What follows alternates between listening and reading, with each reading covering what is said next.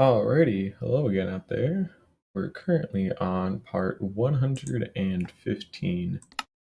And, well, last time we finished up a lot of the mountainside. We actually got a huge burst of motivation, and I finished the last 4 layers. So 2 of andesite and 2 of normal stone, and we're good. So now all we really have left to do, and I say all, but I mean it's way fucking more. It's a lot. But all we have left to do is actually like the outside, do a little bit of touch up on the stuff inside here, and then we make the peaks, and then we do some of the finer bits. But we're taking a break with this shit for now. It's what I wanted done is done for the moment, and I would like to do anything else just for a little bit at the very least. So naturally, instead, we're gonna go finish up what I started last time, and basically just go put in some dirt on the rest of the plateaus, including the very peak of it as well. We'll go burn the rest of this dirt off, and it should be fine. And I guess let's just get to it. But yeah, other than that today, though, as you can kind of guess by the title, we are going to actually be doing some actual like farms again. It's been a while, and I am in kind of a desperate, well, not desperate, but I want gold. So we will be building a proper gold farm later today, and that will be pretty cool. Won't be too long. I'll have to take some time like normal to gather all the materials and whatnot, but we'll be getting a gold farm. And the farm design that I've gone ahead and selected for today is again by Ian Axefer, so very reliable, very simple to make, and it's genuinely comparable to like a lot of the other gold farms out there. Um, you get 360 gold blocks per hour, which is like I want to say it was 360 divided by 60 is 6. So you get 6 gold blocks per minute, so you get 1 gold block every 10 seconds, which, the only other like, very comparable farm was by Nembon, that at least that I've seen so far. And that got you a gold block every like 6 seconds, so it's still ridiculously efficient for our purposes, and will also be installing an actual item filter for once in my life to help sort out a lot of this stuff. That'll be cool. And yeah, that'll be a pretty good build, so looking forward to it. And that also means we can finally stop buying golden carrots from those farmer villagers because I don't even know if I own carrots, so we might have to go raid like a village all the way out there and go look for some carrots. But we'll probably make like a huge like carrot biome, kind of like what we've done with our wheat biome, but we'll just make one for like carrots as well. And then we grow our carrots after enough time, and then we'll get like a whole couple of shulker boxes, and then we'll be able to turn them into golden carrots whenever we need. Not to mention the fact that we'll also be able to make a metric fuck ton of golden apples. I could probably get a double chest of those today, honestly. Because getting all holy apples isn't too hard, it's the gold. But this is a looting 3 sword farm, and because the zombie pigmen don't really take any fall damage or nothing actually getting to the kill chamber, we're actually going to be making another netherite object today.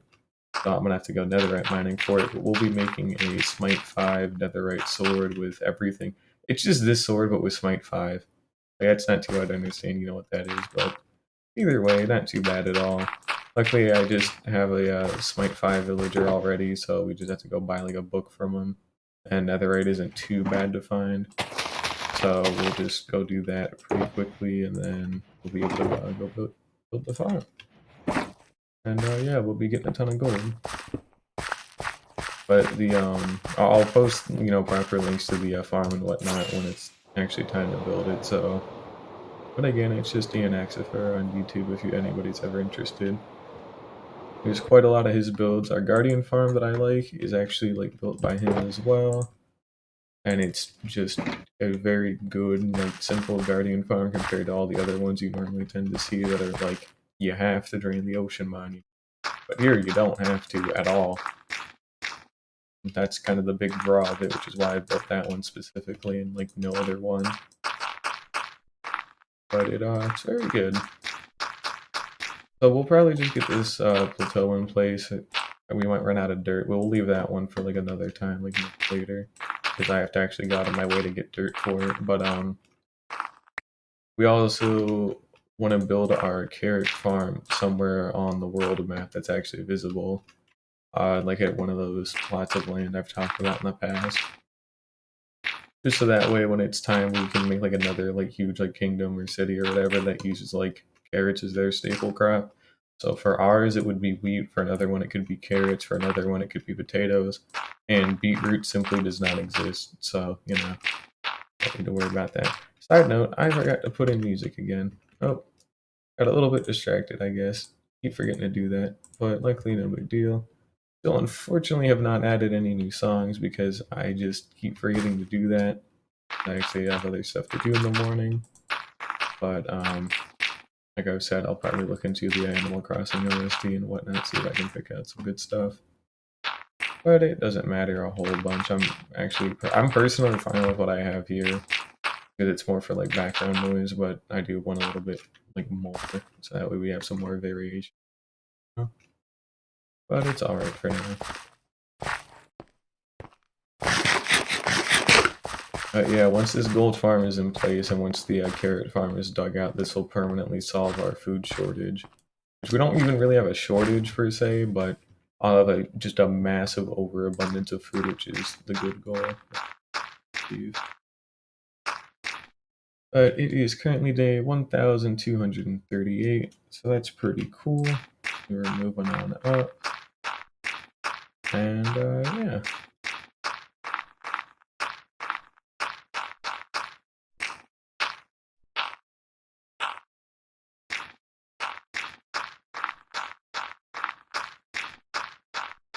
I haven't changed out my keyboard battery, so I need to do that at some point later today.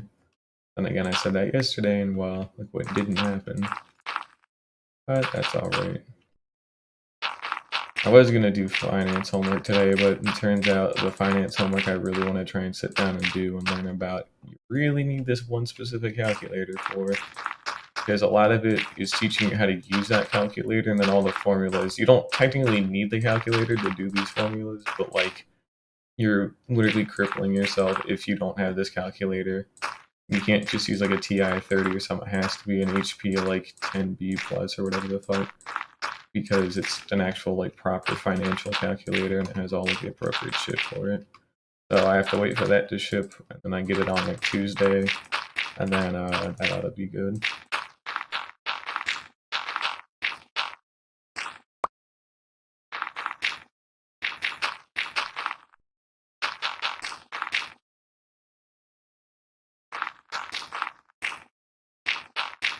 Luckily, we already have some grass here. It'll grow over enough time.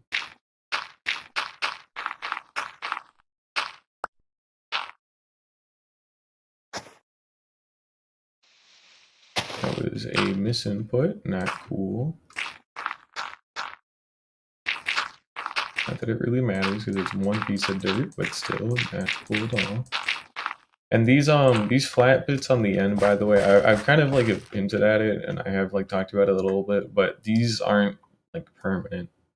They're just kind of here just to fill in the gaps until like we get the outside like structure done, and it's all mapped out. And then once the outside structure is done and built, these will serve as like a nice flat space to actually build the cliffs, or not the cliffs, the peaks, I guess, that connect like the canyon part to the actual mountain part. So these specifically are very flat by design, so that way it's a lot easier for me to like build these transitionary like peaks, you know. Which is gonna take time on its own, but it will get done, and I think it'll be the last big thing I need to tie this place together, so. But that's gonna take that'll be quite a ways in the future, so I wouldn't worry about it for a while. It's just something to keep in mind. Let's see, we still got our bed. Yep. And for the actual top of our mountain, we will be making like actual things up there between buildings and actual like peaks and all that. I just don't have a reason to do that right now, considering the other stuff that needs to be done.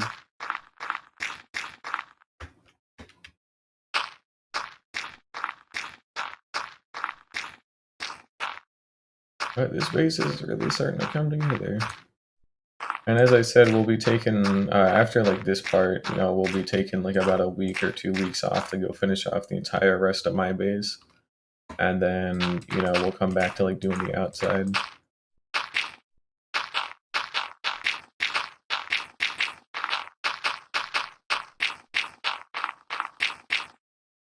Also, I got a feeling we're not going to have enough dirt to do this, but that's alright. I can just go get some more really quickly, because I also need to go scout out the exact spot where I want to build the carrot farm.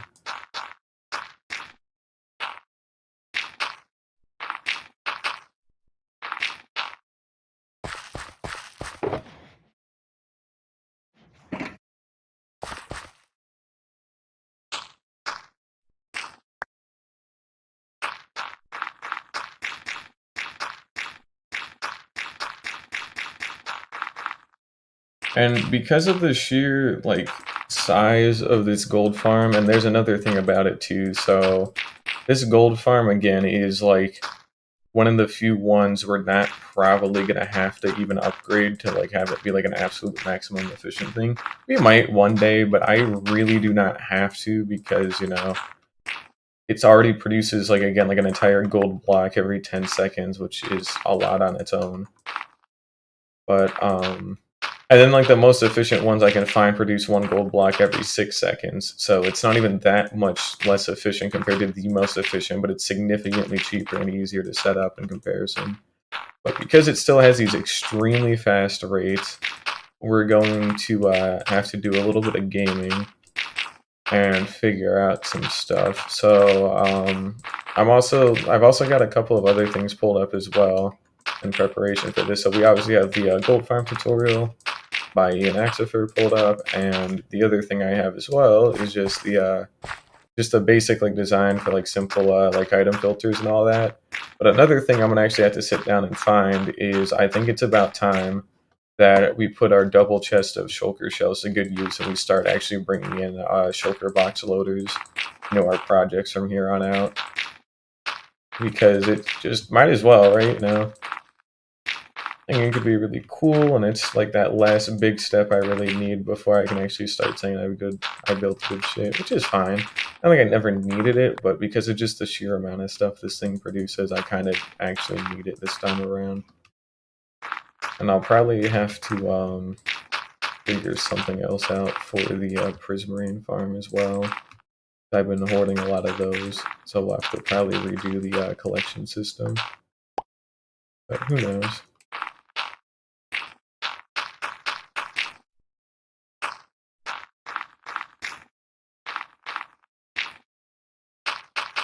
But either way, it ought to be fine.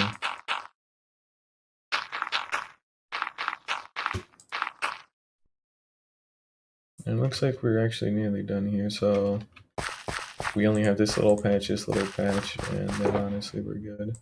I think we'll be just short on dirt, but it doesn't really matter, honestly. Just as long as there's something up here. I can go do the rest later, but you know, it's never too big of a deal.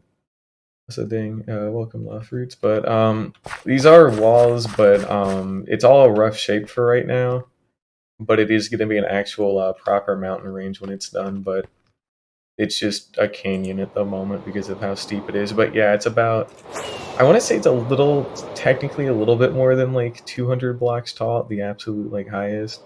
And of course, I'm planning to do stuff on the inside as well, considering all of it's going to be hollowed out. But yeah, we're at Y267. And if we go ahead and get all the way down to about ocean level, which I believe is Y63, we've got quite a lot. Yep. At Y65, and then ocean's like 63, 62. So you have just a little bit more than 200 blocks at the absolute highest point. But I'm just wrapping up some tinier things like in that little plateau area, so that way I can go build a gold farm for today. Because I've been at this for like almost 3 weeks or 2 weeks by now, so been quite a lot. But it's very cool. All been placed down by hand, completely by hand. Other than the moss with glow lichen, I have a moss farm to produce the moss, but for the glow lichen, you know, I actually had to like go out and harvest like multiple like shulker boxes of bone meal and bone blocks to be able to bone meal it. but we basically have a gradient from moss to stone. So it goes moss to moss with glow lichen to mossy cobble. That's moss with glow lichen to mossy cobble to normal cobble to andesite, and then the stone at the very peaks. And then of course we'll be putting in our snow layers at the very tops and all that kind of stuff. But basically this is just a canyon to act as a backdrop for my actual base down here that I'm still working on. And then it wasn't supposed to be this steep, but I actually do like it being this steep for right now. But the outside part of it is a whole separate thing I have to tackle at some point, and that's going to be like an actual like traditional mountain where it like slopes up to the peaks over enough time instead of it being this really sheer like vertical wall pretty much. So it will get a little bit better and a lot more natural looking, but for what it's worth, it's still really fucking cool. But yeah, it's still very nice, you know. Oh, I do have a lot of patience. Yeah, I've got nothing better to do for today. I'm still a college student, so I have a lot of free time, and I'm lucky enough to not have to work while I'm in college. So I have plenty of free time. But I also play a lot of like Getting Over It as well, which kind of helps me to build up my patience for certain things like this. So that helps out a lot. Of course, I'm not doing all just building. We actually have like actual farms, you know, here and there, and other useful things. Like we got an iron farm. That is the shulker farm. You can't even see the iron farm anymore because it's all the way down there in the ocean, or what used to be an ocean, I guess. But yeah, so we have our iron farm there. We've got a totem farm because we have a raid farm too, so I've been hoarding a bunch of these. We got our iron farm. We have a fully automatic shulker shell farm, which actually I need to double check because, if I'm not mistaken, the minecart has despawned yet again. That actually powers it, so I haven't been getting anything. And that would appear to be the case, because normally I would see it up there. But nope, we got nothing left, so we're actually going to have to take a little bit of a detour just to patch this up real quickly, but it won't take too long. We got a little bit of spare iron and beacons in case we ever need them. There we go. Take that. We'll just restock the whole thing. And I'll get the rest of those out of the water in a little bit. And if I can actually get into here, sorry. And we just need these three. And there we go. It's all restocked. It's restocked enough. I should probably put a double chest on that, but it's whatever. Yeah, this took a long time to do as well. The farm itself wasn't terrible, but actually like fueling it with like shulkers from the manual farm, but also actually having to bring in shulkers from the end. Oh my god, it is a total pain to do that. But it is worth it, but it is an absolute pain in the ass to actually attempt that. What the hell? I had an axe and a hoe somewhere. I want to say it's like in here now, but I don't want to keep. Oh god, not again. Okay, I have got to keep better track of my stuff. This is like the 4th time this has happened. Where did I? All right. It's got to be in the wood one, right? No. I have an axe and a hoe I seem to have misplaced very poorly yet again. There it is. Never mind. No misplacement. There we go. All of that just to do that. But well, it's not. It's another one of those things too. It's not inherently hard. Like it's not like very difficult per se in terms of just actual difficulty. Like a lot of it is just being patient and having enough time and like willing to do all that kind of shit. That's the other like big issue. But I guess we can check and see what we have real quick. So this is only the results from the fission chamber. So that minecart loops around a bunch of the backup shulkers, brings them into here. Eventually it'll shoot itself and split, but if it doesn't split, that's what the minecart is for, to bring in a new one after enough time. And if they end up dying in this chamber by shooting themselves to death, their excess shells go into here. That's not the actual like production of it. The actual production's a little bit higher. I don't think their bullets can see me. But I need to, actually we'll do that now while I'm thinking about it, because this is, I'm going to be taking the next couple of days to actually like do other things I've been meaning to do for a while. So we've got our scaffolding box, and we can just actually make a scaffolding tower real quick, like here. And then I should be able to make enough buttons. There we go. They can't teleport onto the sides of scaffolding, but they can, you know, go onto the tops of them, so we don't want to prevent that. Yeah, I did all of it in hardcore. I'm actually on day 1,239 on the F3 menu here, so I've been pushing along with this for a very long time by now. I want to say it's been about 300 hours on Twitch that I've been doing this, so definitely have been at this for a while, you know. But it's been very fun at least, you know. Ah, that's right. That was another issue that I forgot was actually a thing. What do I want to do here? I think I could just probably get away with like using like a half slab or something, like an upside down half slab. We'll give that a shot.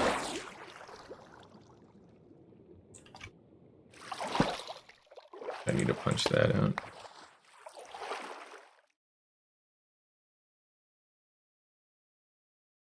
There we go. And it's alright making excess, it doesn't really matter.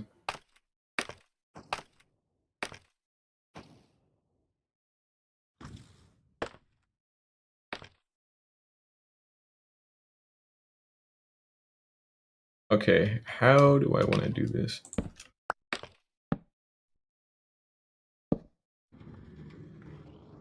I am incredibly stupid right now, I'm sorry, but I'll get this figured out. There we go. Good enough. And then we do that. Don't actually break the scaffolding though. So they can't go underneath it, and then I can just simply like go up here and then just do another 6. There we go. Easy enough.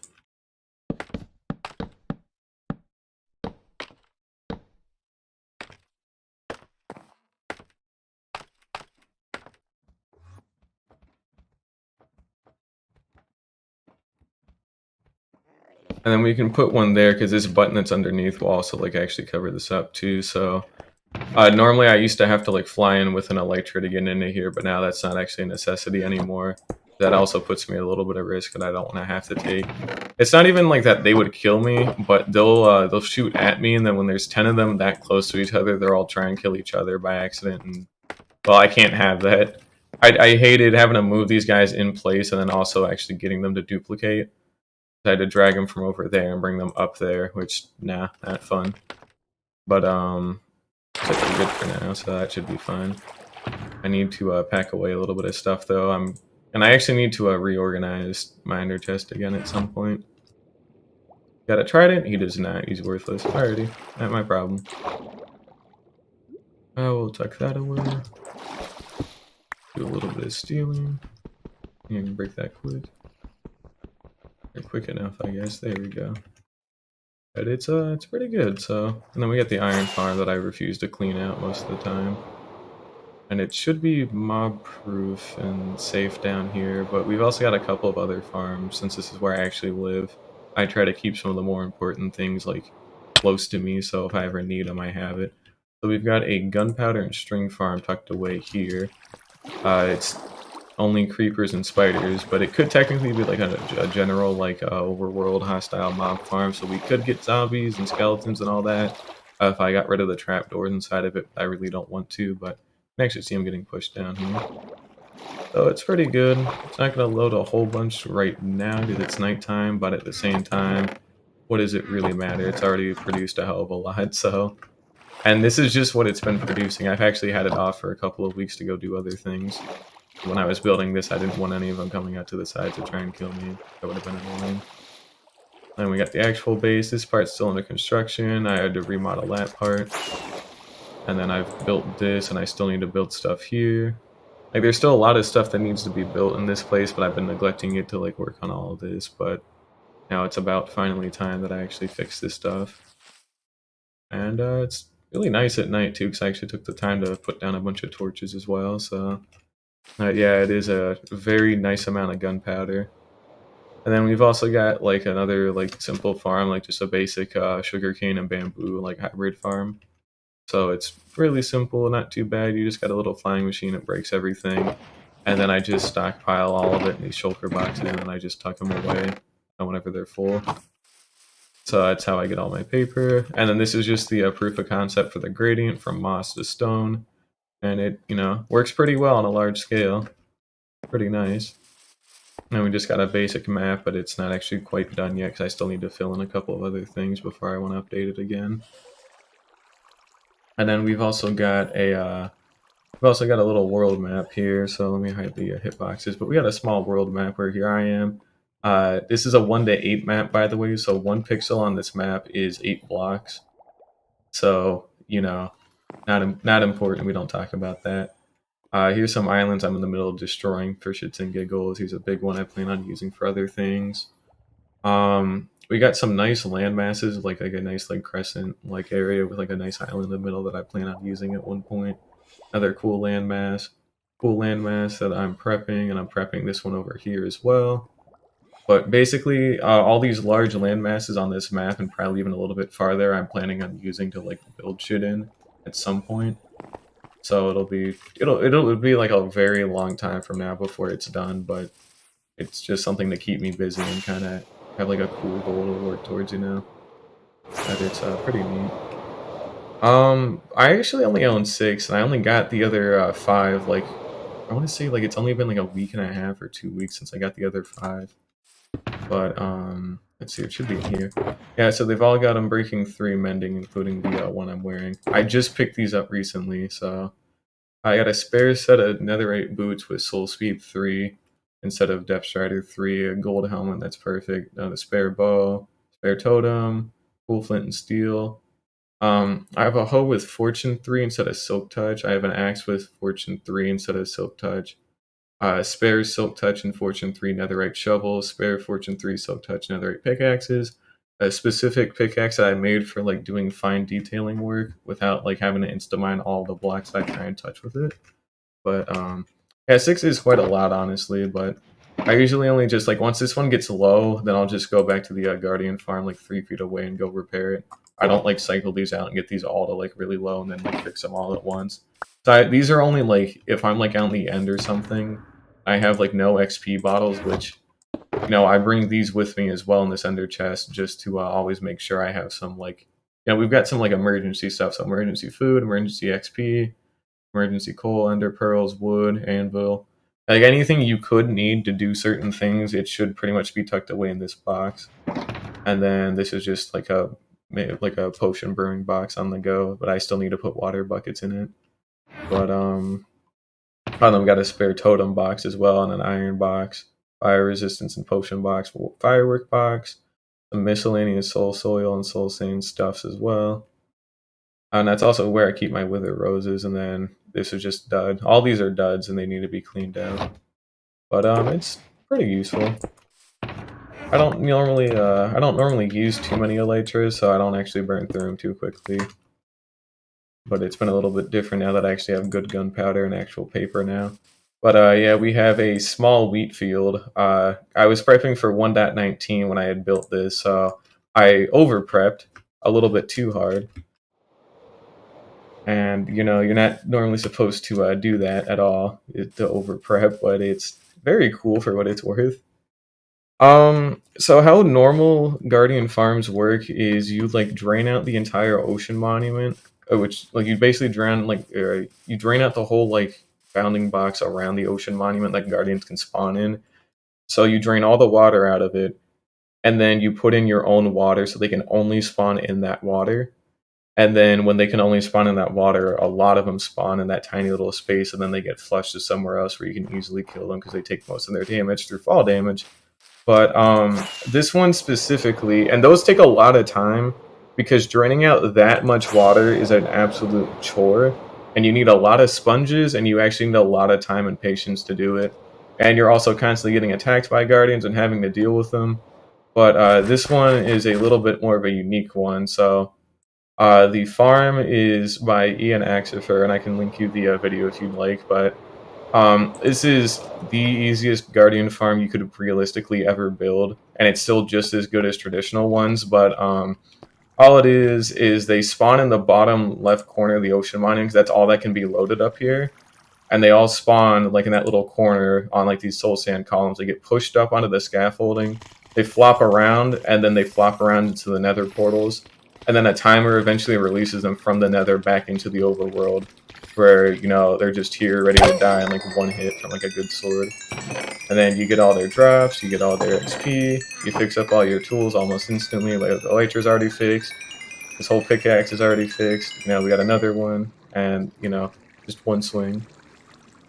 It does not give you more sponges. So sponges are non-renewable, but at the same time, like if you go to enough ocean monuments, you'll find these like different types of rooms called sponge rooms, where they'll actually have like 32 sponges or so in them. So mainly, if you want a lot of sponges, you have to go around the world and go find new ocean monuments and just raid them. Or you can also kill the Elder Guardians that don't respawn, and they give you like a wet sponge each time you kill them. But that one's like a lot less, obviously, so it's not ideal, but sometimes it's the only thing you can get. I personally got really lucky, and one of the ocean monuments I found had like 3 sponge rooms, so I got like 2 stacks of sponges, like right now, which is good. I want to get a whole shulker box one day, but it takes a lot of time. And then, of course, you can see the back of this isn't done yet, obviously, but it will get done. We've actually got the outline for the peaks done already, but, you know, this is all going to be hollow as well. So this isn't just going to be like this forever. But I need to get back to placing this in really quickly, and then I can go gather the materials for that gold farm I've been wanting to build. But I've got like that shulker shell farm, an iron farm, I've got a raid farm, I've got a gunpowder and string farm, a bamboo and sugarcane farm. I actually have a slime farm, a honey and honeycomb farm in my base, and a cactus farm down there, and my moss farm.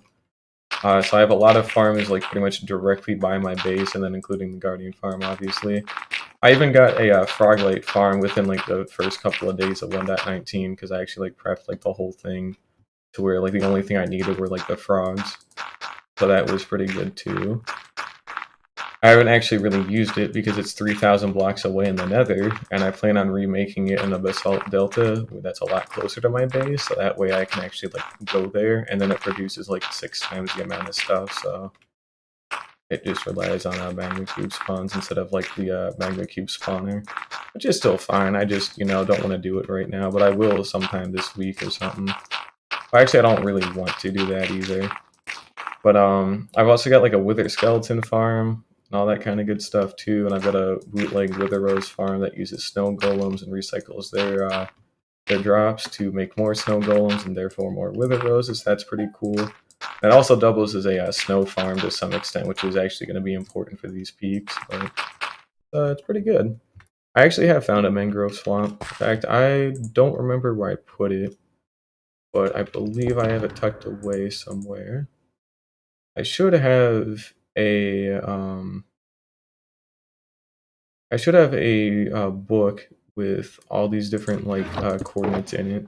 Here we go. Yeah, so I actually keep a book and quill of all the different important coordinates I might need for a project, or just important things in general, like where my base is, certain gravel patches, the how did we get here thing that I had to do a couple of months ago, where my actual main hole in the nether roof is. You know, this is actually where the magma cube like Froglite farm is. We've got, you know, some 1.19 portals. We've got some ancient city portal coordinates. We got our first mangrove swamp. I actually do know where a second one is. That's much bigger. We've also got a mushroom biome in here, and then a second mangrove swamp here specifically, which is a lot closer to my base. But yeah, I didn't start doing this until like a couple hundred days in, but it is like an absolute godsend, because what I normally used to do is like, if I needed something important, I would just like type it in like this, you know, chat to myself. But then obviously if you close the world for the day, it you know, it goes away. It's not there for next time. So I just started writing it down in a book and quill, and dude, it is an absolute lifesaver. Because the other alternative I used to do was like in my like, you know, I have like an alt account on Discord, so then I would just DM it to that alt, but then they ended up getting like lost and like muddled and whatnot, so it was just better to write it down in a book and quill. Now that book and quill I tend to keep like tucked away a little bit more often, because, you know, if I ended up dropping it by accident, then, you know, there goes all of my coordinates, so I need to actually make like I need to like copy and paste it into like a book and quill that permanently stays in my base. So that way, if I ever lost the original, I have a copy that can, like, you know, fill the void in my heart of all my coordinates, but still pretty good though. I don't use it as much anymore nowadays, but it is an absolute godsend for plotting out certain things with like nether portals or important landmarks go straight into that book, so it's pretty cool. But yeah, this is all just my base that I'm living at right now that I've been working on, so I actually live in an old growth pine taiga, which normally has a bunch of podzol, but I replaced all of it by hand and eventually got it all in the grass. And then I built that whole mountain from scratch. And then all this other like square, like cubic terraforming was my doing. I made that, made all that. I've made that whole island pretty much straight up. I made that whole custom beach. It actually used to be a peninsula, so it was surrounded on water, or surrounded on 3 sides by water, and then connected at an actual mainland. But I got rid of the mainland part, but I made it an artificial island. And then I'm planning on once that whole island is complete, which should be done in about 2 weeks, considering I'm taking time off to actually do it. I'm gonna be importing in a bunch of actual like villagers with workstations and beds to like kind of liven up the place. So that'll be really cool. So wow, I feel like I'm breaking my neck right now, and I'm not even like looking that weird. I have no fucking idea what's happening. That does not feel good at all. And I seem to have misplaced my bed somehow. Oh, there it is. Oh man, what the hell did I do? That's not too big of a deal. Just get comfy a little bit more, I guess. Oh man, seriously. I don't know what the hell I did. Oh well. As long as it don't kill me, I guess it's fine. But it's also another common issue too. I don't actually like the tops of these up because they're actually going to get demolished at some point. But I really should take some time to do that. But it's really never too big of a deal. But these giant like cobblestone like lava casts were here because these were like the first like sketch of like the mountain range that I wanted to build. So basically the only purpose they served was to show like the actual hike. So we start out at like a relatively low peak at about like Y103, and then we slowly increment our way up, and then we kind of like flatten off at about here at like Y270. And that's what these were made to represent, was like that kind of gradual increase in height. So that way I can make dirt scaffolding, which then means I could actually make these layers. And then once I get the outside dirt scaffolding done and I get that whole thing built up as well, then I'll be able to like make a little transition between the actual mountainside on the outside and then the canyon part on the inside. And then I'll be able to carve away the rest of the cobblestone pillars, and then we'll have a fully completed like mountain range. That'll look really cool. Oh, it already has taken ages just to even dent like some of them, so because you can't insta-mine normal cobblestone. Like you can insta-mine regular stone, but cobblestone is off limits. So that I think I've probably poured in about like 5 to 6 hours already, just chipping these ones away, and then a little bit over there as well. So I actually have I have like these 4 or 5 left to chip away.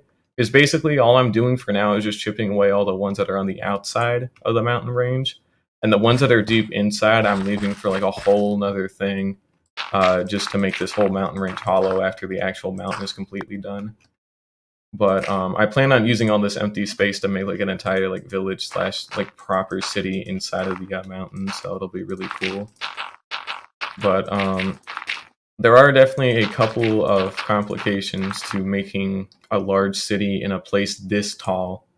Because if this place was like a good bit shorter, like we're talking 100, 150 blocks shorter or whatever, so it was only about 50 to 100 blocks like ceiling, it wouldn't be as bad. Because you can build some pretty tall buildings that still work, but 200 block tall buildings, just straight up going from the ground all the way to the ceiling, it's just not really it's a thing you can do, but it won't exactly look too convincing. So I've been like brainstorming a nice solution to it, and I actually came up with one not too long ago. And actually I need to go get more dirt soon. But you've already seen it. So this little moss thing right here is actually like the perfect kind of idea that we want to use inside of that, just on a much bigger scale and a lot more of them. But basically, we don't want to build everything just on the floor, and we don't want to just build everything dangling off of the ceiling.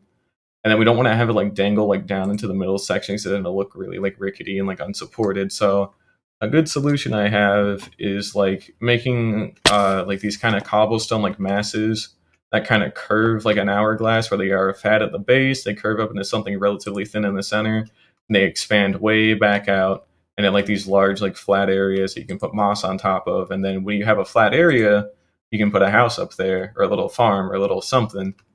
And we basically just make these, but we scale them up as big as we need to like fit them in there.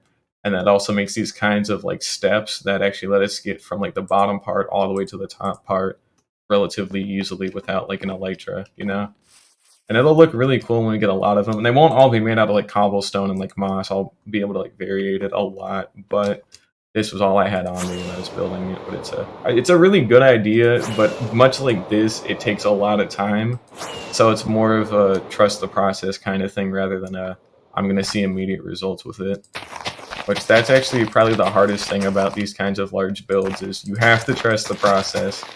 Like you can try and do like things that have instant gratification, but if you just do that, then it's going to be really hard to make something truly big and cool. But it takes a very long time to do this stuff. So I really do enjoy doing this, but man, it gets a little disheartening.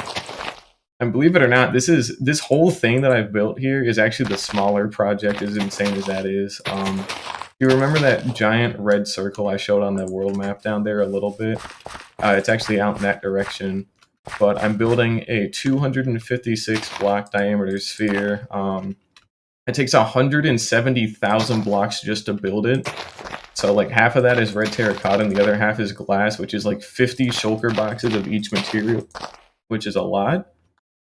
I had to gather all the terracotta by hand, and then I had to go gather all the sand, and then I had to go make a massive super smelter and lava farm to actually smelt it in glass. And I have all the materials sitting there, but the thing is I actually have to go out and build it, which I don't want to do. It's too big. It's really cool, but it's way too big. So I've actually been doing all this stuff just kind of to like neglect it.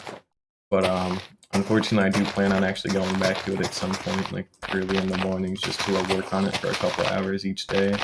But I've only got, it's only a fifth of the way done, and that took 2 weeks to build, and then it took 2 weeks before that to actually gather all the materials. So it took quite a long time. But that was way back in April, actually. It was the last time I was building it. And I got it up to 50 layers. And actually, it looks like we did have enough grass. That's good. We'll light this up really quickly. Won't take too long. And then I need to kind of reshuffle some of my shulker boxes in my ender chest. I have a little bit too many in there. I want to have some empty space.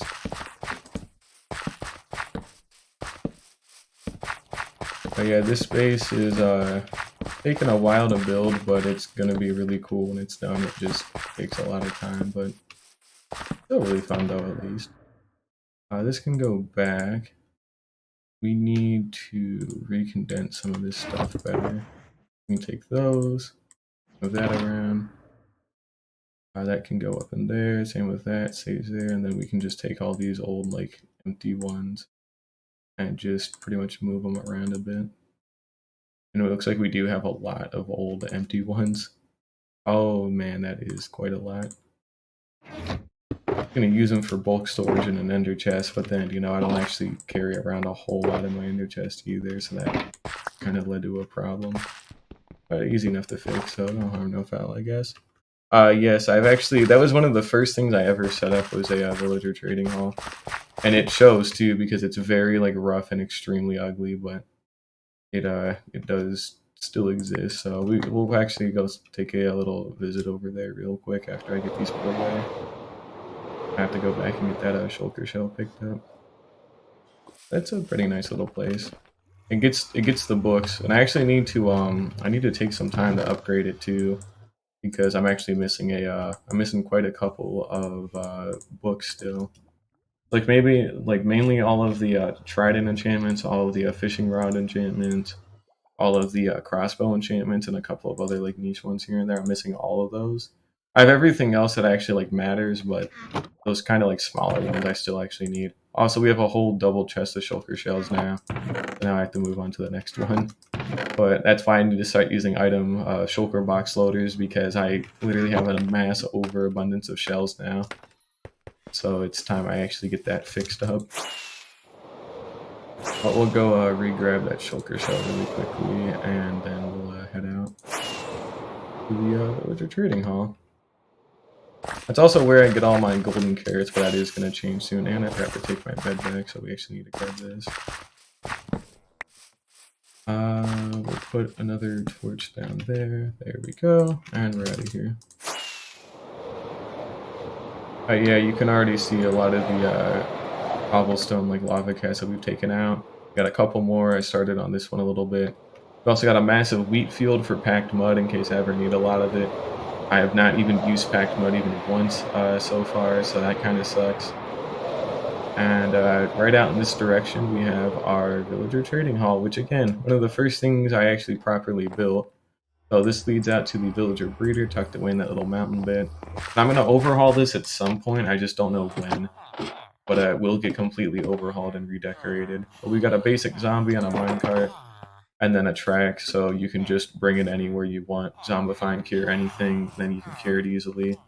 And then you get as many discounts as you could ever want. And once I get that gold farm in place, it'll be even easier, which is even cooler too.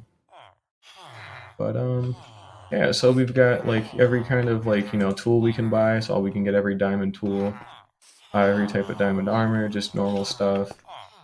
That's pretty good. We've got the classic glass pane one for like that infinite emerald loop as well. That helps out a lot. Pretty good.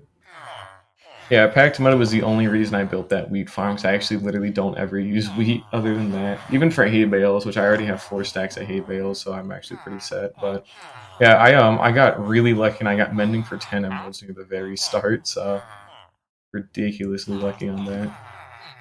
Yeah, there's quite a lot. But all it is basically is you bring them in by minecart through the Villager Breeder that's over there. You know, they go down, they fall down here, and then you break the minecart, and then you already have their workstation set up in these little cells, so they'll automatically pathfind to their workstation, and then you push them into a hole, and then you lock them in place, and then you just move the workstation to be in front, and that's literally it. So it's not really too hard. But we've got every different type of protection. We've got a couple of like niche things, like we do actually have like loyalty 1, but we still need a couple of more like trident enchants and whatnot. We got every different type of protection. I believe I took the actual protection 4 away somewhere else, which should be somewhere around here. It's the one like right next to it, I'm pretty sure. Yeah, here we go. Protection 4. Thorns is worthless. I don't like it. I actually need to buy this. When I build that gold farm, I want a Smite 5 sword. And actually, we need to do a little bit of prep work really quickly. Luckily, I've already had this place down to like an exact science like many times before even this world, so it's not ever too hard. We need to break these. And we need 6 books, I believe, because we need mending and breaking 3, looting 3, sweeping edge 3, and then smite 5. That should do it. But yeah, it's pretty good. 10 is the actual like lowest for a mending book. So I got ridiculously lucky doing that, because that's something very RNG and like hard to do. But I ended up getting it, so I lucked out big time with that. And we'll just we'll sell off these glass panes while we have them, because why not? Now that I don't need to use these guys for XP anymore, I can just straight up only use them for emeralds if I want. I do have a raid farm as well, which is how I got most of my emeralds the first time. That's how I got my totems, but I like just trading with these guys because it's a lot more like instant, you know. So I want to go use the raid farm. I have to go like 800 blocks in the nether, then actually go start up the raid farm, then use it, and then like, you know, take back like a stack of emerald blocks, which is still good. But I just like using these guys a lot more. I'll probably even put in more cartographers later, but the glass is like self-sufficient through here, so it works out great. And we'll pop that down, and we'll just go on a little bit of a shopping spree. But all of the very important enchants are actually like ridiculously cheap. Like I have Unbreaking 3 somewhere nearby, I want to say. Don't know where I put it, but here we go. 13 emeralds for Unbreaking 3. Like, that's again nearly as low as it gets, so it's really, really good that I got that. I never got a Sweeping Edge 3 villager, did I? Wait, I just remembered. Wait, hang on. Oh shit, I actually never got one, didn't I? Uh-oh. There is one that is sticks for emeralds. It's the Fletcher. Yeah, I used to use that one a lot, but I pretty much was able to start with glass like almost immediately. Oh my god, I never fucking got a I never got a Sweeping Edge 3 villager. I know exactly what happened too. I ended up like getting it through like a random enchanted book from like a structure, but I never, or it's either that or it was through like an enchantment table. Like I just rerolled until I got it, but we're not doing that this time, so that needs to change. And we should have Smite 5 tucked away as well, so we need to actually get Smite 5 really quickly. It should be right here. Yep. Oh, we're actually going to do a little bit of villager work here really quickly. Again, we just need a Sweeping Edge 3, so let's actually go get that. And you get to see the cool creative process of how do you actually do this stuff. So all we do is we get a hold of our basic simple bookshelf. We go make a spare lectern for 5. More like 5 actually, because I need to actually get a couple more anyway, so we'll get a couple of these. Yeah, we'll have 6, that's fine. We'll just go turn these into lecterns. I might actually already have a couple of extra, but we'll go tuck these emeralds away. Alrighty,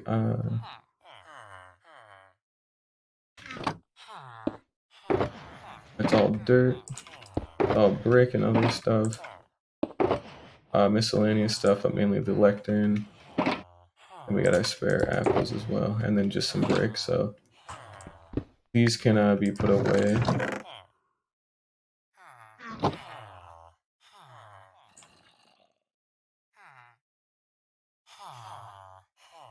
Spruce slab, lectern, and we got 8. Perfect, alrighty.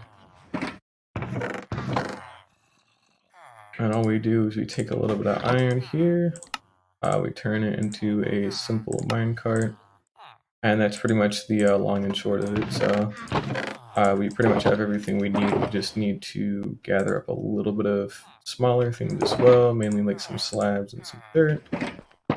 And we need to prime the trading hall part. And I don't ever really cure any of these guys anymore because I have so many emeralds. I don't come down here too much, so it's not even like worth it.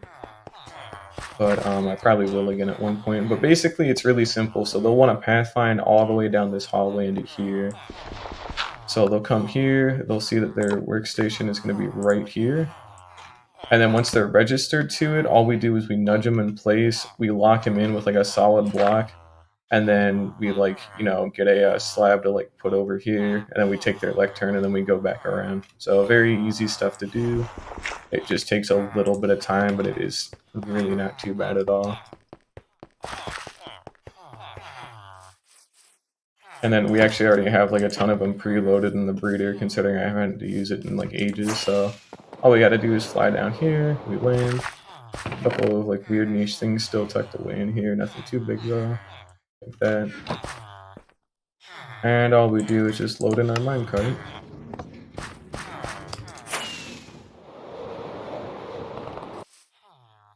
And we're good, so he'll be down here soon enough. And then if we hit F3 and B, we actually can show the hitboxes so we can ensure that we don't kill this guy by accident. And all it is just as simple as that. Now he's going to want to be a little bit stubborn, mainly because I think it's nighttime right now, but they actually don't need beds to do any trading, funny enough. Now it's going to be a little bit weird at the moment because I believe it's nighttime, and it is. So we actually need to sleep really quickly. And you can see the sheer overabundance of shit, so we're actually going to switch that out. Just to make sure if a creeper hits me, it won't actually activate a totem. I do everything in my power to not ever have to pop a totem. Because if I ever pop a totem, shit gets very serious. Because I have backups, but I don't ever want to have to use the backups. Like, that's how, like, willing I am to do that. Even though I have plenty to spare, you don't ever want to do it. Also, hey, welcome, Jake. Oh, that guy's already pathfinded. Wait, hang on. No. What the fuck? Where'd he go? Oh, here he is. Alright, so this was another thing as well. So they'll, sometimes they'll walk away, so all we gotta do is just go put them back. I want to repathfind to it here in a moment, I'm pretty sure. There we go. And all we do is just do a little bit of simple prep. So we trade with him, so he won't try and like run away as easy. Or we want to try and trade with him, but he's a little bit of a bitch, and I don't like him. I guess we'll do that for now. But they can still, okay, they can still be a little bit stubborn, but it's a lot better than like pulling him in by like Dude, come on. You fucking suck. Get out. Come on. Get back. They're not normally this bad. I haven't had to work with them in ages. And then they get like stuck in a corner like that, so you can't even block them out. Oh, we'll give this one other good try. Come on. No, you wanna. Dude, why are you fucking walking over to these guys? Come on. They normally don't like doing that like straight away, but this one's quicker. There we go. That's all it takes, but it's still very annoying, but that is all it takes at least, so. That's fair. I mean, I don't want to do that this time, considering I got torches on the floor, but we need one of them to sell Sweeping Edge 3, which is the main thing. Because I forgot my first and only Sweeping Edge 3 book I ever got was actually through like a like random like enchantment book that I found. So, you know, oops. There we go. And basically, it's really just a matter of trade with him until he gives me what I want. I just keep soft resetting it over and over. There we go. I got some spare emeralds and books and all that. And all we're looking for is Respiration 3. Not Respiration 3, Sweeping Edge 3. We already have Respiration 3. We'll keep an eye out for some other weird enchantments too, but I really just want Sweeping Edge 3 specifically because I'm building that gold farm today, Jake, so I really want perfect, like, I basically just want this sword but with Smite 5 on it, so that's literally all I'm looking for. So I just need Sweeping Edge 3 and then I'll be able to actually make it. That's Unbreaking 3, not cool. I'll even take like Sweeping Edge 2 or something, considering I don't need it a whole bunch, so I have the emeralds to spare at least, so it doesn't really matter. Yeah, it is very quick to build. It's the one by Ian Axifer again, so that was going to be like an even like more insane one, but the one by like Nembon is only like a little less than double the efficiency, and it goes from like 1 gold block every 10 seconds, like 1 gold block every 6 seconds, which just isn't enough for me to care, you know. And I actually am building a collection system finally for once. Like I'm talking like going the whole 9 yards. We're gonna be building a shulker box loader and an actual like filtration system as well. So it's like an actual like thing for once, instead of just like a huge like bulk storage thing of random stuff. So I'm only interested in the gold. So we won't store the rotten flesh or gold swords, but actually be usable. Oh yeah, dude, I saw that like last night when I was doing some other stuff, and yeah, it looks nuts. I mean, it takes like very little to even make it, and then it gives you all that stuff. Like, if it's just limited by your PC, then that's already a good sign by default, you know. But I wonder if that would work in the overworld, or if it has to be like an end island or something. But it's like, really, really good for what it's worth. It's only like 3 like materials. It's like, here's a stick of dirt, a raw fish, and now you have like 18 billion copper. Like, what? How do you do that? And I wonder if he gets help for this stuff too, to some extent, because like there's so many like different farms, and for him to just be like knowing like all these like insane fucking ways to like do this stuff just by himself is just kind of crazy, you know. I mean, he might, but at the same time, I wouldn't even know for sure. But it'd be absolutely remarkable if he didn't get help with any of that. It's still good to get help, but like, man, it'd be genuinely insane if he did. I would not know, personally. It's just weird. I just want a gold farm that produces a lot of gold really, really quickly, because I want it for golden carrots, and then I want it for golden apples, and I don't want to... Because I hate going, like, AFK, like, in this world. Like, even though I have, like, a functioning Frostlight farm, I literally will never use it, because the only time I would ever want to use it if I, like, went AFK overnight. And I will literally never, ever do that. Because I'm, like, fucking worried about, like, something weird happening, and then all of a sudden, oh, there goes a whole hardcore world, because, you know, oops. So I am very strict about that. So if I want a lot of things, like if I wanted a ton of Froglights, then I would probably just go make like the Basalt Delta variant of it. That, you know, you only go there for a couple minutes and you already got like a double chest. But the Magma Cube spawner one is a little bit too slow for like a massive amount of Froglights. It's fine. I don't even need them now, but if I want them later, then I'm gonna need something bigger. And this guy is being a big bitch right now, actually. And it's not very cool. And I really do not like it. And he needs to hurry up and give me Sweeping Edge 3 so I can get out of here and go build, you know, the thing I want to do today, which is, again, a whole gold farm. I also am, I'm plotting out where I'm going to go build a carrot farm too. Like another, like, carrot field, more like it. Because I'm just going to be doing, like, a field of, like, each different crop and then build, like, a different, like, city around it as well. That'll be pretty cool. But I want a big carrot field because I want a lot of carrots. I can actually make my own golden carrots now, and then, you know, that'll be useful. Probably make a melon farm too or something. Do some binding, go to hell.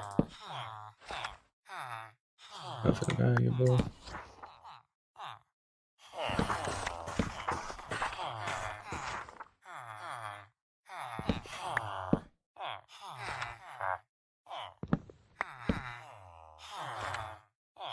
Oh my god, even just Sweeping Edge 2 would be very nice right now, you know.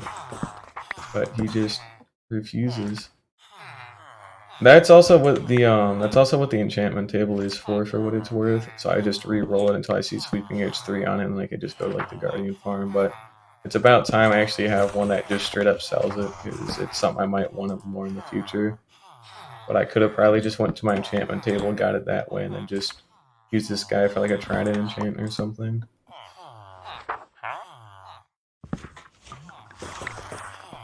I still need to actually even get a hold of a trident. I actually, I've never gotten one yet.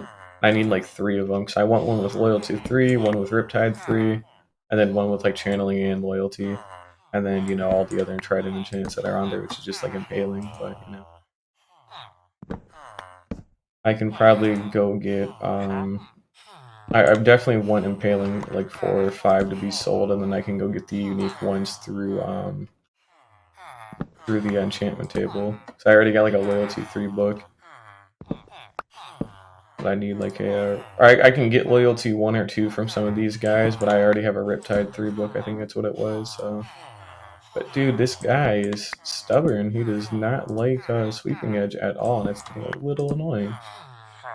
I really also don't have a lot of patience for villager stuff compared to almost anything else I do. Because this is the kind of like repetitive task, but where like it is important, but at the end of the day you get like a cool villager, and not like a cool like structure. You just get like a guy who sells you good stuff, and that's it. Oh no, there is Riptide 3. I just am not looking out for it now. But I just want I want Sweeping Edge 3 for right now, then I can always go look for some of the Trident enchantments later. But yeah, Riptide and Loyalty go up to like level 3, and then Channeling is like level 1, because it's just Channeling. And then I need like Impaling 5, and then I need all the other crossbow enchants, and I need a ton of random shit, but they really like being petty here, which isn't very cool. Those are really cheap on Breaking 3 book, but it's somehow more expensive than the one I already own, so what the hell. Including 3, that's way too expensive for no reason, it wouldn't even matter anyways. Oh, I got all day at least. I've been needing to do this for a while anyways. That's Riptide 3. Well, you know what? I think we're gonna just lock this guy in. I'm pretty certain that one of them already sells... Yeah, so this guy sells Loyalty 1, so it would be 40 emeralds to buy enough Loyalty 1 books to make Loyalty 3. So what we're actually gonna do is we're just gonna lock this guy in, and then we'll just go import like a new one for the other type of stuff, so... I don't mind that. That's something I can accept personally. And I've already got like a guy who sells Channeling, so I think we now own like all of the enchants other than the last one, which is very vague, and I actually forgot what the last one is, which is why I said that. But I think the last one I need is Impaling. That's right, I needed Impaling to complete my Trident enchant, so that's all we're really looking for.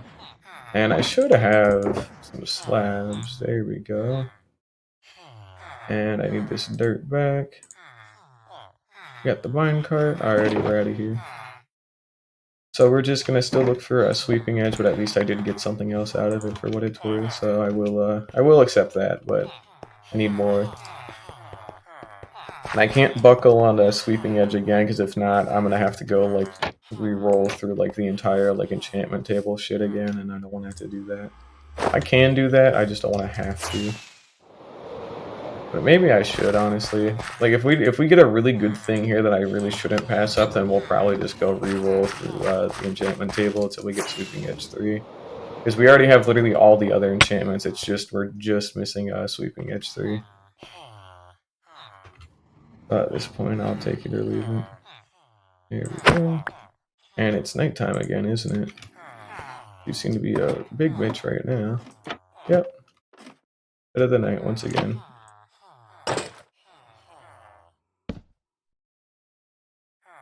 I wonder what other beds there are, because they always like walking to like one specific area, like out in this direction. So I don't know if I missed a bed somewhere or like what, but they shouldn't even be trying to pathfind for that normally. Hit F3B. He'll figure out where he needs to go. Punch 1, get out of here.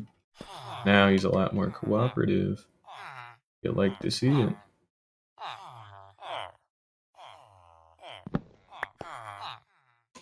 There we go.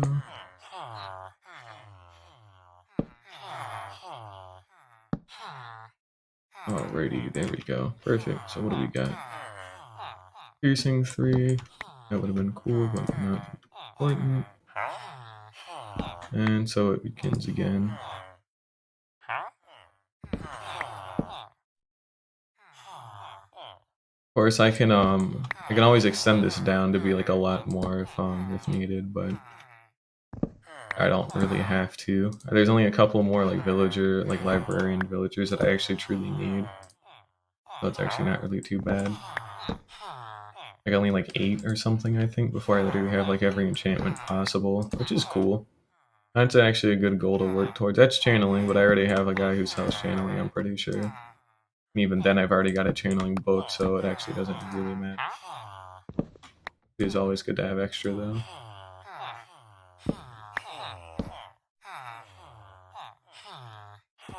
Mending for 36. This guy is a lunatic.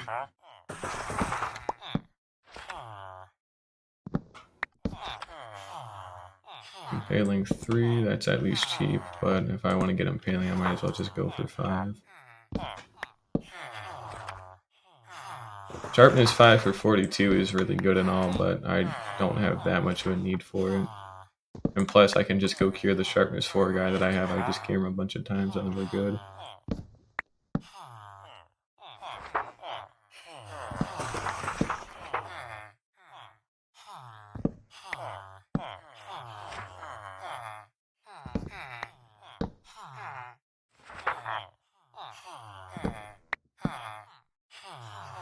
Oh my god, just come on, give me the damn thing, please. Seriously, I'll take it for literally any price. I just need Sweeping Edge 2 or 3 for like any price and I'll buy it, like no questions asked. Won't take 1 though, that's a little bit too much, but just need Sweeping Edge, man. I know they sell it too, that's another thing as well.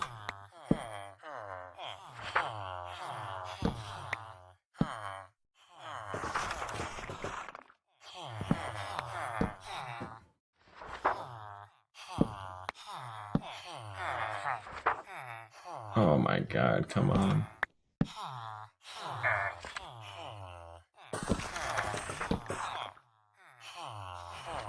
I think it did it for me too, but it's been so long since I've actually sat down and done this. It's probably been like a couple hundred days at least, but they just, they like being extremely stubborn with it, and that's not very cool. I really don't like it. Wow. Respiration 3, incredible. How useful.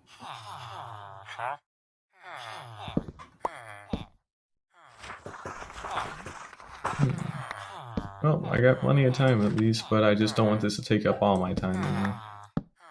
I won't ever need the fishing rod and chance, but I can always like go work for him if I really want it, but I don't really even fish in this game at all, so...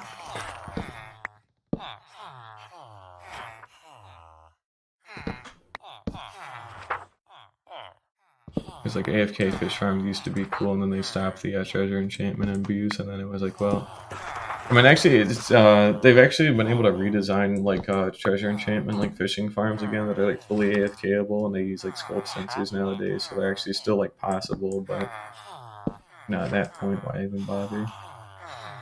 Not really why even bother. It's good for like AFK experience, and you get all these other like actual good things out of it. But there's like a certain point where it doesn't really matter, you know?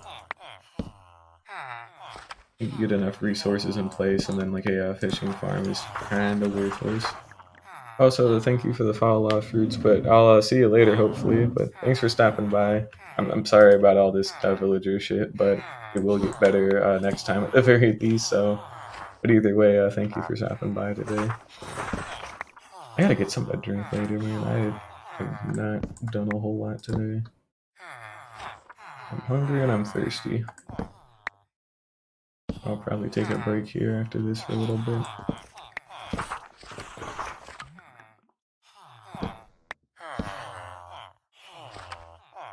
Yeah, college student moment. I got the awesome privilege to pay $100 for a calculator for this one specific class. So that's cool.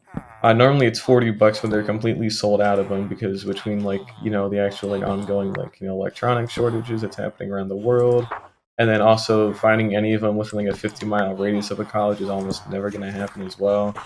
They're prone to resellers. So instead of paying $40, I got to pay 110. That's cool. But either way, it'll get better. But either way, I still do appreciate you coming. So this specific calculator is it's built specifically for finance. So while you can do all the different types of equations on like any other calculator, this one has a lot of them like pre-built in. So all you do is hit a couple of buttons instead of having to memorize an entire formula, and then it'll do the rest of it for you.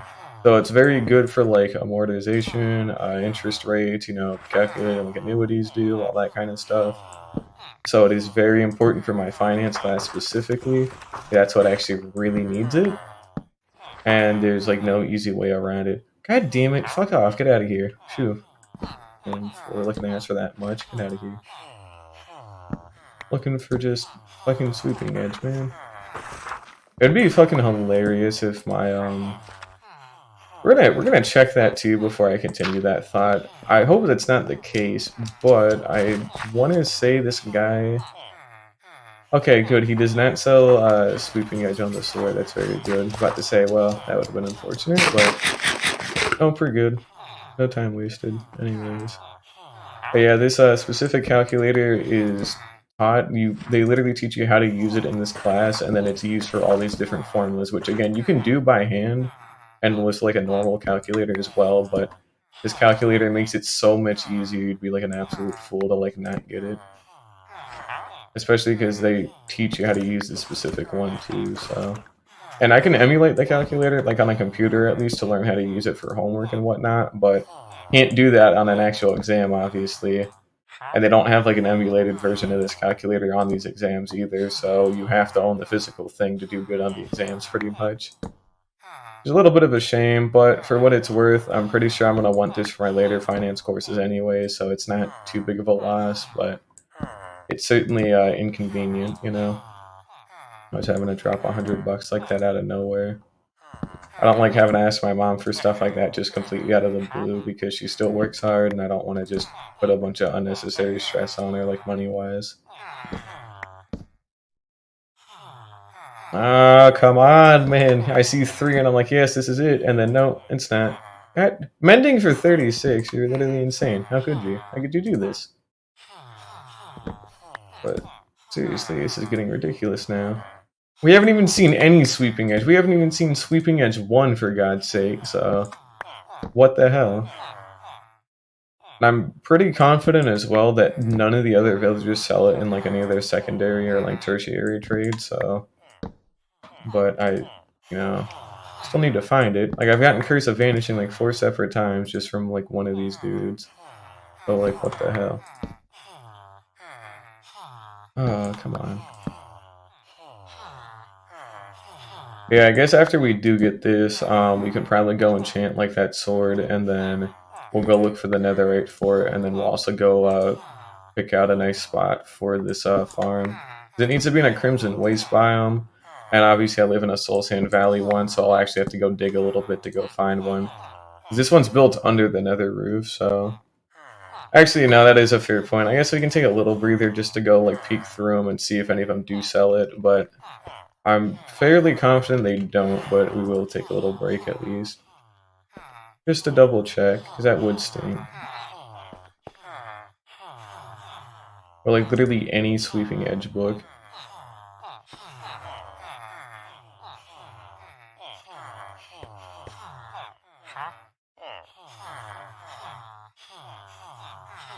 No. No. And then they don't sell it on the weaponsmith sword, so that's not even useful either. No. Lord, come on.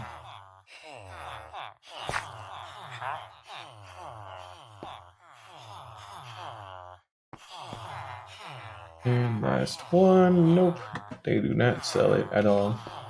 I'm fairly confident I only got it through a through like an enchantment table reroll, but I want an actual like nice fixed way of doing it now. If I do that, I'll literally own like every single sword enchantment that you can get, so I'll be able to buy them. And then we'll be able to take another day too to like zombify and cure all of them to the point where like everything's like 1 emerald. So then I actually solve like the emerald shortage that's gonna inevitably happen where I bottleneck too. And also I'll have like all this spare gold to do it, and weakness potions are like no sweat to make either, so I've actually got a fun fact about spider eyes, you only get them from like killing spiders with your sword, and then also I think witches will drop them too if you kill them as well. But you can only get spider eyes from like killing spiders, so I actually have a dedicated cave spider spawner that I have set up to get like a stack of spider eyes. So that makes like a bunch of them. I did build the raid farms, that's how I can get those spider eyes. And the emeralds too, but I don't want to have to go back there like constantly for like emeralds, you know what I mean? And then when I have all this, I'll literally have like infinite golden apples and like infinite like splash potions of weakness, so it'll be worth the investment to just like drop them down literally as low as possible.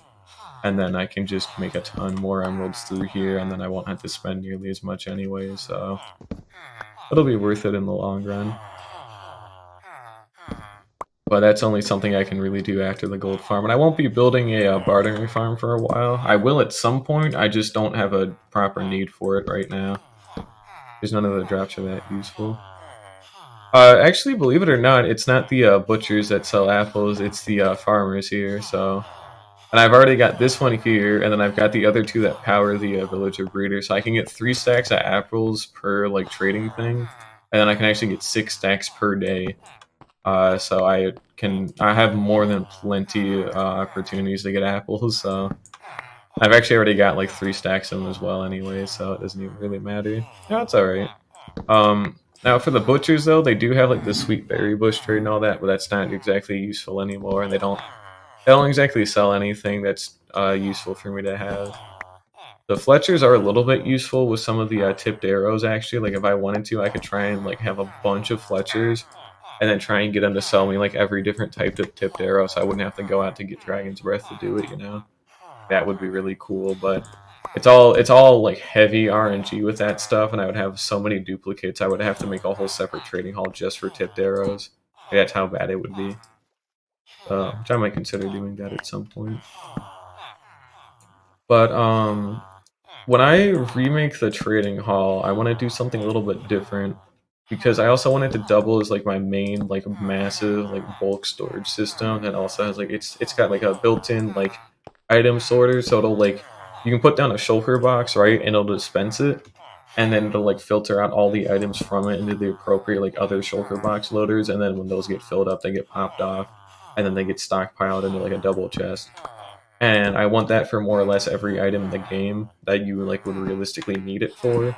So like I wouldn't do it for like beacons, for example, but for like, you know, things that I have a lot of, like iron blocks or like, you know, some other like weirder things like dirt, cobblestone, that would be really cool. And I want to basically make like a massive like Library of Alexandria kind of thing, where it's just a massive like ornate, like cool, like highly detailed library. And that's also where I'd end up moving the trading hall as well. So it'd be very good to like have for cataloging like everything. So all the bulk stuff that I could ever want or need should be able to be stored there, because that's how massive it's going to be, and then that's where I also get every single different type of like thing from these things as well. Finally, fucking goddamn, sorry. Sorry for swearing so much there specifically, but I am over this shit, and I'm quite ready to move on with my day and do other things, so glad we finally got this piece of shit to sell. But Sweeping Edge 3 for 39 emeralds, no questions asked, we buy it. That's it, that's all we needed. That was literally all it is. Now we can make a perfect smite netherite sword once I actually get the netherite as well, but I'm sick of this shit. I'm gonna go do other stuff that's actually fun, like building a farm or something. But very good bonus, and it is a bonus nonetheless.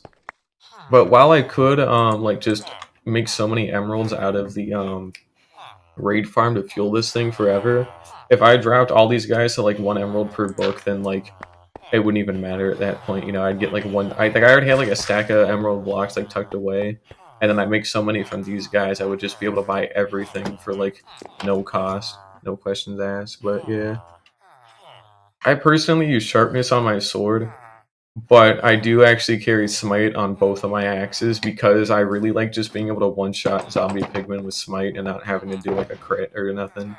So as long as I just like, you know, hit them, they die, like no questions asked, and it's really cool to do. A very like nice and simple way to get rid of zombie pigmen, and because it doesn't have the sweeping edge effect, even if you don't have sweeping edge, you still do that sweeping effect. But because it's on an axe, it doesn't do that, so it's actually really nice because you can specifically pick those out, and then it makes life so much easier.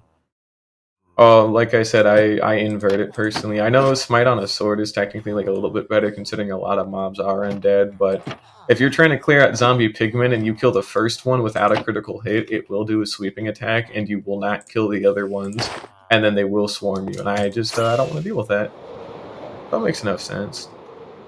Oh, for creepers, what I do is I just like I'll just do like 2 critical hits like back to back, or I'll do like a critical hit and then like a neutral hit and then they'll die. Or I'll just shoot them with a bow and then like hit them with a sword and then they're dead. But yeah, here's the mountain in person. I know I posted in the Discord server yesterday, but big mountain. I can't even load all of it and render distance for where it's at, but it's big, it's tall, it's lit up at night, looks very cool. We got a couple of extra entrances, but it's a nice project. It took 500 billion years to even do, but it's pretty damn good. And I'm happy with it. And again, this is just the rough shape of it. This isn't even like an actual thing yet. This is just like the shape. And then I still have to build the whole fucking outside, but it's going to be very good.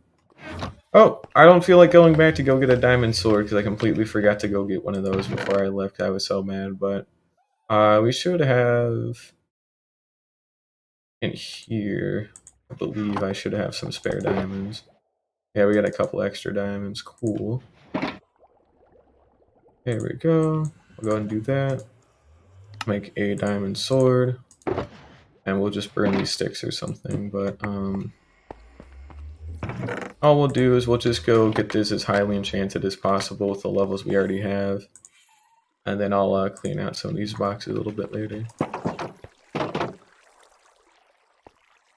That works. Alrighty. Mending, I'm breaking 3, smite 5, looting 3, sweeping edge 3. So what we do is we combine our biggest and our smallest books first until they produce like the lowest level. Wait, that's not how it goes because I'm combining books, not the sword. Do that. And then we do like that. Here, switch it around. So they're both 6.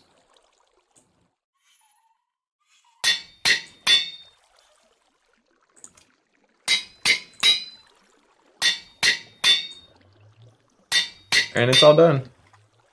That's all it took. So now literally all we have to do is go out and get netherite.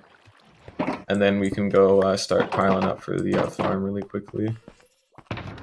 So let's just go ahead and throw this away in a box immediately so I don't lose it. And we'll go out and search for some netherite. Now, I believe I've already got 1 scrap so far. I just don't remember where I put it is my other issue too. I don't think I tucked it away with the ores yet, but I'm pretty sure I might have, so I should actually go look into that. Yeah, we'll go check some of the other boxes, but need to actually pick that up.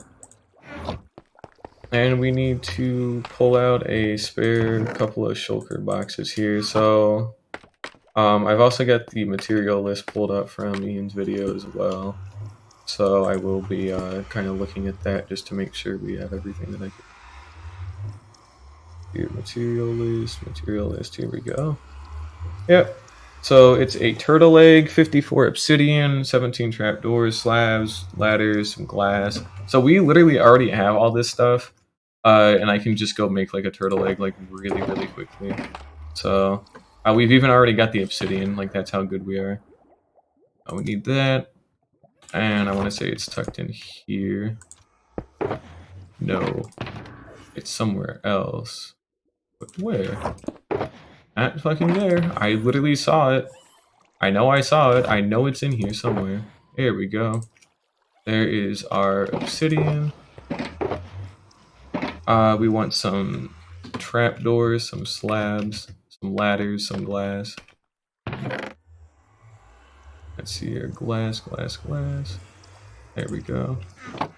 And somewhere in here we have a box of various trapdoors. There we go. We want 2 stacks of glass blocks. We'll just take that many. We want 2 chests and our crafting table. This is just for the basic farm, by the way. So this doesn't even include the item filter that we will be adding onto it. This is just for a lot of the basic stuff. That's alright, though.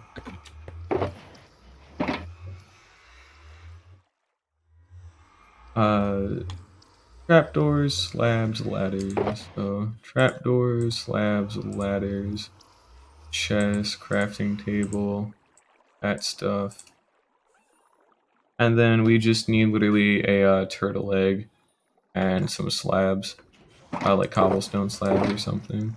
Don't want to use the wooden ones. Oh, we'll dip into here.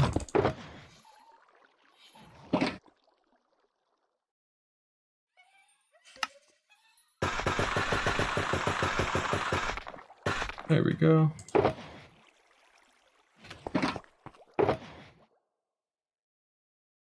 And last but not least, just our humble turtle egg.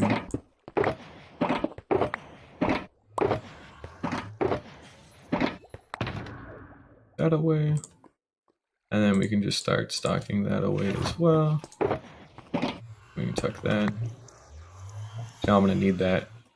What else? Turtle egg, that's right, yep. Now, I should have some seagrass. Or not some seagrass, in a scaffolding box. I have my shears that have, like, silk touch, or not silk touch, they're just shears. Literally all they are. Now, literally all we need to do is take this and head over to the swamp really quickly. Which, wow, we're here, that's crazy. Got a little, like, nature hut here. I finally put in the extra fence gates that we needed as well to keep the frogs from escaping again. But yeah, we've got some of these idiots. So fun fact, you need seagrass to breed them, and well, you know, oops. I kind of forgot about that. Oh well, not too hard of a fix, luckily, considering we are 3 feet away from a swamp with seagrass. So, you know, can't fuck that one up too bad. And it's all done. Alrighty. That'll produce more than plenty of like turtle eggs for what I need, so we'll just kind of like keep them like on site. Okay, see that's not how that's supposed to work, but sure, whatever. And I need to actually put in the, I need to move the dock there as well, by the way. I am planning on doing that. I just haven't chose to do it yet. But I think we'll do that after we get these guys, is to give me their turtle eggs. Hand it over. Hand it over. I know, so this is what this sand is for. This actually maps out where they hatch the turtle eggs and all that. So that's why this is sand specifically and not anything else. All this stuff is planned out. Wow, 1 turtle egg. You know what? It's all I needed, luckily, but you're kind of a jackass, so not cool. I will steal your children. Alrighty. The child has been stolen, and we should be clear to actually go build the farm. So we'll just double check that we have the correct amount of materials. We do. It's just basically get onto the nether roof later for some like portal shenanigans. But otherwise, you're pretty much set with what you got. And we're out of here. Alrighty. So we'll probably redeposit these shears really quickly back into my base, and then we can just go get started on building the farm here. So that's cool. Finally, I get to build the damn gold farm. Been wanting to do that for a while. We're gonna redeposit these, and we're also keeping an empty box as well. And I'll probably bring one extra empty box to put away into here. Mainly because we are going to be mining up a bunch of netherite, and I would like to hoard it a little bit. But yeah, hang on, give me a second. I have to alt-tab correctly for once.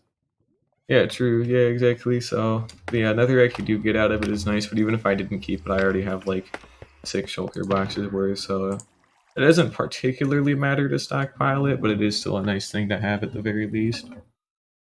And we also should probably bring one of these. Yeah, and I also need to probably remove certain things out of here that aren't too useful. We can keep like a lot of this stuff, for example, but like the dirt and like the miscellaneous shit, we can just put in the reorganize one for now. And reorganize I need to do, damn. I've neglected that yet again, but oh well. Doesn't matter to me. That too, yeah, that is also a valid point. If I ever did want to do pixel art, it would be good. That's actually why I should probably set up a like a wool farm. Well, I have sheep, but I mean like actual like colored wool, you know what I mean? But I could probably do that at some point as well. So our main thing is also we're actually going to be doing one extra thing because I know it's going to be an issue. For a fact, I know it's going to be a problem. So we're just going to straight up alleviate it right now. What the fuck? Where did I put it? There's a whole shulker box with just trapdoors and like one other thing. Yet it's not here. What the fuck? I didn't tuck it away in here. It should not even be in there. And there's nowhere else it would be unless I left it up here. The answer is no. What the fuck? What the fuck? What? How did I even pull that one off? What the hell? I didn't bring it with me into the swamp. Oh, it's tucked away in here. Never mind. I'm stupid. I'm sorry about that. Oh, and either way, I could have just used scaffolding, so this actually doesn't even really matter, but we'll bring him with me anyways. I want some, alright, that's the wrong one, but that's still good anyways. Did I really switch out the wrong thing? Where's our obsidian? There we go, okay. So we've actually got some stuff mixed up, but we want spare ladders and some spare scaffolding for shits and giggles. And then we'll also go bring in some spare cobblestone as well, just to be safe. Because I might want to make a small like tube to get up to. And I'm probably going to want to bring some bedrock breaking materials, so we'll have to keep an eye on that. Oh no, you can't do it with scaffold, but I just wanted the scaffold itself to get up like very high, just as high as I can, and then I'll use actual ladders to get up there, but we'll go ahead and take the time to actually bring some of the redstone components in case I want to break another hole. So piston, what was it? It was levers, TNT, and trapdoors, and obsidian, which we already have extra of, but mainly the last thing are trapdoors. Now, I want to say I remember the schematic of it, but if not, I'll just look up a quick YouTube tutorial on it. And we should actually have enough pistons here to not kill myself by accident by getting stuck on the roof. And we already have like an actual like fixed hole in the roof. So even if I magically failed 9 times, which I simply will not, you know, we have alternatives. So we'll be okay. But we can always get back in case I ever fucked up massively, but I won't fuck up massively, so there's no real worry here. And we'll convert the rest of those just to clear up a little bit more space. That should be literally everything we need. Oh, and actually, we also get to do something cool for once, so I actually get to wear a different set of shoes, finally. After 500,000,000 years, we can actually put these on for once. So these are my Soul Speed 3 Netherite boots, and they will be actually important. And also, we're going to take this. Ooh, yeah, we'll take that. Right. I just didn't know if I wanted to put it in my shulker box right now, but it looks like I do, so we'll just tuck it away in there. But we actually get to use our Soul Speed boots I spent so much time making last time, considering I live in a Soul Sand Valley, so hey, that's cool. We're looking for a humble Crimson Waste. We're going up pretty much as high as we can, and then I need to start watching the tutorial after that, so not too big of a deal, luckily. So this should be a relatively simple operation. So all we're going to do is go to a Crimson Waste, go up as high as we can, and then just break like a hole in the ceiling. And that's literally all we have to do. So we're going to borrow this. And we should have plenty of fireworks to get us there. But I know there's one near my base for sure. It's not like really, really close, but it's close enough for me to not have to worry about it too much. And then, of course, once it's all built, you know, we'll break the hole in the ceiling as well, so we can get there through the bedrock roof instead of having to go through the entire nether to get back. So it's not too much of a loss either. But I believe it was this way. Oh yeah, that's right. They use up durability and then they make funny noises. So I forgot about that. Yeah, look how much faster we are. Isn't this awesome?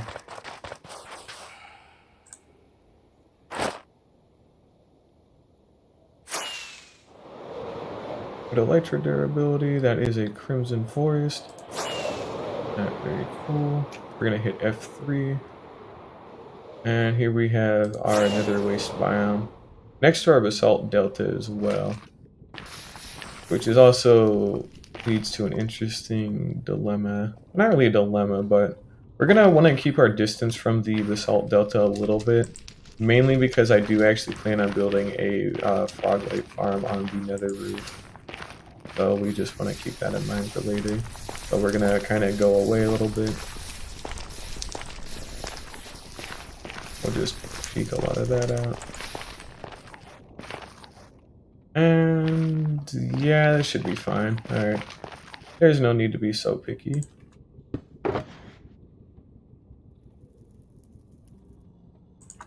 There we go, we pack that away.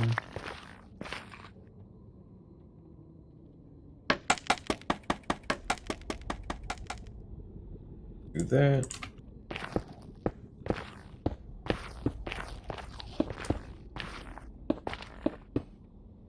And we're just going to make sure that we actually seal this off from any ghast attacks as well.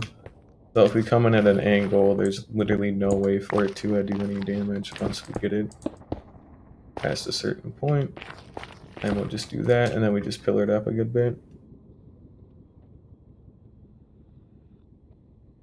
That's also a fair point too if you want to get to the entrance portal, but I don't really mind it too much, honestly.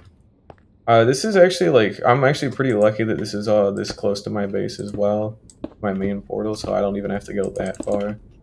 But it's not too bad. I only plan on using it a couple of times, to be perfectly honest. I just wanted a really like highly efficient one because I only plan on using it a little bit. But this stuff will produce more than I could ever really want or need, which is great. But we are officially protected from ghast starting now. So this makes my life a little bit easier. And then literally all we do is we just like scaffold up over enough time.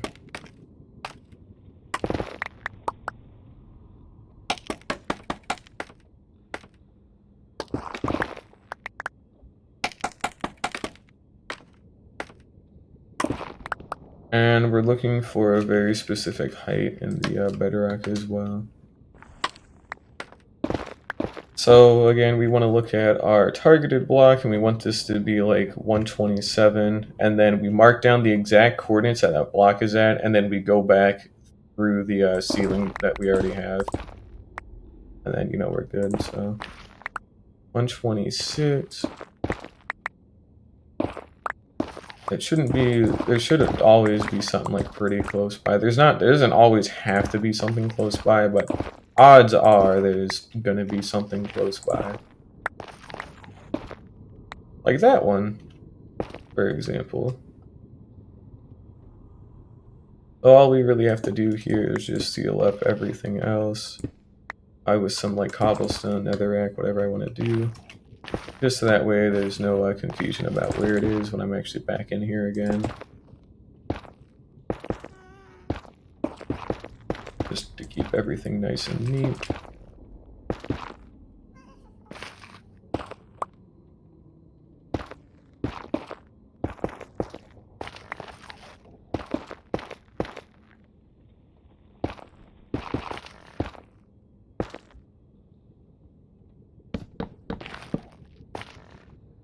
Yeah, alrighty, cool. So,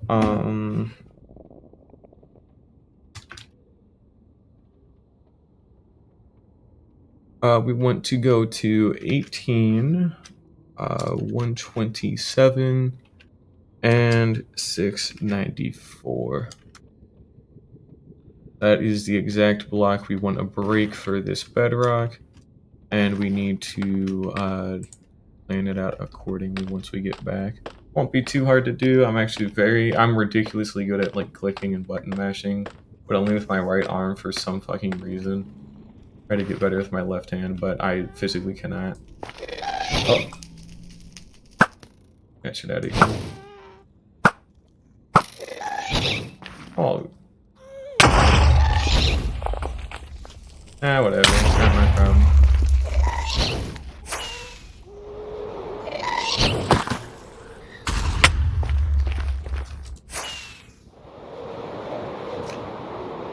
Alrighty, we should be pretty much already back, so I don't think we're quite there yet. I'm pretty sure I ducked down a little bit. Yeah, here we go.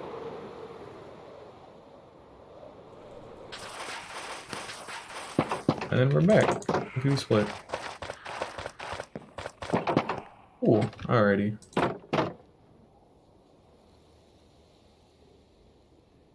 And we're up on the roof.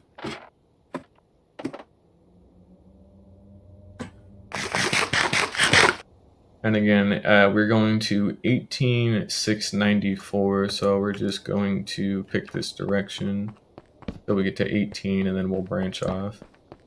I like placing torches like this as well because I can actually see it from above, and it's also like a good way to know where I should be heading back. It's basically just follow the torches to like a fixed point, which is usually like where the main base is, and then we're pretty much good. Oh, it's a nice easy way to like not get lost. While also having a fixed point to go to that I'm like very well like aware of is also very good as well, because if somehow like all my elytras broke and I had no way to like leave like by like flying back, I at least know where I can like walk back to. That would never happen, of course, but always at least an option, you know. I don't have to worry about getting stuck or nothing, which is always good. Alrighty, there we go. And we want to head positive Z for 100 blocks. And probably make some spare torches as well. Here we go. We also do have spare coal blocks to the rest, so.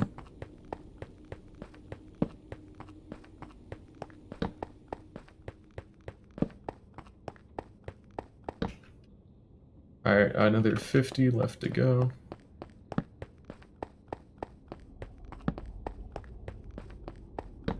I guess you can already see where it actually is, funny enough, because I guess these pop through the ceiling, but...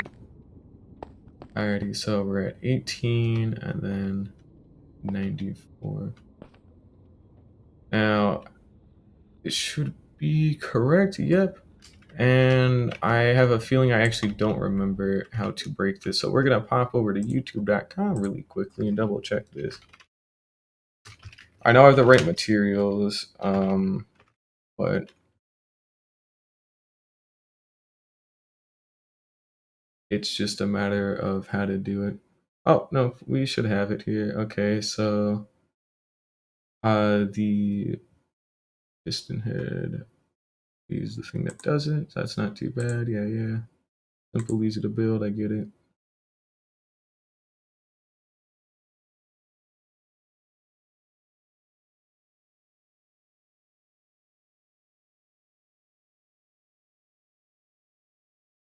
Yes, that's the block we want to break. Okay, so for anybody who's interested in the specific tutorial I'm looking at, this is the bedrock breaking tutorial I'm looking at. 3 minutes long, very basic, very simple to do, and it's really just that easy. So it's by Salmon Up, which I'm pretty sure this guy did not like create this. He's just merely like kind of like making another tutorial of it, which is fine. But I wouldn't know exactly who the original like maker of this is. So I know I'm almost completely certain this isn't the original guy. But anywho, easy enough to do. We put down 2 obsidian like that, and we can obviously reclaim it when we're done. We get a trapdoor there. I should probably keep that there because I think I'm trying to skip ahead a little bit too early.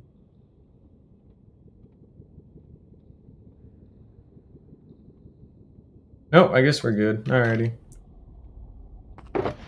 And we need our TNT and our piston. So it costs 2 TNT per attempt and like 2 pistons per attempt.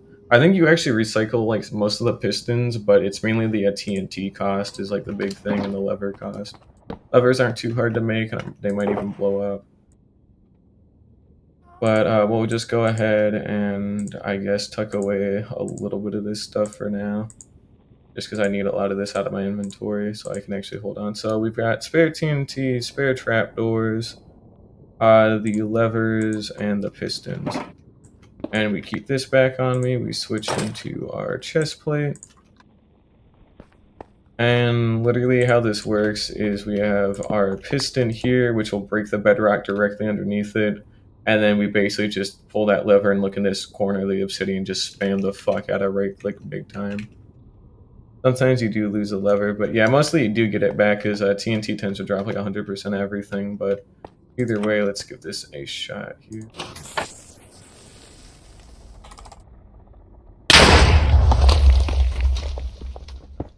And I'm simply built better. Okay, we're good. And you don't have to click that fast for it, but I clicked fast enough, so that's all you need. Oh. We have an easy way onto the roof now, and we can go ahead and tuck away all these extra materials. But it's really just that easy, so yeah, not too bad at all. Yeah, when it was my first couple of tries, I think it took me a while, but I'm like, you might be able to hear this on my keyboard, and that's kind of going to be the goal. So we're going to pause the music here really quickly, just so I can flex, but I need to open up Twitch Studio. So you can hear that, right? You can hear like the key. I might even have to, hang on, I'm going to turn the mic up a little bit so it's going to get a little loud. You should be able to hear that, right? Or maybe this one as well. But yeah, normally you could use like an auto clicker, but I use mouse and keyboard, but just to show something off really quickly. Actually, no, I even have my Pro Controller right here. Hang on. And maybe I should do this. So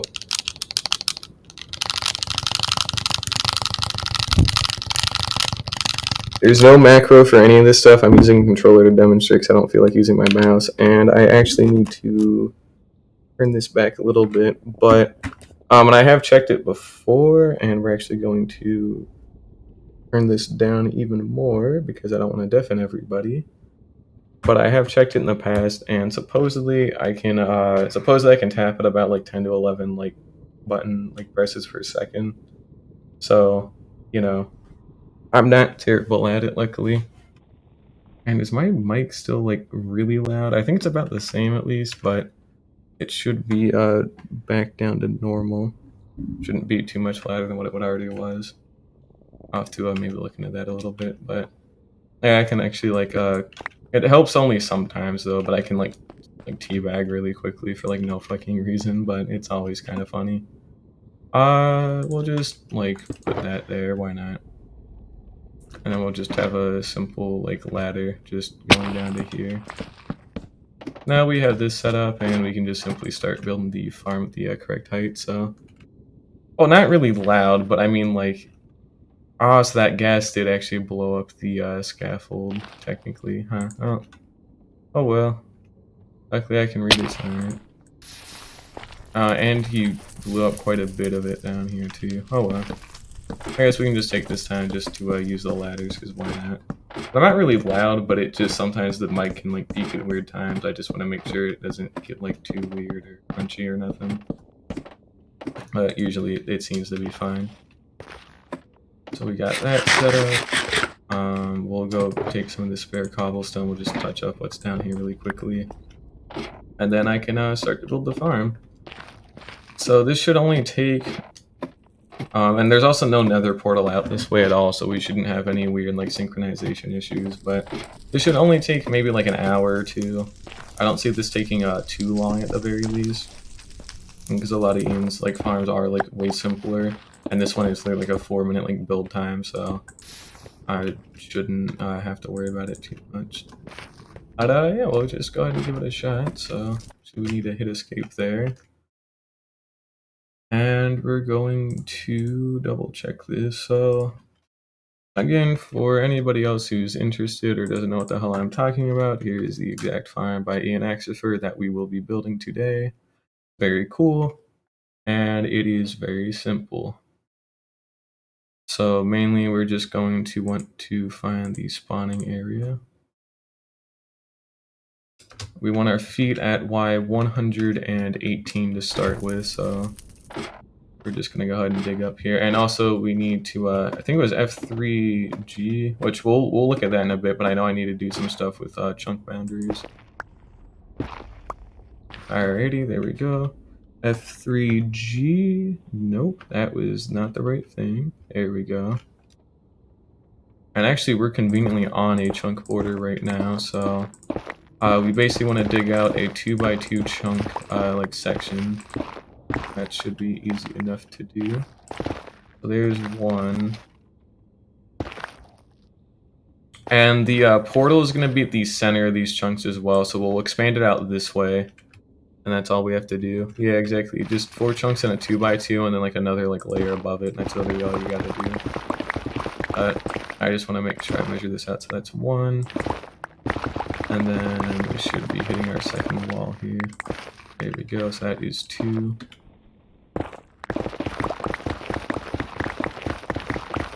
That's 1. And if we get hit by lava, it's no big deal, so... And it's number 2, and then it should just be like straight line back for most of them. That's 1.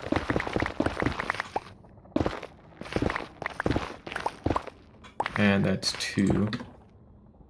Now that we have our borders defined, all we really have to do is just dig it out, which will be easy enough. And this is also why we bring the spare shulker box as well. So this is where we're going to be stockpiling the excess netherrack, and we can just kind of get to it.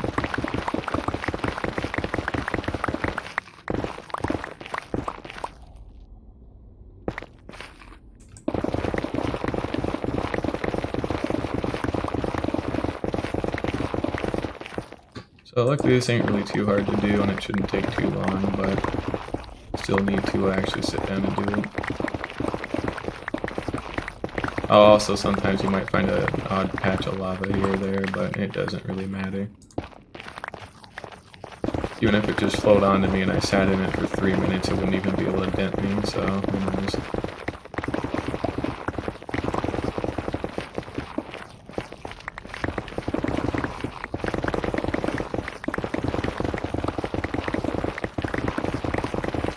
Now, you also post an update in the pinned comments of the video, so make sure to always read those as well. But when we build our first portal here, that actually takes the pigmen into the overworld, which is also where like our turtle egg trap is going to be.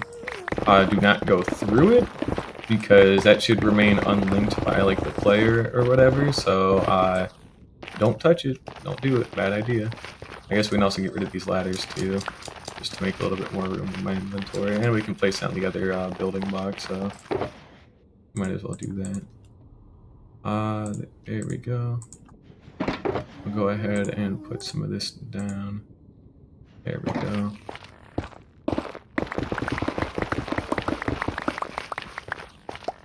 But I always, when it comes to these kinds of videos, I recommend watching the whole thing in its entirety first, and then, like, using it to, like, actually build with as well. Because it feels like you're a lot less prone to mistakes. Like, these are always, like, very easy to understand and, like, easy to follow along with and build, but it's even easier when you know what you're doing, or at least have, like, a good idea of what to expect the first time around. So that way there's not just, like, an unexpected kink in the middle of the video that you didn't, like, know that was there, you know? You can already get out all your materials beforehand, you don't have any issues actually gathering extra stuff, you know what to expect, and then you can just sit down and build it after the first watch, you know? It's always good to try and like prep ahead with this kind of stuff. Because I don't want to have to sit down and rebuild it or be like, huh, why isn't it working, or what do I need to troubleshoot? I just want to build it and then be done with it. And it's already coming along pretty well, so... Actually, 3/4 of the way there. Just kidding, I forgot we have another whole side. Oops. But, oh well. Or at least halfway there for sure, so that's good.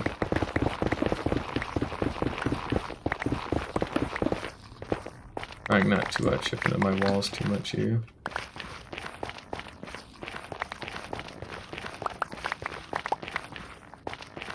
I can't believe I'm finally getting a gold farm after half a more billion years, so glad it's finally happening.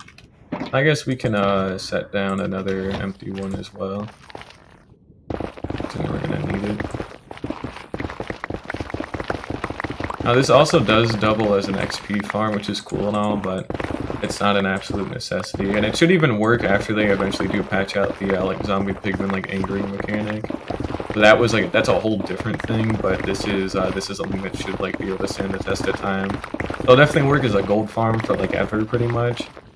But in terms of the XP part of it as well, it should still work just fine, even after they eventually patch it out with the angering mechanic, because it doesn't rely on that for you to kill him, since you kill him with your sword still. Which is good, but even if it didn't work for XP somehow, I still have the Guardian farm, so it's not like it really matters, you know? I got plenty of other options.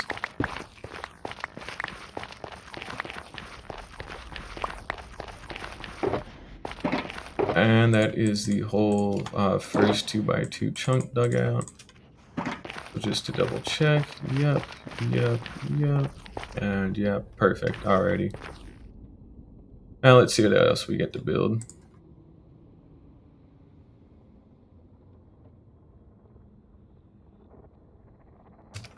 And then we're also going to make sure that we're still completely in another waste, but I don't see that being an issue either. I mean, I built mine in like the dead center of another waste biome, so we shouldn't be having any weird issues.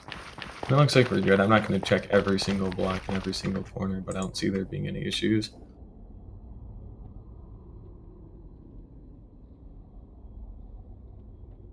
Alrighty, so now this is where we're building our nether portal. So we're going to want that, we're going to want that, we're going to want that, I want that, and there we go.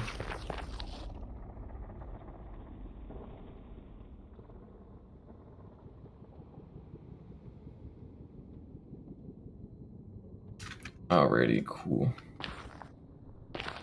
Oh, and check this out. This is exactly why we have it, is for things like this, so I don't end up tearing out the entire floor by accident. But you can already guess where this one's going. So this is exactly why we have Sculptor.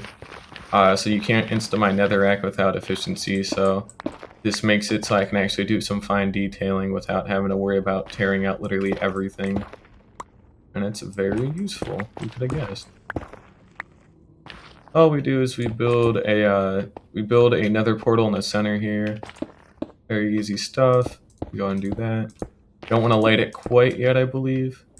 So we'll just kind of keep watching a little bit. And then we want to build a little containment spot. And also we want to know where the nether portal is. Alrighty, so we want to look at our targeted block.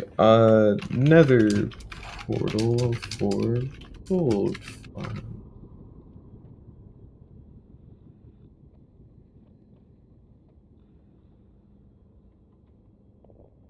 And since this is a temporary thing, I won't write it in the book, but basically we take a look at our targeted blocks on the right, and that's literally all we need. So 32, 117, 704.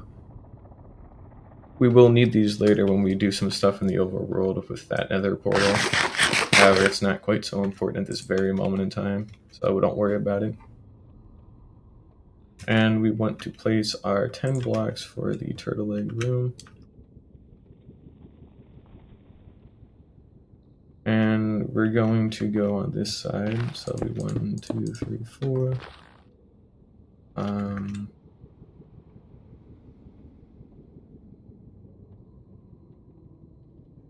Yep, already easy enough. There we go. And we do that one there.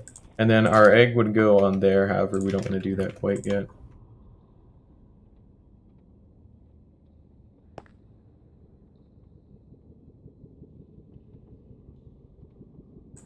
And we want a small staircase to go to Y121. So we're just going to do that really quickly. So again, our feeder at Y121.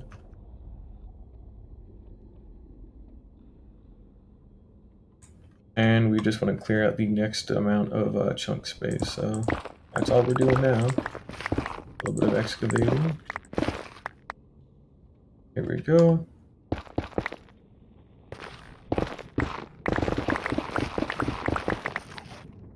Wait a sec. That's a little weird.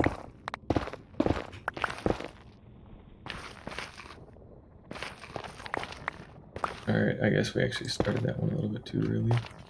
Here we go. Now we should be able to check as well where our endpoints are if we just mine out a little bit of the floor. Yeah, so you can see how we're in this corner here. Easy enough. And then we just kind of follow all the way around again.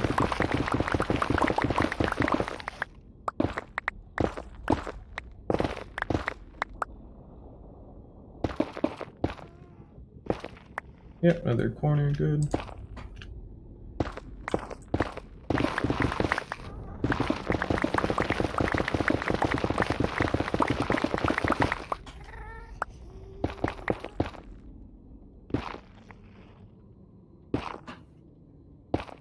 And last little time.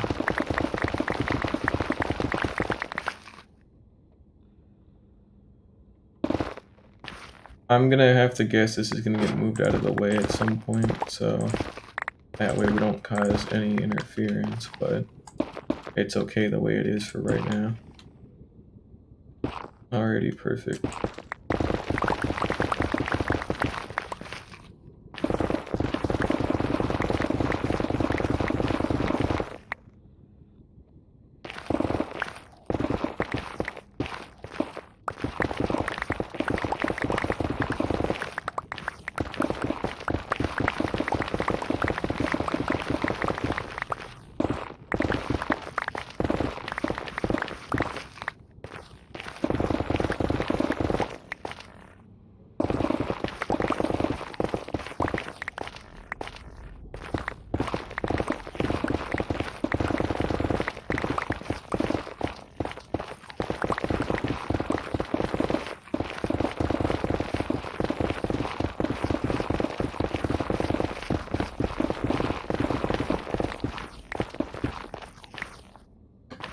There we go.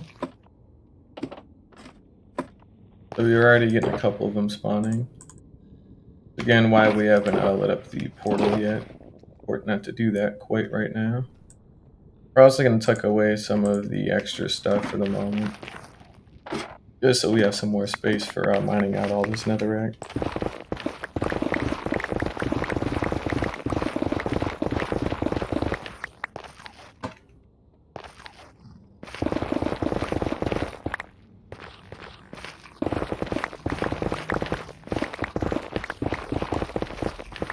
And this is pretty much the bulk of it as well, so all the other things that we do is we just build some nether portal out in the overworld for a little bit, and then we do some other like funny business with that, and then we build a killing area on the roof of the nether, and that's pretty much it.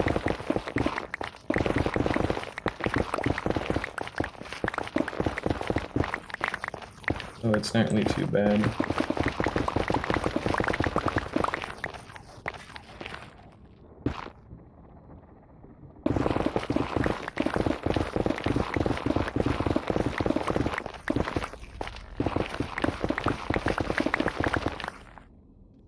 And one other thing to note too, we do actually want to leave that intact.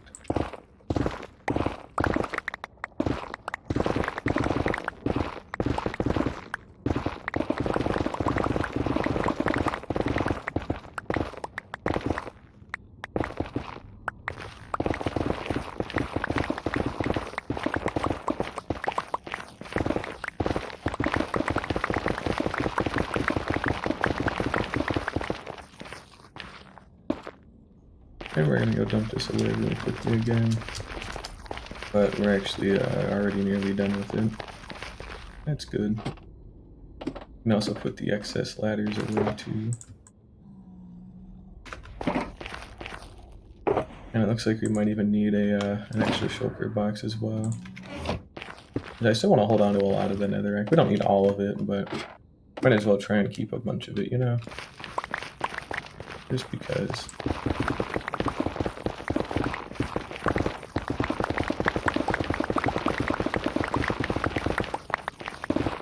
Not trying to talk so quiet, but I'm a little tired.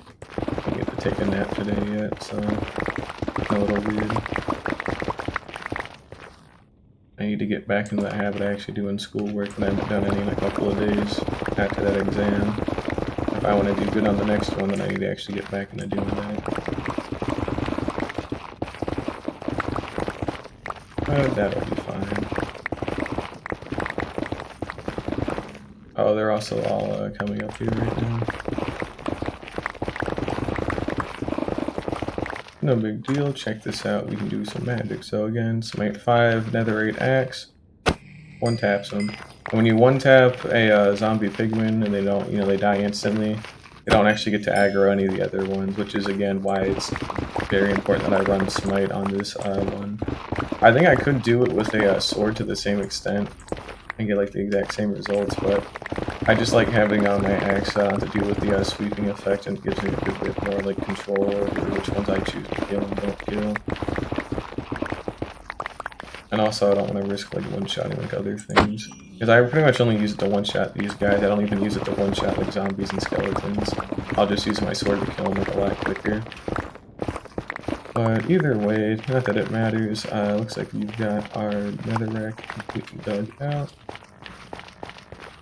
So now we need to run it away, and then go gather the rest of our materials that we need out of this shulker box.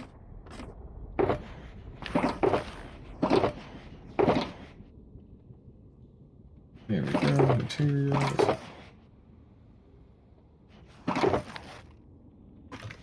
Quite a nice overabundance. And we're gonna watch a little bit more.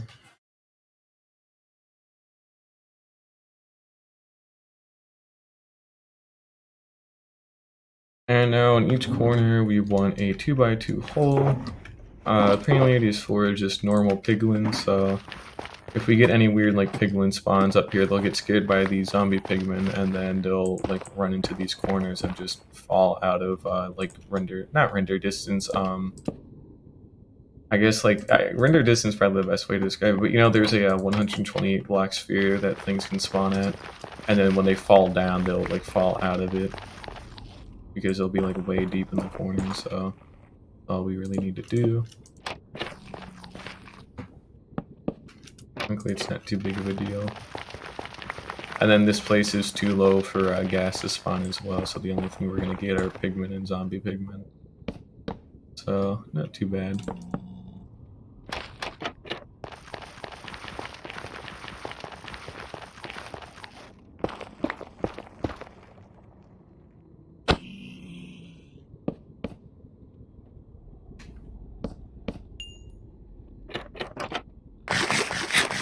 There we go.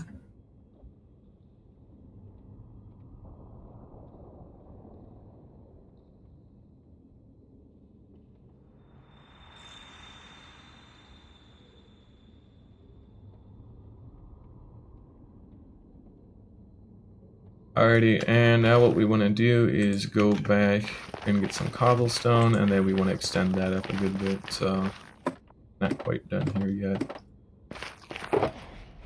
Let's see, we want some cobblestone, our turtle egg, probably a couple of other things I haven't looked at yet. But mainly, we put 2 blocks down there, and then we just kind of extend this out a good bit.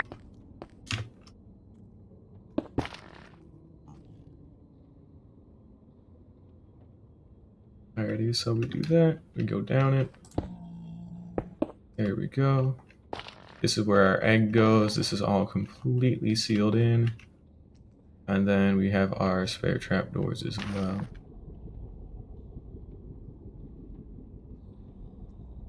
And then we also want these 2 netherrack block sconce. That way they can drop in from above when they try and chase the turtle egg. And then they go through the nether portal.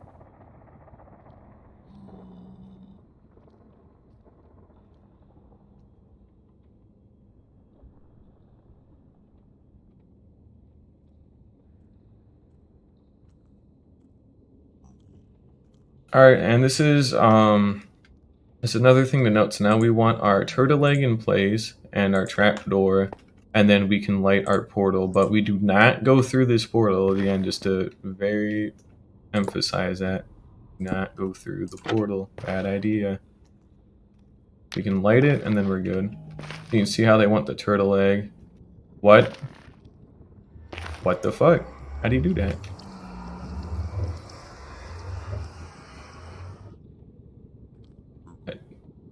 Am I missing something?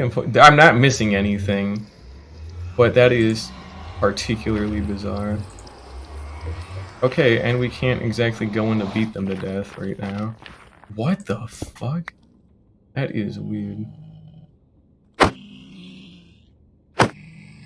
Okay, that is...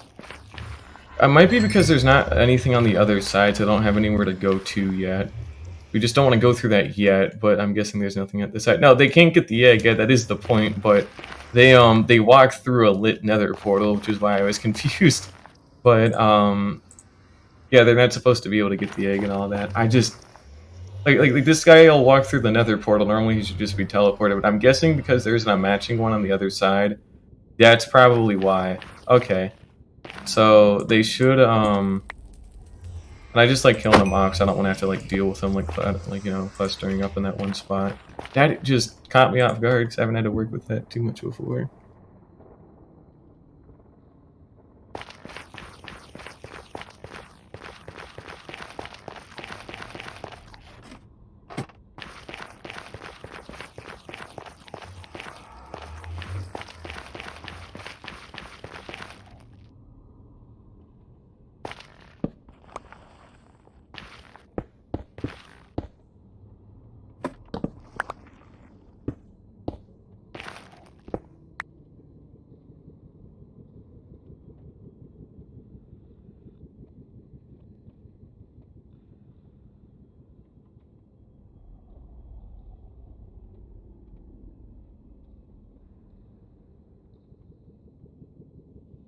And now this is where we build the killing area, by the way. So what's going to happen is we're going to completely seal all of this off, and we're going to be stealing everything that we own here.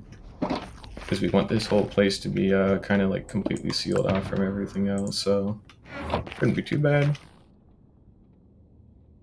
We're going to have a nice abundance of empty space.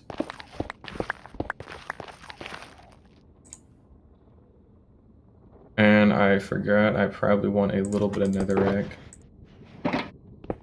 Alrighty, so again, the whole spawning platform is done, no problem.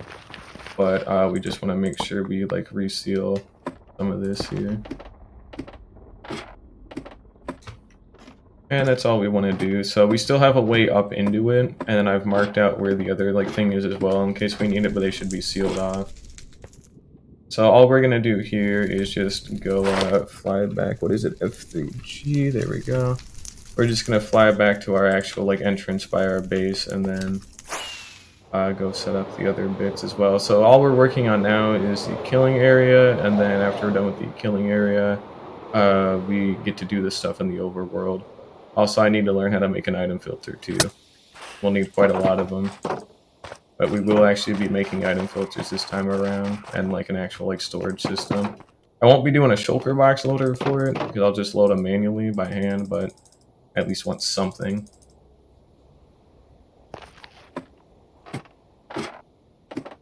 Considering the amount of hoppers I want, I should probably do something else, but that's fine. There we go, -X this way. And then you can see exactly where we need to go. We should be getting ready to turn here momentarily. And we turn.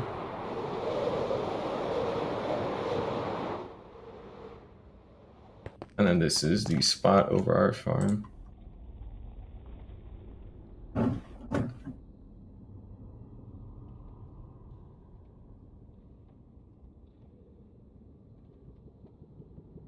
Alright, and then we want to go to our coordinates that we have written down, 32,704.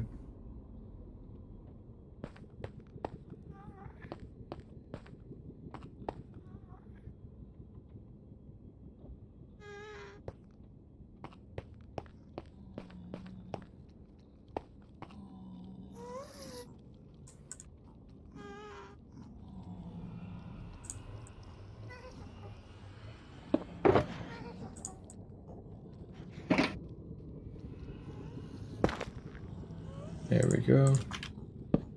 And we want to pillar upwards.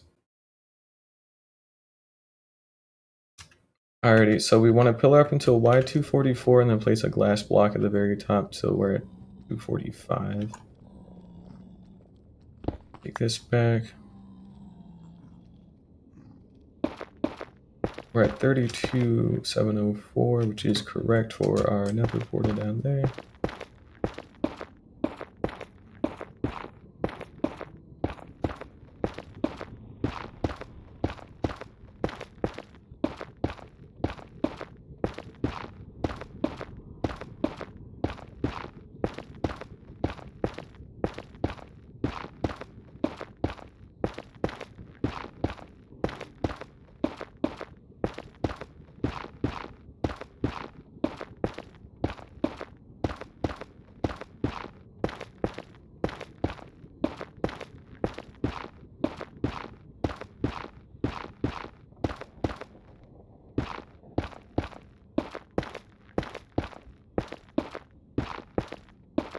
We're nearly there, just another like 15 blocks or so.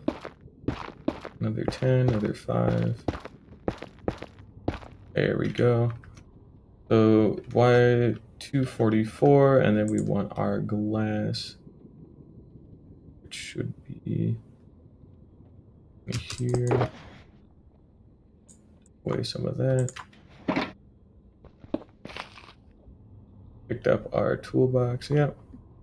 And our feet are at Y245 now.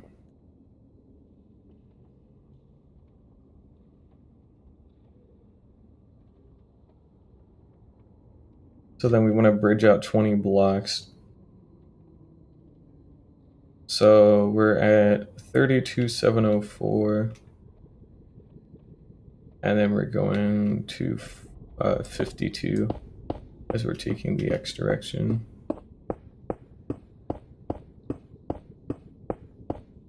There we go, good enough. That's 21, just to have a little bit extra. And this is also where we want our nether portal in place. So we get this out, we get our nether portal set up. This is the entrance as well.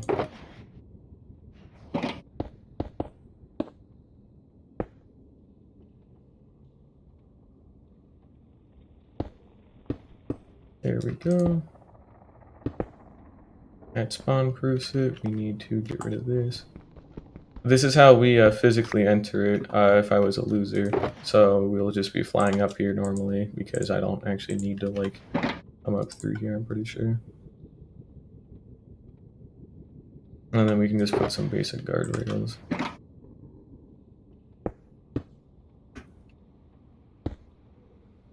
There we go.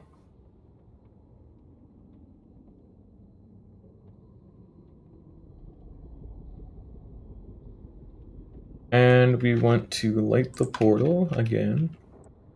After we mine this first, that is. So we're going to light the portal. And then we're also going to expand this bridge out just because I want it to be too wide. And then we're going to make it to our end over here and then make a 6x6 glass platform.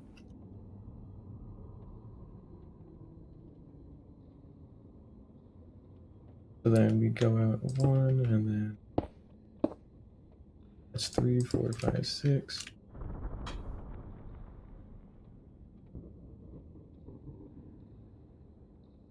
And then we just build it. So 2, 3, 4, 5, 6. And then we just connect the dots here. And there we go.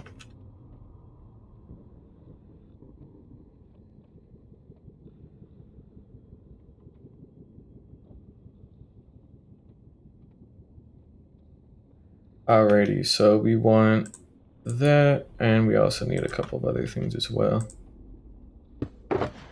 3 temporary blocks in our obsidian to go here, so 1, 2, 3, and then we get our obsidian, so our feeder at Y249.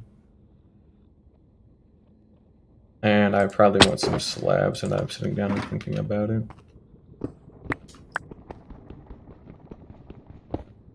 We'll do that. Alright, feeder at Y249.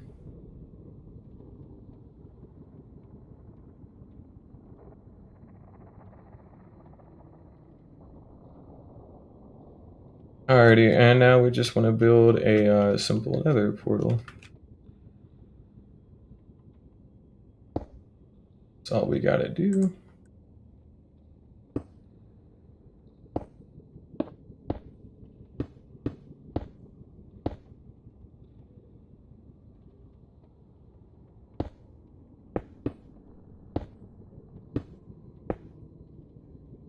There we go.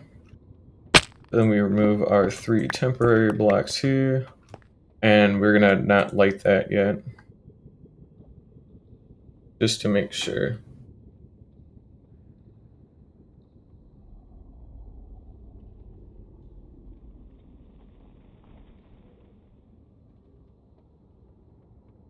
Now we want a basic tube going down the sides, so we need a little bit more glass.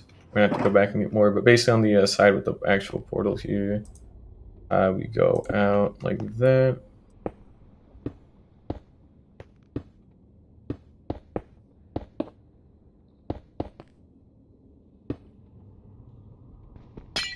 There we go.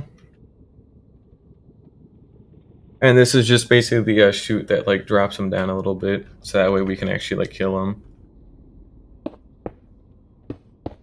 So very easy stuff.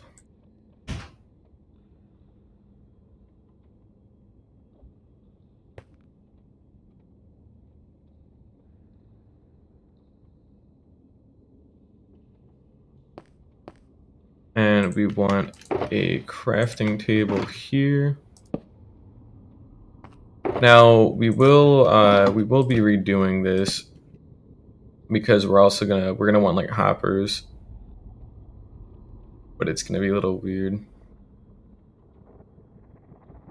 I think instead what we're gonna do is we're actually gonna prep this a little bit quicker. Soul sand. Okay, so soul sand is less than a full block. but we also can't reach them. That's alright, we can use trapdoors to alleviate that small issue.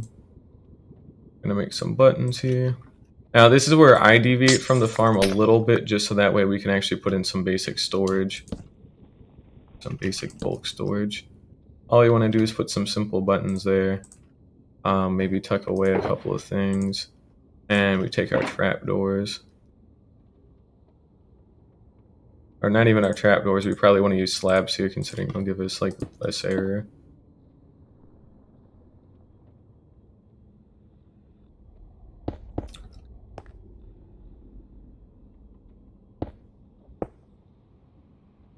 Personally, this is what I would do. You know, I just have like my smite sword when I upgrade it to netherite, and then you just swipe at them. We'll have some hoppers under here that run like this direction, and then we would actually have our like, you know, mass item storage a little bit down. So yeah, we can actually build our item storage out in this direction when I bring in more materials for it. But it's okay for now.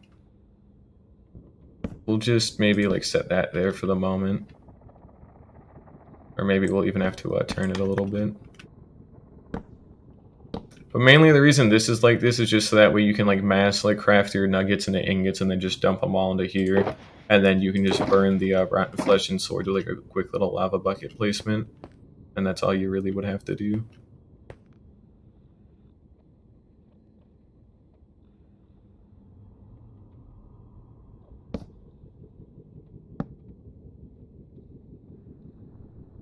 There we go.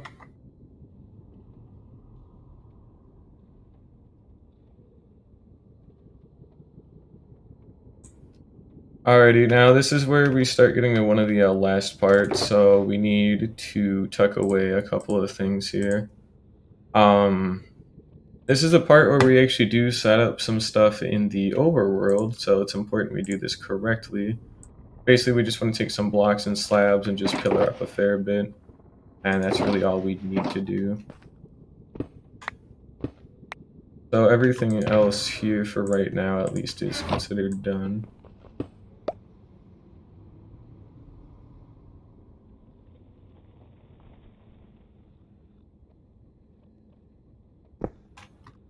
We'll just do that. So it should go there. And then we put in our slabs. So they can't actually jump over these, and then we can still crouch into the portal, which we're going to need to light here in a moment. We can also add ladders up the side of it, I guess. So we'll do that really quickly.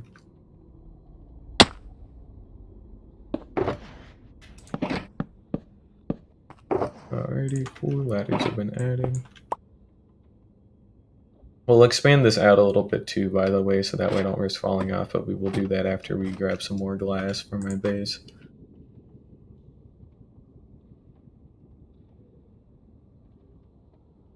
Then all we do is light the portal, enter it, and then we do some shit in the overworld.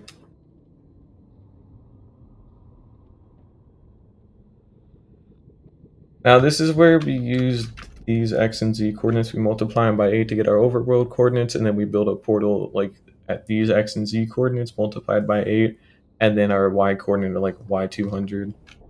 So we're gonna light this, and we're gonna pop on through to the overworld. We're also in a cave. Don't matter though. Also, am I in a new chunk still? No, I'm in old blending. Okay, so I'm in old blending, so I've been out this direction before a long time ago. Not in these caves, but I've been in the overworld part of it a long time ago. I'm also very stingy, and I want my shit back. So now we have the chest plate on immediately, just to make sure we don't get dicked on by like a creeper or something out of nowhere. So we don't need to worry about any of that. It won't be able to do enough damage to kill me, and then I can just heal, and you know, we're fine. I don't worry about it. All we really need to do here is just mine upwards. Or just find a way out.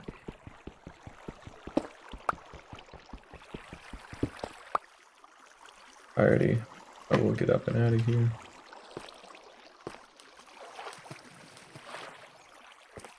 Sorry, it's gonna be a little bit hard to see, but you know, can't do nothing about that right now.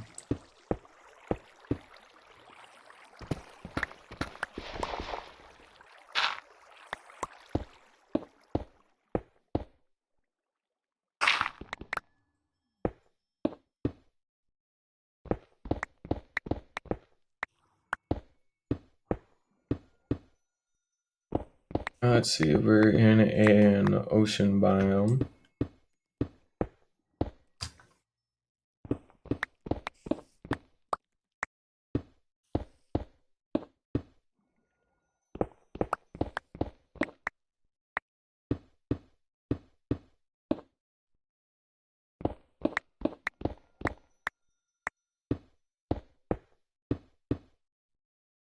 Oh, looks like we got quite a lot of pillaring left to do. Maybe not too much considering we are in an ocean, so as long as it stays like that, we should be out in about 20 to 30 blocks. Where the sea floor is.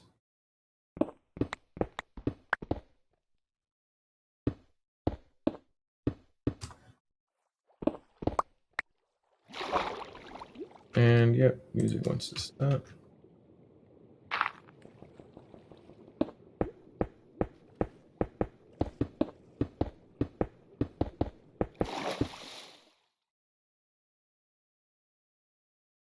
This is like 3 feet away from the raid farm, I'm pretty sure.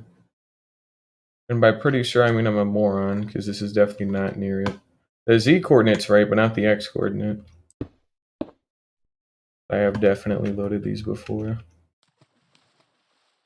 And now we want to double check. That is the music tab, never mind.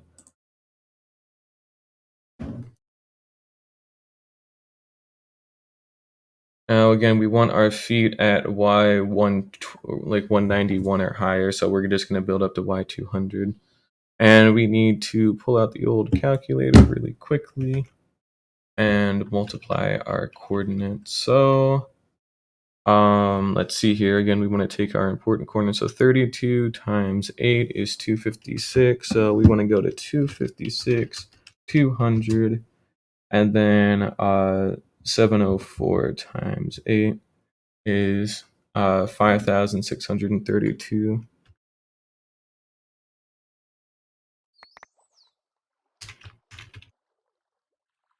Okay, so we need to actually go to those exact coordinates. We're gonna go negative z a little bit.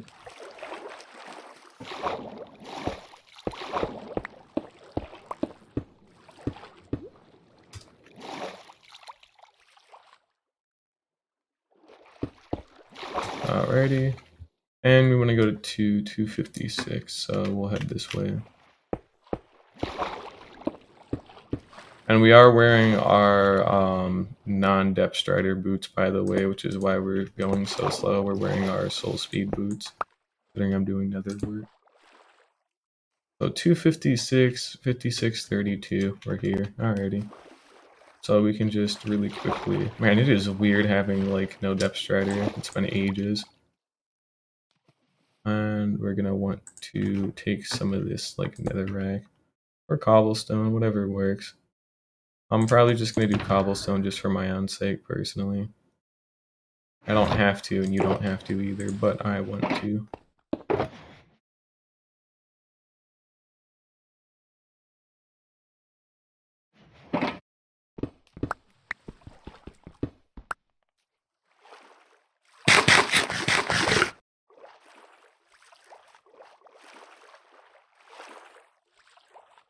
Alrighty, and we want to build up until our feet are at like Y200. And then we basically just build like a long like tube that goes quite a number of blocks, and then that's pretty much it. So we are nearly done here finally, which is very cool. And it's been taking a while.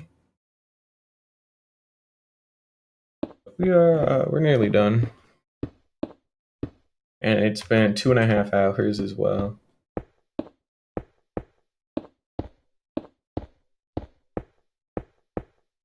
Now, after I get this built, I'm gonna go take a little break and go do something really quickly. So it'll take me about 5 to 10 minutes, and then I'll be back. But I need to go get something to drink and then go do some other things for a little bit. I'll be back pretty quickly though, so it won't be gone for too long.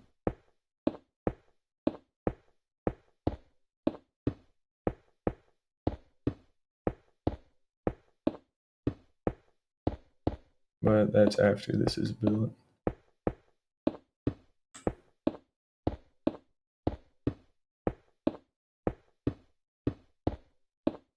Now again, we want our feet to be at Y like 200 just to make sure we're clear above this height that's needed. There we go. We have enough clearance to make sure there's no issue. And then we want an obsidian block. We'll put our obsidian block there.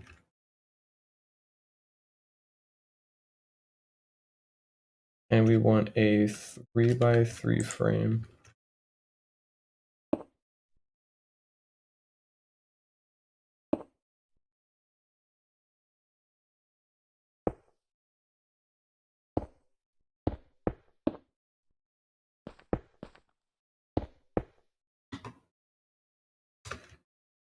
Alrighty, and then all we really need to do is just connect that. Make a simple little wall.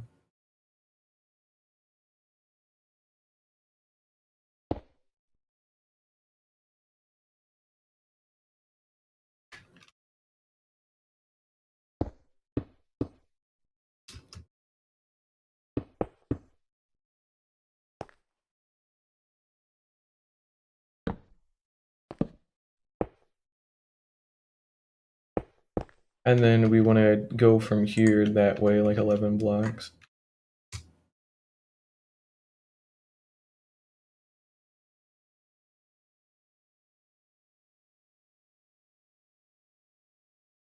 Yep, alrighty, so just count out 11. So 1, 2, 3, 4, 5, 6, 7, 8, 9, 10, 11.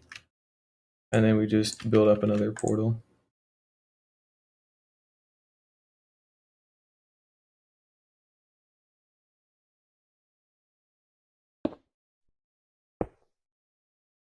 Easy enough.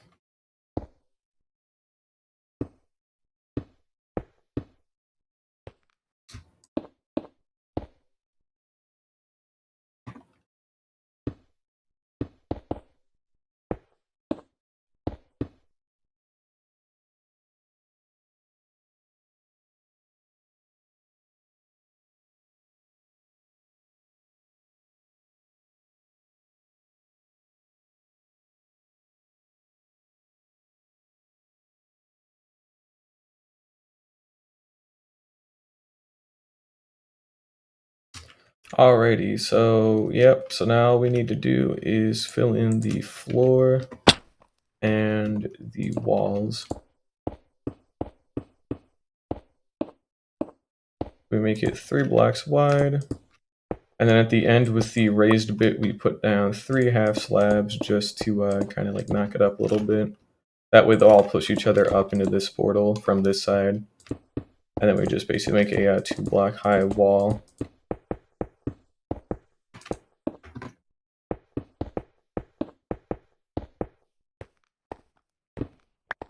I'm probably going to have to reach into my cobblestone box again and just get a little bit extra. Maybe we'll be fine.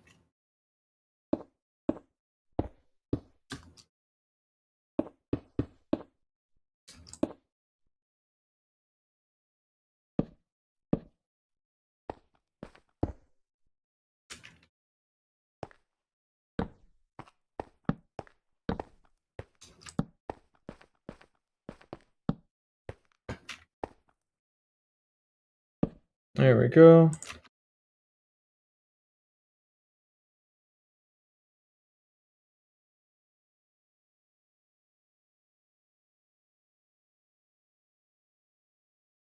And now we light both of them, and then we go to either one to take us back into the killing chamber. But before we do that, I would like to sleep first, just so that way when we get back to my base properly, we'll be able to, you know, do some stuff. But suppose this is all it takes.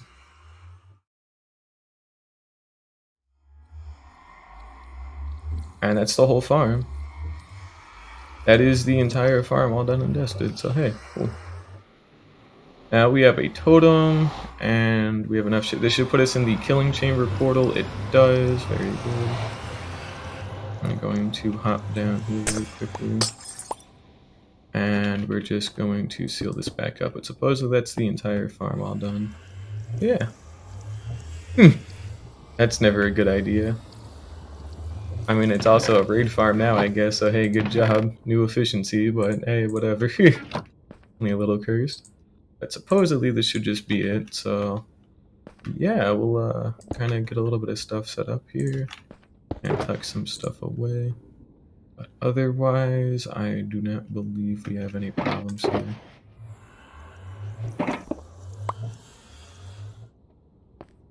At least you can get away from him just as quickly too, for what it's worth. So, but supposedly it'll take about a minute for it to like kick back into gear. In fact, it's already kicked into gear. Now we're not interested in any of this stuff quite yet, so fair warning. Wow, they fucking pull in quickly, dude. That is the whole farm all completely done and dusted. They're also gonna die to entity damage. That's how good this is, which is great. Adios. Now again, this is what the torches are here for, so I can actually see what the hell I'm doing. So, yeah, the actual gold farm, like part of the farm is done. Now the only other thing we need to do is set up a basic like item filter system. So basically, we don't want any of the gold swords or rotten flesh, but we do actually want the, okay, and my game's lagging a little bit here, sorry, but we don't want any of the gold swords or rotten flesh. All we want are the nuggets and the ingots, and then we need the storage bits to match.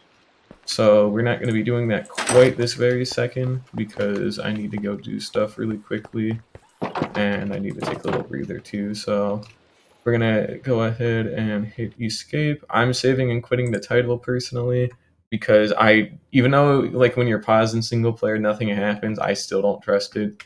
So I will be right back in a couple of minutes and we'll go ahead and build a simple sorting system. So yep, give me a couple minutes here.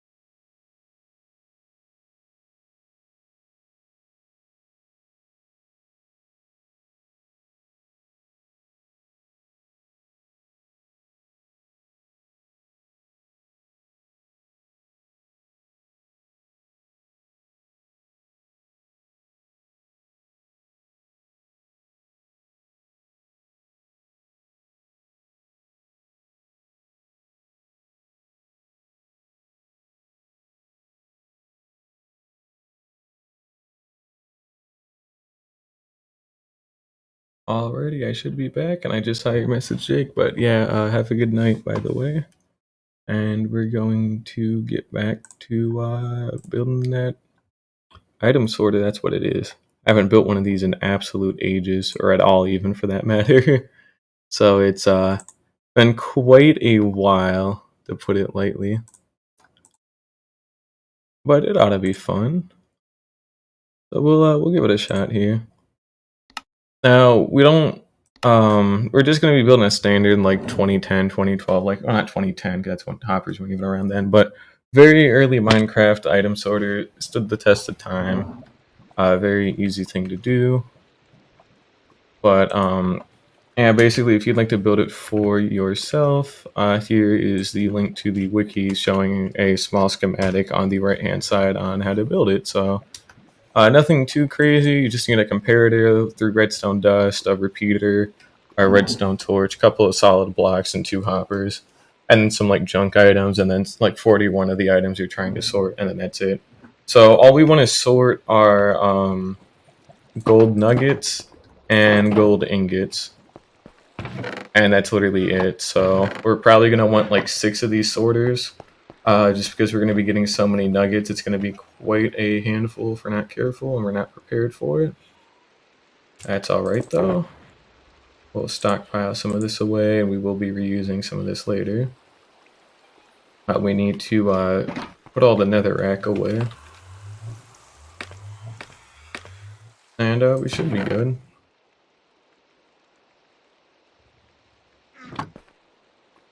Now let's go ahead and check our redstone supply. And we've got a nice overabundance of wood too, because we're going to want a lot of chests. Yep, we want our hoppers, our comparators, and redstone dust, which we are running out of.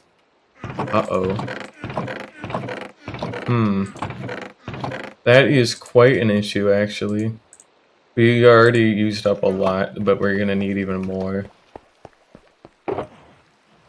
That should be another project I working on an actual like redstone farm, or like a witch farm, basically. I just want to double check. Yep, all my sound settings appear to be good. Very nice. But yeah, we really should have a... Oh, that's where I put those. Okay. I knew I had a couple of other ones, but we'll resort those a little later. But yeah, we are going to have a little bit of a bottleneck. Actually, no. Considering it's 1 wide and it's only 3 dust... Okay, so it's... Yeah, we can do this. We can do this. Alrighty. So we already have the hoppers for all the filter parts, so we would just need more hoppers to actually get them into their appropriate chest. I would probably want to double this, and then get like half a stack of chests should be enough. So we need 18 redstone dust, 6 repeaters, or 6 comparators, and then 6 repeaters. Now we should have a shulker box in here with some spare stone. Just normal stone. Not cobblestone. There we go, good enough. Alrighty. Got that, we got that, we got that.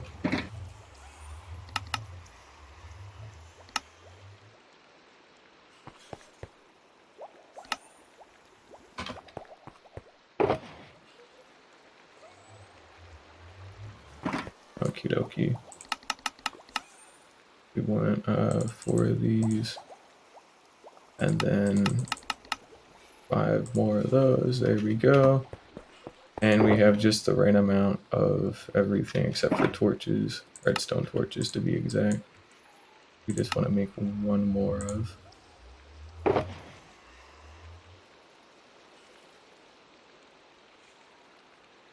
There we go. We'll tuck that away. We have, solid blocks. We need junk items and 41 of the other items. So what we'll do is we'll use cobbled deep slate and we'll just rename it. Alrighty. I will just call it.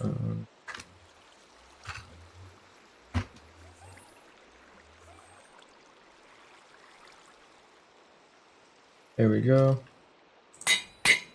There we go. Whatever, that works. So that is our filler item that we want. Now we need more hoppers. And we need our iron to achieve that. We can put this excess stone away. We need that there. We should have a nice overabundance of wood. That's our spare wood. We have an actual wood box. There we go. We can stack this away.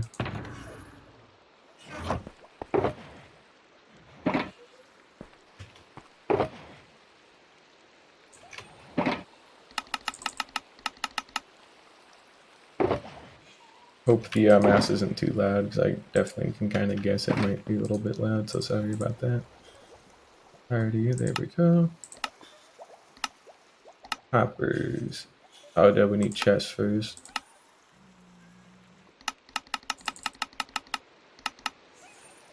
So again, we want to double that. So 12 for the filter, and then the other 12 are for actual funneling into storage. And I guess the first 6 are for funneling into storage. So we'll say 18 are used for storage, so we need 36 chests to actually get comfortable. So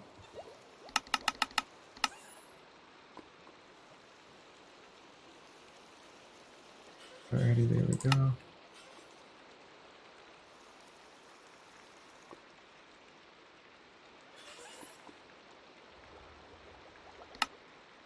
There we go, 36 chests. Bada boom, bada boom. That should do it.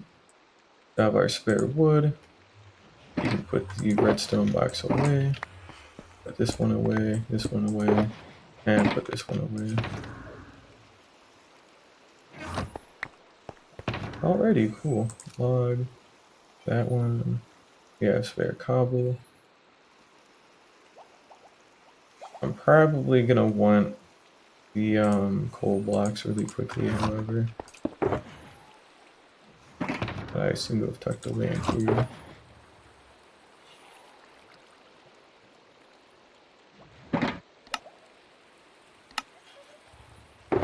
There we go. We tuck that. And we take this. And that's our redstone box. That can go back. And this is obviously what we're using to do all this. And last but not least, we need a small amount of glass as well. As in a couple of stacks probably, so we're actually going to just take this with me here. Yep. There we go. We can expand that out. And we should still have a bit of scaffolding left over. That's good. That can go away. Scaffolding's left over in there. And all we really have to do is just pop over into the nether and go get this set up, and then we're good to go. And then we can start using the zombie pigman farm. And yeah. Again, very, very nice farm by Ian Axifer. Highly recommend it personally. You already saw how much we were getting flooded with. Even though we had just turned it on, we were already getting a nice overabundance, so that's a good thing to have. Well, all we're gonna do is kill this guy off just because I want him dead.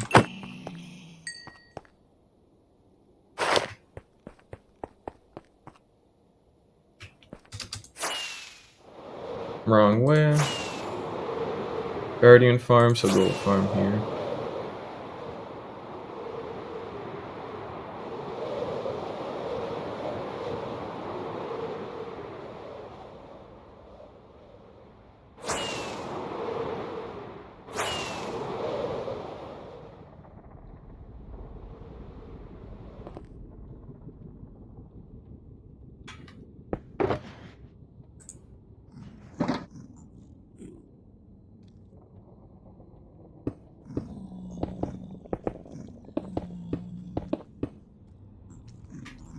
Now you can already hear them starting to pour out quite a lot.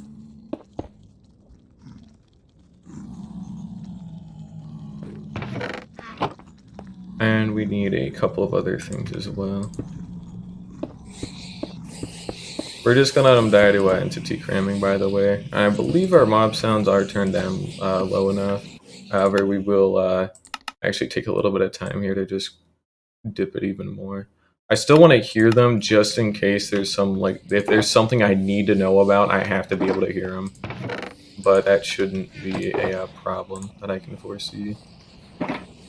We also might have underdone it on the... Oh yeah, we definitely underdid it on the hoppers a little bit. Okay, that's a small problem, not one that's too hard to fix.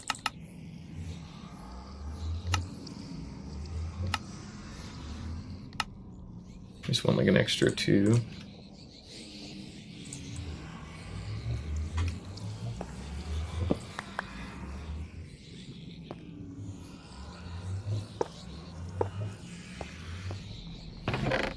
Yep, there we go.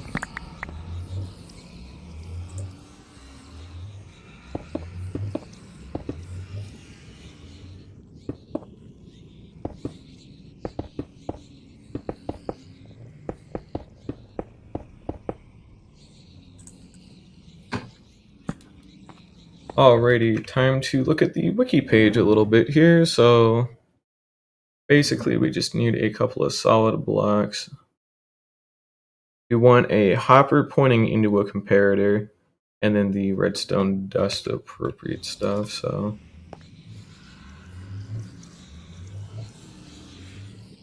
Okay.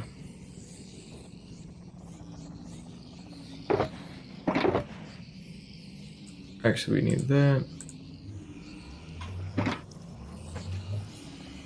Whoa, my keyboard should not be having issues right now. That's actually quite a horrific time. Okay, yep, that is being kind of sticky. That's very fucking weird. That should not... There we go. That was bizarre. That's what you get for not changing the batteries, but it always likes doing that at the goofiest fucking possible time, so... Alrighty, there we go.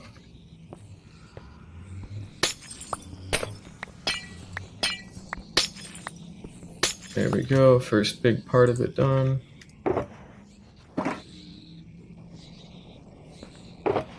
Let's see here. Yeah, some cobble.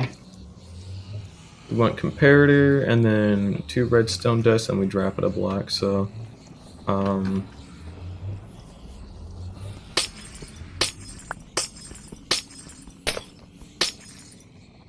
then my keyboard gave out. I should still be crouching right now. Then it gave out, so that was goofy. There's going to be redstone components on these, so we won't have to worry about any mob spawns. And we will be physically covering up the hoppers as well. There we go. Points into a hopper. There we go.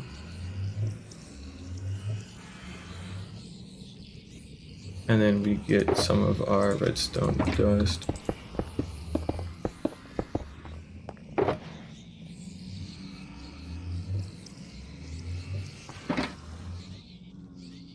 Oh, and I guess one other thing as well.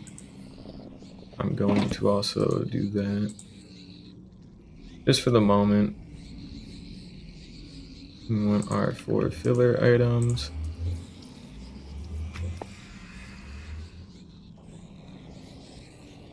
And each hopper. Luckily it's not too hard. God, imagine if I got so rich I could use enchanted golden apples to do that. That would be kind of funny. And pointless, but it would be cool. I'd never would do that though, but...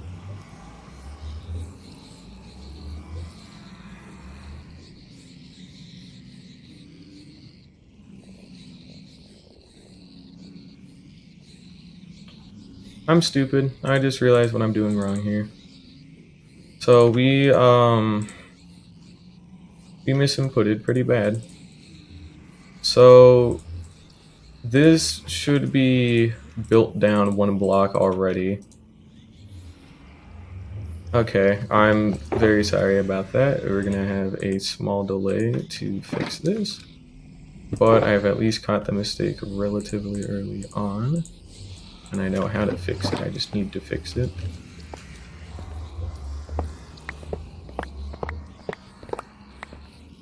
Alrighty.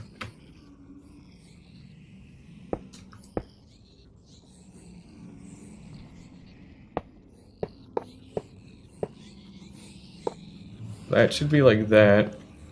And then we already need to, dig. I need that, you know.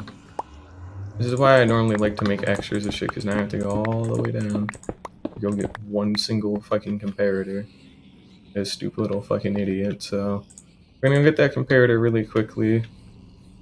And, yep, we're gonna go get that.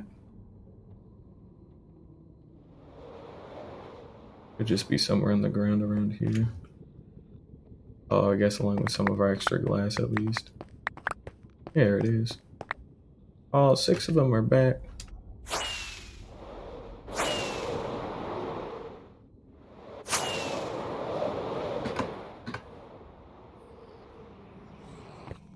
Okie doke.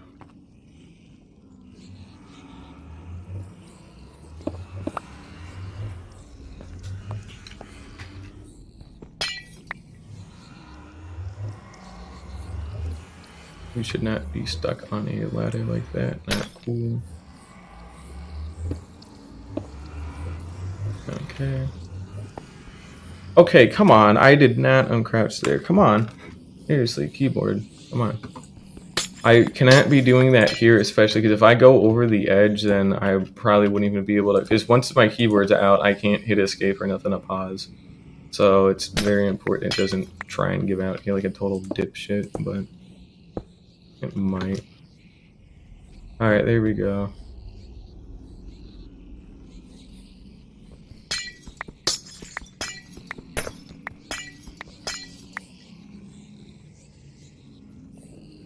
Okie doke.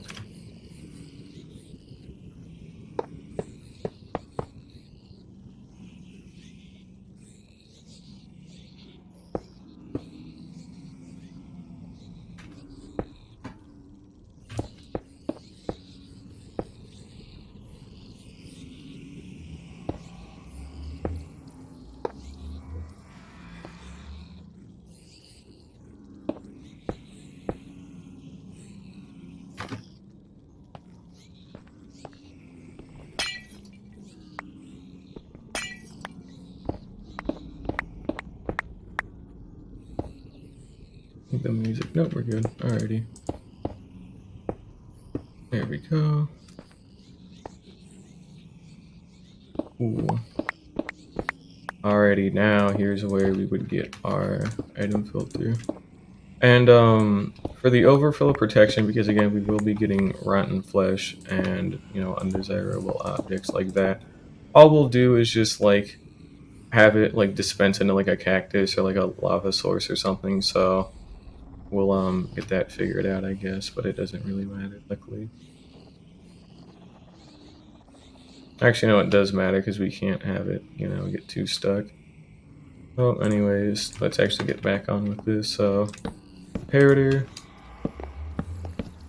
There we go.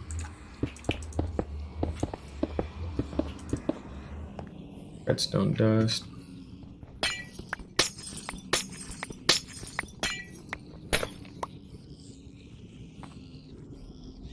And then we need to go down a block for the next redstone dust and then down another block for the repeater.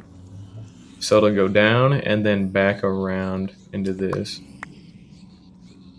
So we need to get ready to do that.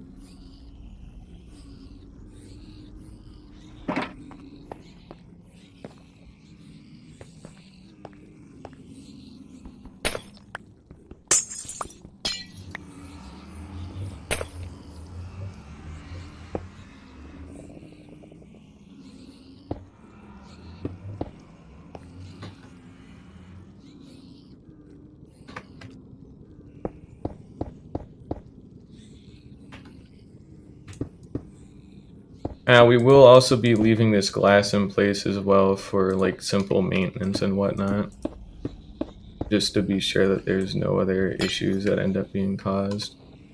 And if there are, then I can actually fix them correctly.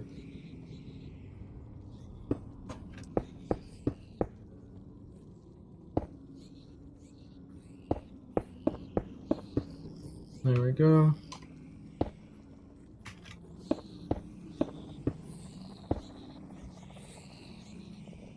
So then our repeaters would go in, and then it would power a redstone torch that would end up here.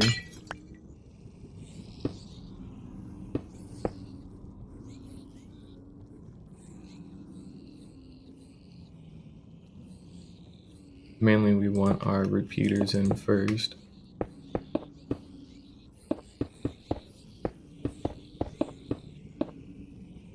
And we need to get more glass.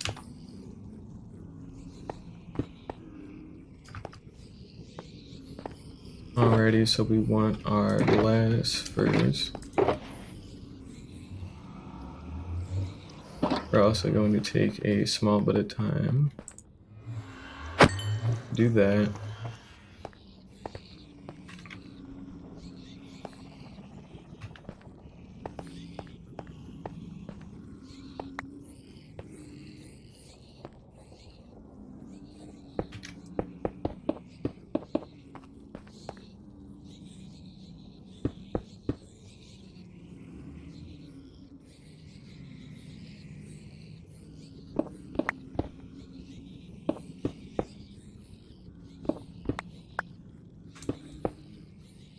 Alrighty, there we go.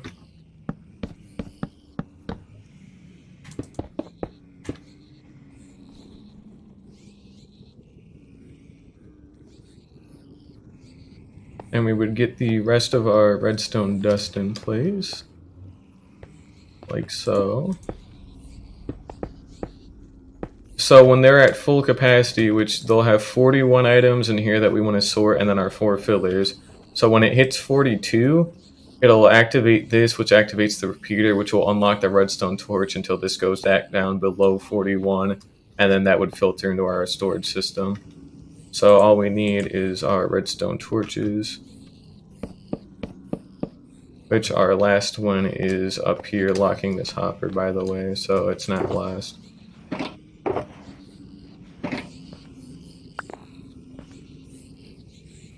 And we should probably maybe take this time to get our filters all sorted out, I guess.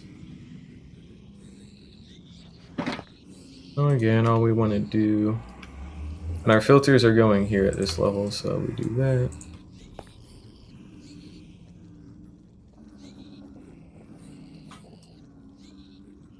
We'll do the 6th one last, by the way, because I don't actually have the torch right now, and I don't want to make a new one right at this moment.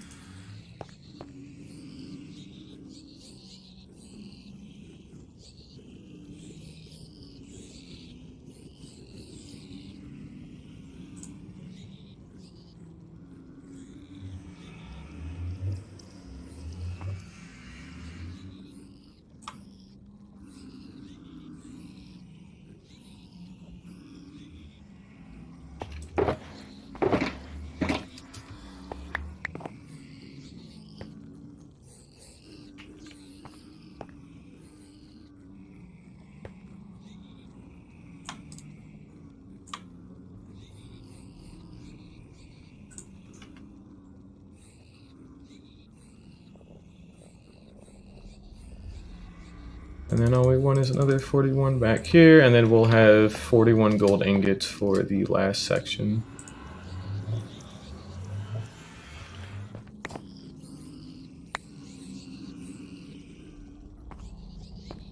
Oh, ingot. There we go, good start.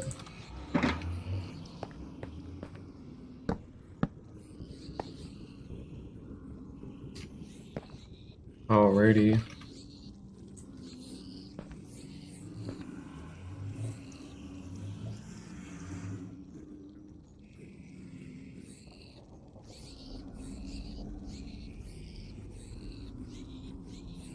Okay, so small misinput. The torches do not actually go directly here. They have to have a solid block first. Which, damn it. Luckily, I don't have anywhere to drain. But there needs to be a thing of solid blocks here, and then our torches would go into place. Okay. I'm still learning this, but I am getting a little bit better. I haven't had to do this kind of redstone in ages, so sorry about the small delays, but it's really not too big of a deal. At least I'm finally getting an item filter built. There we go.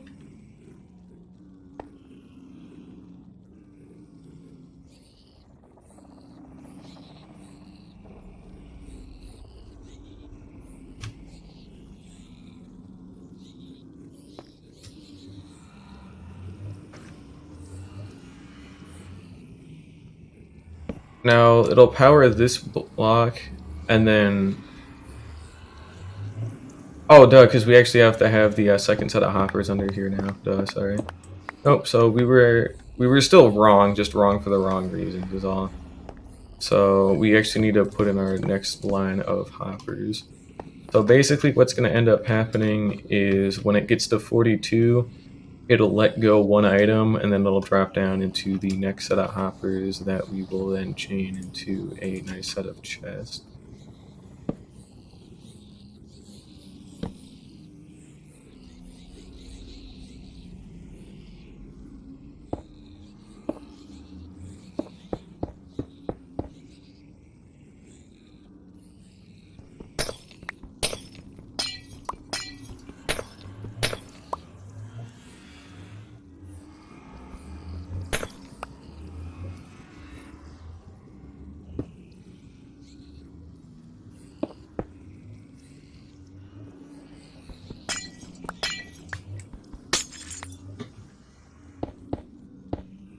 There we go.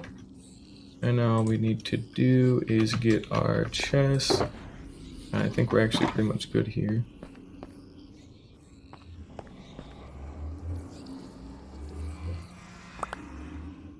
Well, mostly good.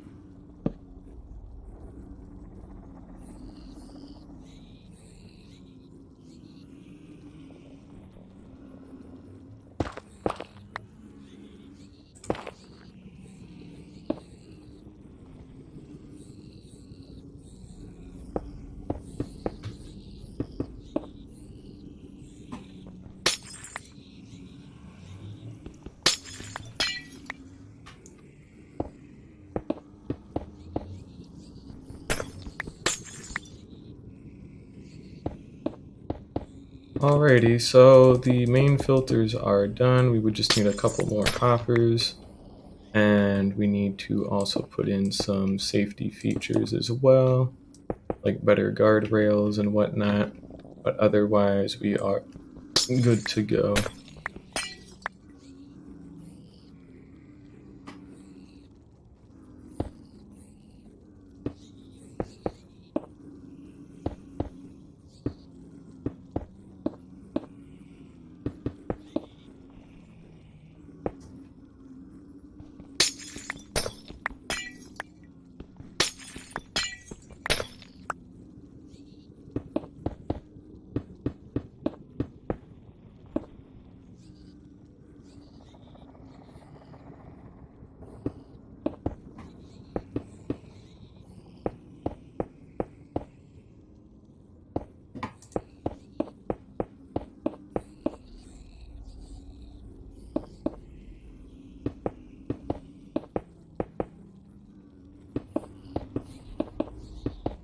We have the glass to spare, so I don't need to worry about wasting it or nothing.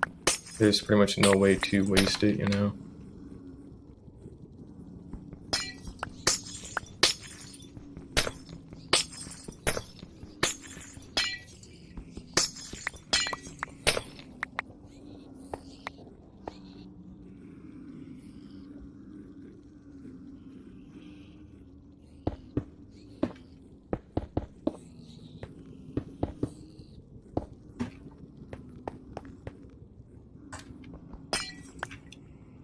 I got a whole nother stack and 24 left.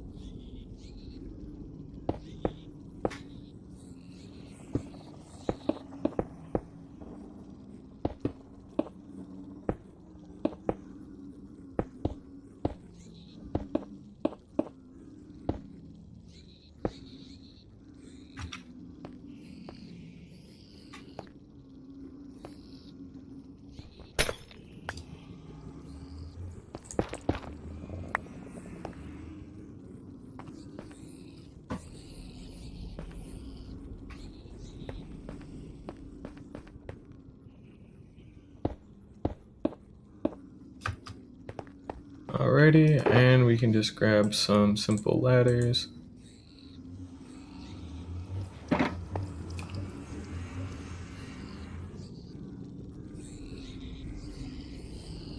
And we also can dump the rest of this rotten flesh off of a cliff.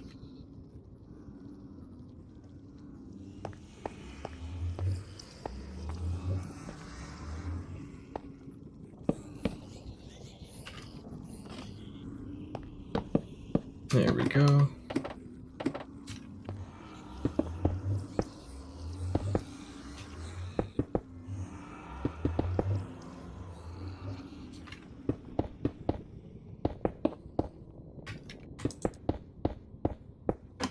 Alrighty, we need more glass.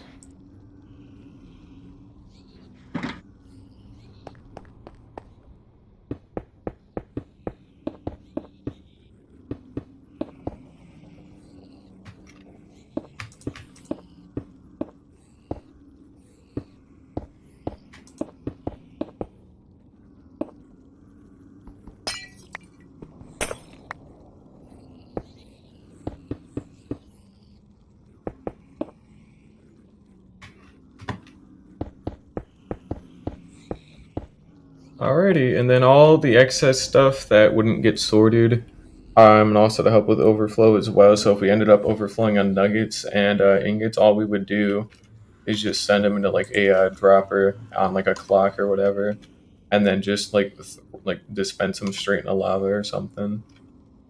So we can get that set up really quickly. So hopper goes here, dispenser goes here.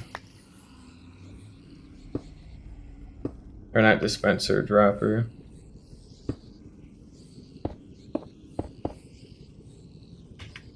We're gonna use a cobblestone as placeholder.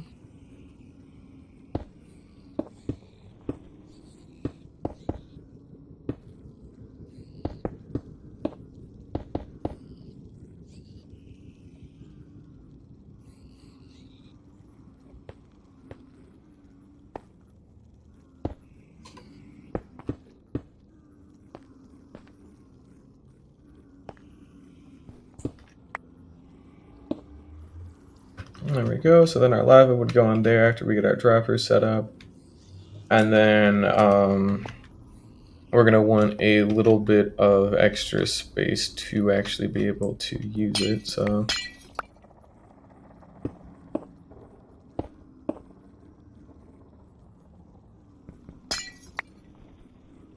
basically, again, a simple little dispenser goes there. Or not dispenser, dropper. I keep forgetting the words. That goes there, and then we have a simple comparator clock Probably a little bit farther back, so I know the redstone likes to be a little bit picky sometimes. But that's not too big of a deal, at least.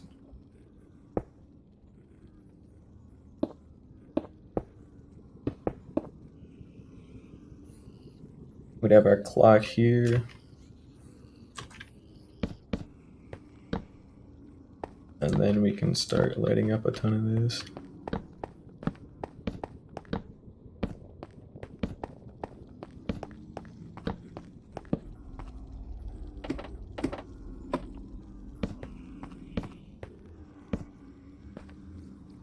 Alrighty, so now we got an extremely safe area to do this in. We left all of our quartz back at my house. Obviously doesn't do me any favors, and we have no extra comparators to do this with, and no extra redstone dust for that matter, so we'll actually have to head back anyways. But, I guess we can just go ahead and make the rest of the hoppers at the very least.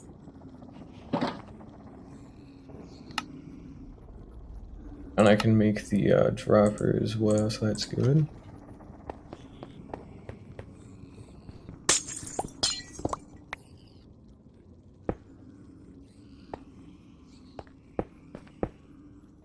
Alrighty, so we need one more hopper for that, and then another 6 for below. And we should have a wood box still. There we go.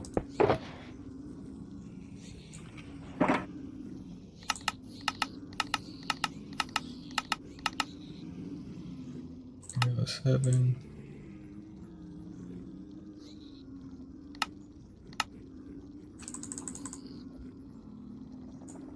That's fine for now. This will handle our overflow. And we're also going to snatch a little bit extra stuff. Mainly we just want some extra glass to cover up the redstone bits.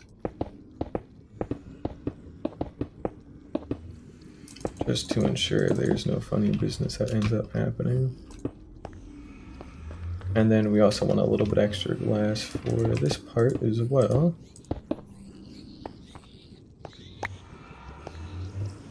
And this is where we would go to kill him, so we can't really do anything about it there.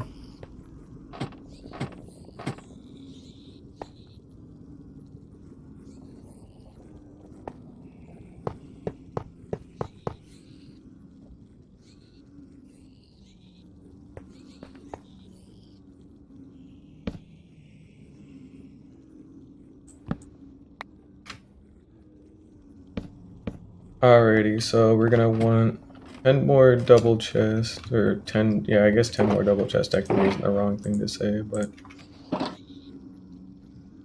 you know, we just want that, and then we can make our chest.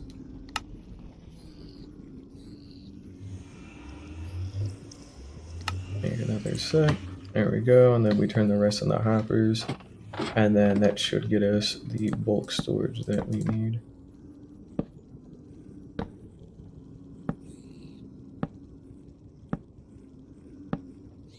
Here we go, and then we just need 6 more hoppers.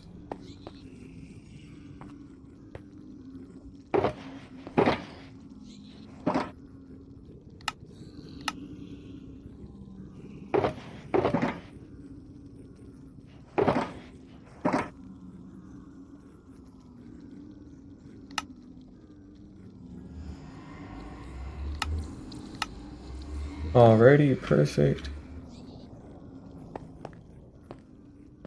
And one other relatively simple thing I'd like to do here is basically just make a good corner to throw stuff in, or, you know, to throw stuff at.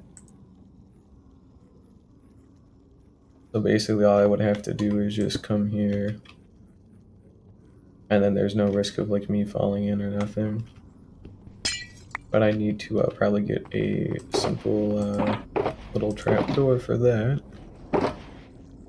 Actually, no, a trapdoor would be too low. I could make a I could use a glass pane, I believe.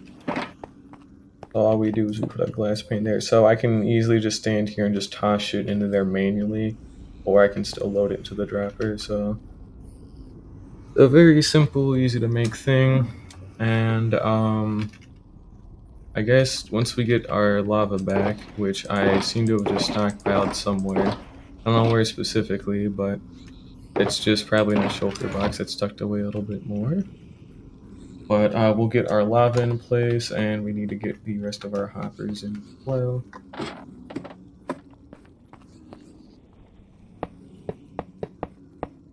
There we go. And some more lighting.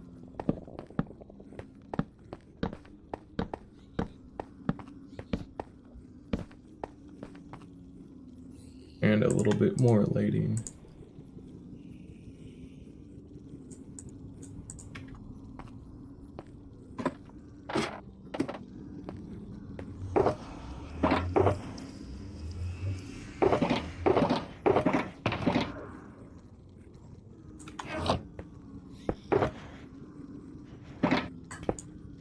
Keep forgetting where I moved my, no. Not even in there, that's where the tools are, it's in this next one. I'm forgetting where I moved, like, my coal blocks, you know?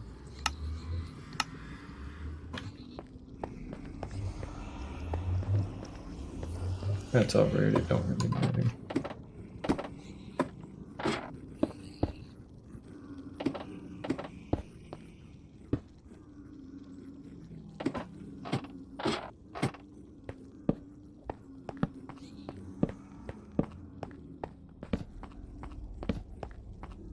I know it's on glass, so nothing could even spawn, but, you know, better safe than sorry, right? So what we really need to do is we'll actually just make one redstone torch, just so we can actually get everything all finished up here without having to pre-release anything. And we need to head down a little bit. And basically all we're going to do is slot that in there and get our final filter. I guess our final, well actually no, none of them are there, obviously they're in the ones below, sorry.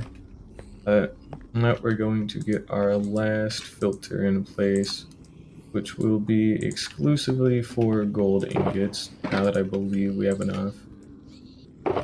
Probably. He does not actually have enough yet. Oh, we have just enough, never mind. Also, give me a second here, we just put this in. That should drop it down, yep, and then we should immediately just get one in the bottom chest or whatever. Yep, there we go, perfect. Sweet. But yeah, hey, welcome viewers, how you doing? Died after 45 minutes in a hardcore world, truly tragic. Well, at least I've lasted a little bit longer than 45 minutes at the very least, so hey, there's that, I guess. But yeah, I haven't actually had too bad luck. Did you like die to like a creeper or something? Because that's about the only thing I could really think of at the moment. That would be like a particularly like mean thing to die to. Because it was an iron golem. Classic mistake. Hit the iron golem by accident, or just when you weren't expecting it and something went wrong. That's fair. I actually have not. I've never had any issues with iron golems because when I'm around them, I'm like extra careful to like not do anything like even remotely suspicious. They're the equivalent of the police to me, so you know, don't want to get anywhere near them basically. Now I should have enough overflow protection. Also, I want that torch back, and I need to start packing these away. And thank you for the follow, viewers. I know we were just chatting. Yeah, close enough, same thing. But either way, thanks for the follow. I'm a little tired right now, but looks like our overflow has worked. So they'll die to entity cramming while I do some other work, which is fine. I'm able to kill them manually with looting 3. That's kind of the point of it. But as you can see, and that's crazy. That's some average YouTube moment. Yeah, we've got an item filter finally done, like, properly. It should be relatively safe for me to use, but, we need to do just a little bit more, like an itty-bitty, bit more stuff. So all we're going to do is put that there. We get our comparator, some redstone dust, and then more redstone dust, and then a lava bucket, and then we'll literally be set for life. So yeah, we're going to go back and go get those things that I just said, and also remember to put this away considering how important it is. And I guess we can take the rest of these back as well. And we'll have to, actually, I should have the materials on hand, I believe. But we're gonna make a spare ender chest to keep up here permanently. So let's see here. That's where I put my lava bucket as well, so we'll actually dispense that in here really quickly. Also, give me another moment. Do that. There we go. Oh, wrong tab. That's alright. But hey, either way, thanks for stopping by. I really do appreciate it. So just feel free to come back another time too when you have more time. I'm here every day except for Tuesdays and Thursdays at 7 p.m. Eastern. So I'm here for quite a while every day. So yeah, feel free to stop by again sometime. What else do I need? I am completely blanking out. There was something else I needed to grab. Oh, ender chest, that's right. Yes, that's what it was. Alrighty. I need to find my obsidian is my main problem that I seem to be having. Emerald. In here? There we go. And we should have some extra blaze powder and rods, but mainly the powder. Alrighty, we turn those into Eye Ender. We'll make 2 extra ender chests. Considering it's about time I finally kept some extra on there.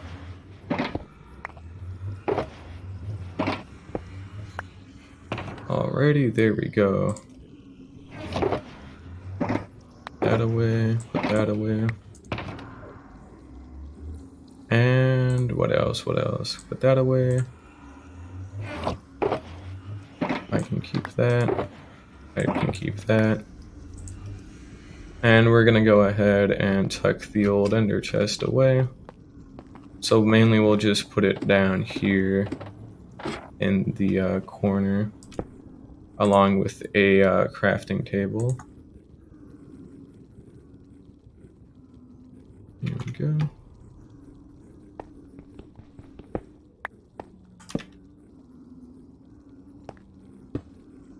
There we go, that should be pretty fair, I'd have to say. That's very good.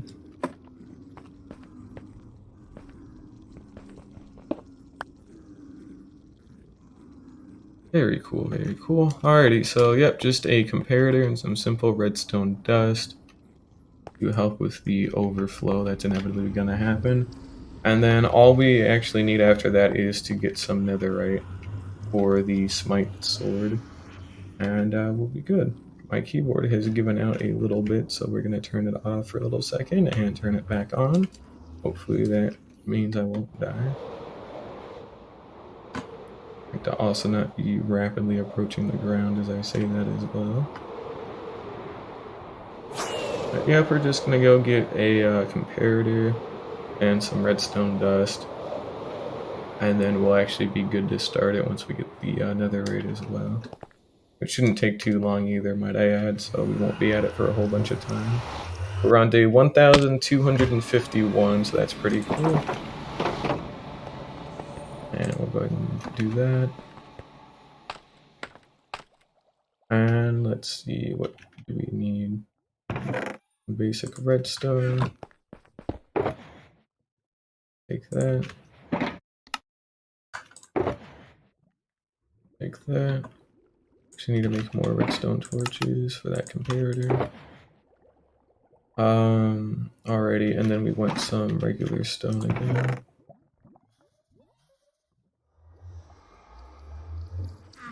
And then we're gonna have to actually take some time to re-clean my inventory again, because it's been a little bit too long and it's getting a little bit too messy.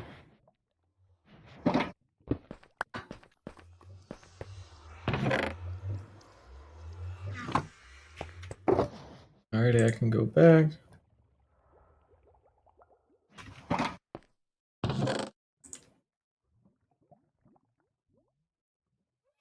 I can go in there. That can go in there. We're actually going to keep that.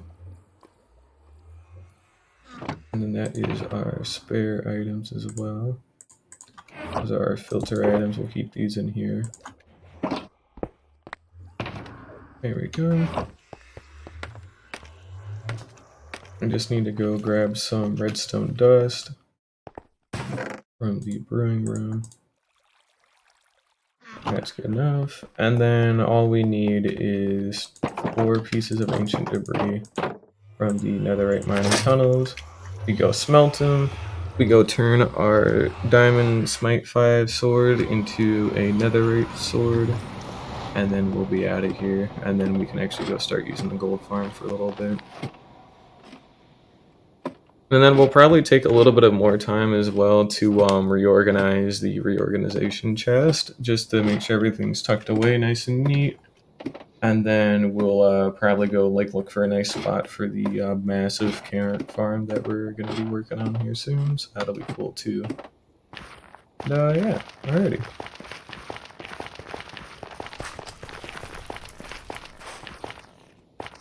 So all that needs to happen is we just need to go find a good spot for netherite and just kind of dig and hope for the best. So we'll just go this way.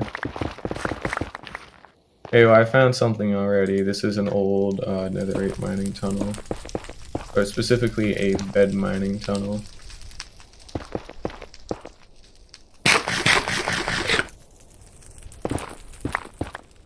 And here's another one. That's not good.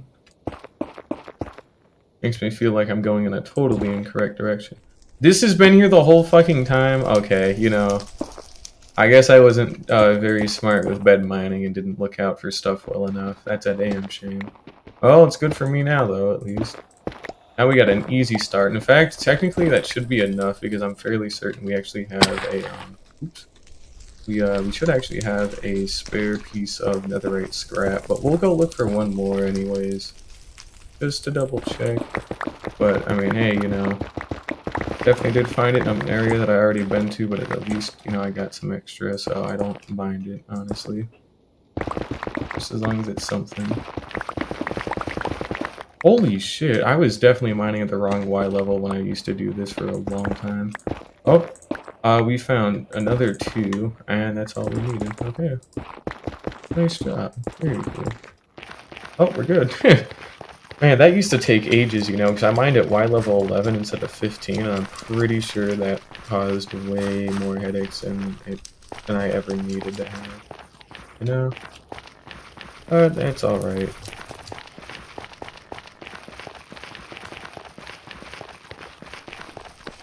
Now, how do I get back out? I haven't been down these tunnels enough considering they're very new. So I don't actually have these ones memorized. This leads back to a normal bed mining tunnel.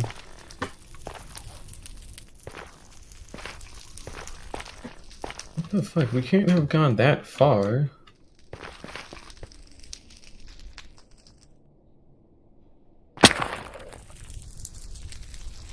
I mean, there's literally nothing even down here.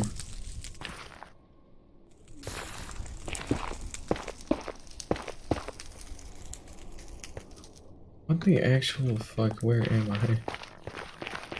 I vaguely remember this place as well, but... And it's been so long. We're gonna go negative Z because I know that's where the portal is, and we got a ladder to match it, so... As long as we just keep going this way, we should eventually come back. But I remember we ran over a small piece of soul sand. Soil sand? I tried to say both at the same time, but either way, we ran over a small piece of soul sand to actually get here.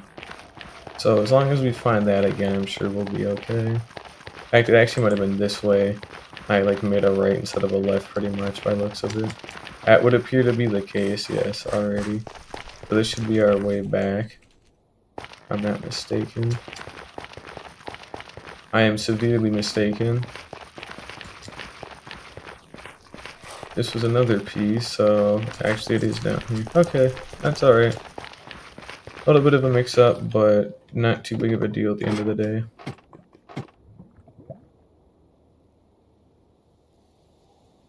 And we're at the top.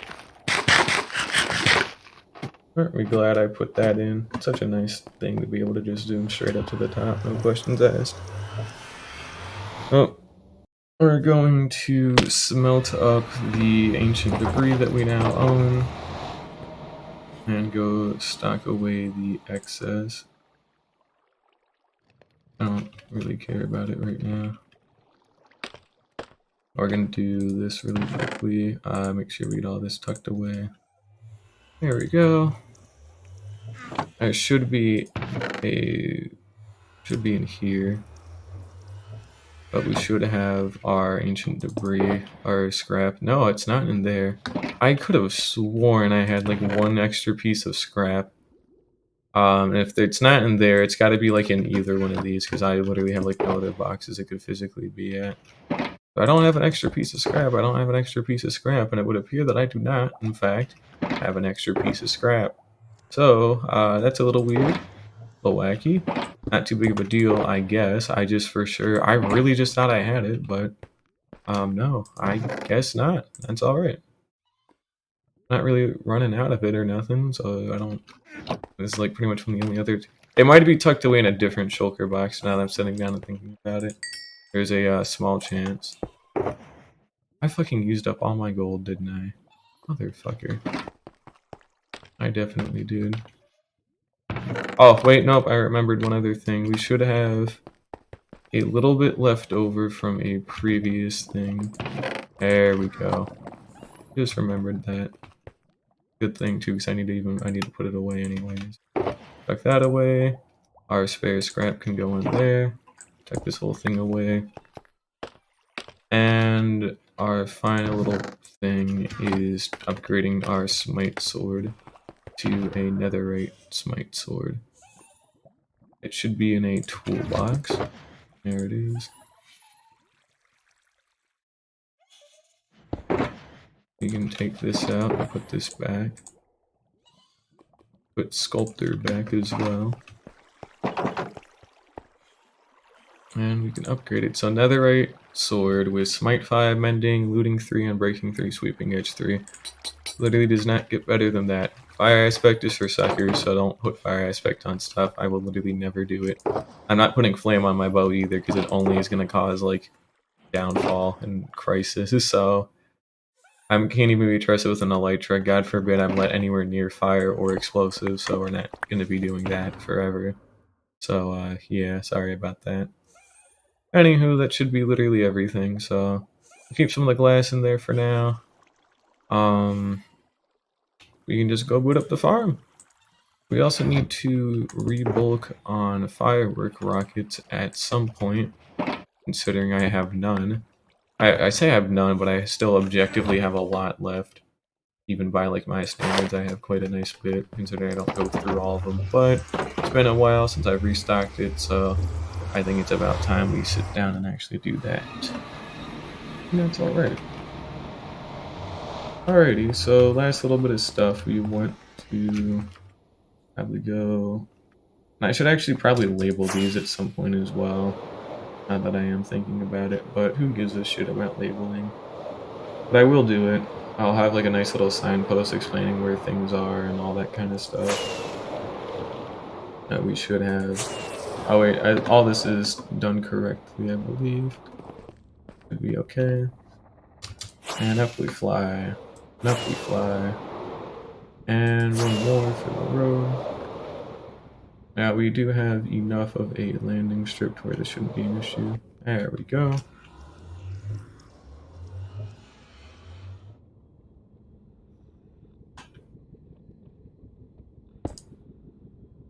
Now I would also like to do one other thing. Namely, I just want to like seal this off. So that way, like, in case there's any like zombie piglins that come through here, then we don't have any issues, because they'll definitely see me beat the shit out of these guys and like, we should get his ass, and no, you're not gonna get my ass. That's mine alone. But yep, they can't do nothing, which is perfect, what we want. So again, this is a looting gold farm, which is why it's actually so like comparable to other gold farms, because it uses looting. So This probably won't hurt us, but in case it does, we're just doing this. Again, Smite 5 sword. I'm stupid. I literally have one important thing that needs to happen, and I actually forgot about it. We need to set this up. I completely forgot. Because it's gonna dispense like gold swords, so double check gold ingots, but everything else is nuggets. Perfect. Alrighty. We're also going to turn down block sounds. I guess lava isn't a block sound. So what the fuck is it then? Ambient environment? Yep, ambient environment. That is kind of weird, but sure.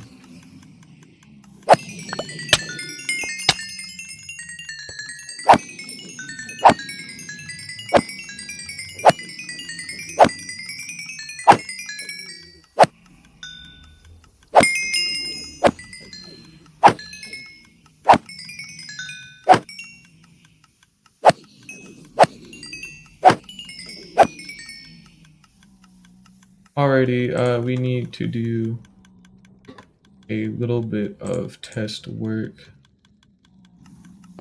and change up a little bit of things. So we need to do a little bit of debugging. As in case it wasn't very obvious, I do not want to die to these morons, so a little bit of stuff needs to change.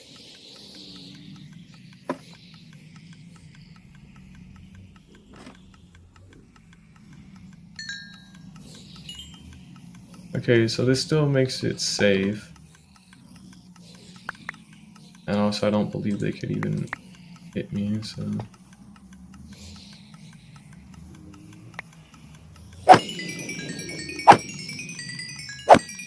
Perfect. So I can comfortably like get in here and like, you know, beat the shit out of them. And then they can't do anything to retaliate. So even if I'm all the way pressed up against it, they physically can't reach me. There we go. Okay, now it's truly 100% done. And they can't physically do anything to hurt me either.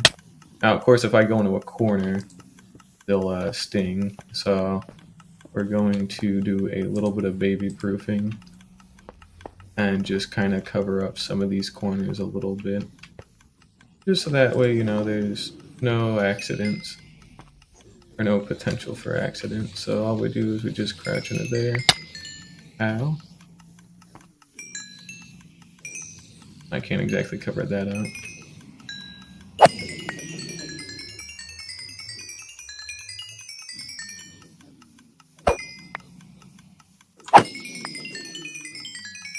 Now this won't get my stuff fixed up like straight away, but it'll do enough to kind of like help repair things while we actually use the gold farm. And it looks like we have an overabundance. Yup. Quite a large one at that. That's never good.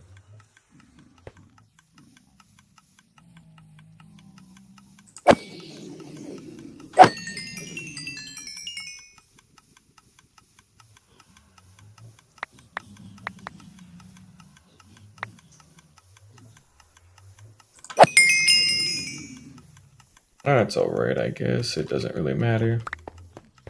Remember, we can reharvest a lot of this stuff by hand. And I need to actually get some glass.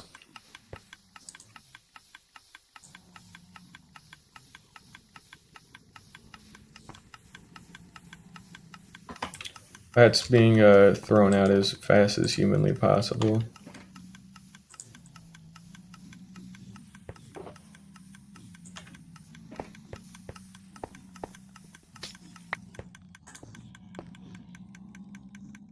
There we go, can't do nothing.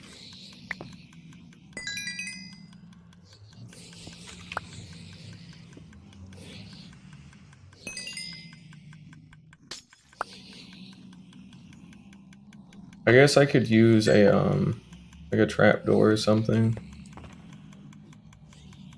So let's maybe peek around a little bit. I should have a like trapdoor left over. Or a ton of them at least, yeah.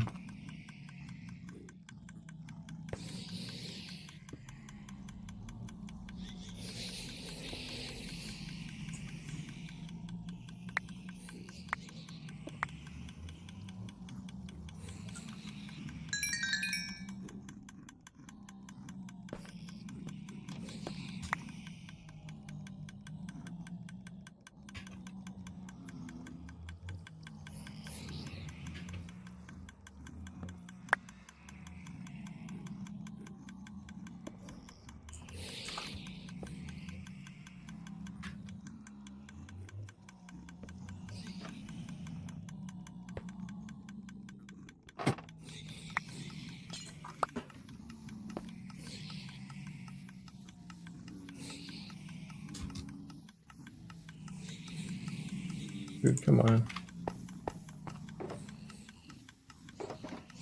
Slabs that I do not own right now, and I have to actually go out on my way to craft again, damn it.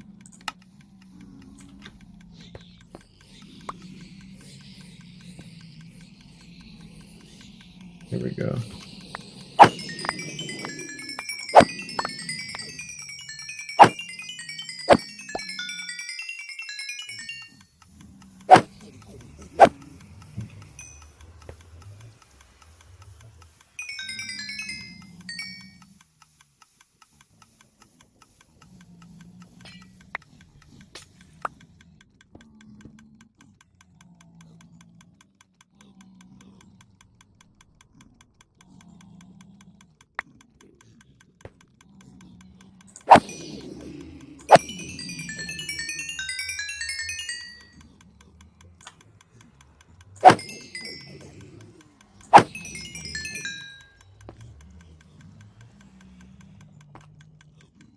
Oh my god, it's all like gold swords and shit.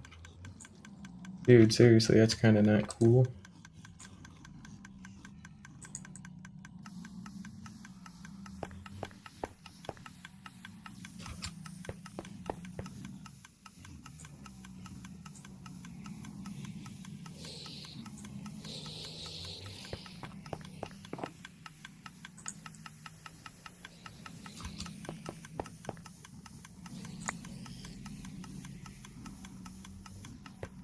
That's alright, I guess. They're getting burnt eventually, which is good.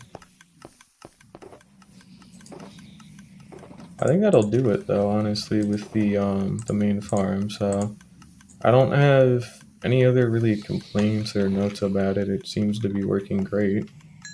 So I don't really have a lot to say, honestly. Give them a little whack.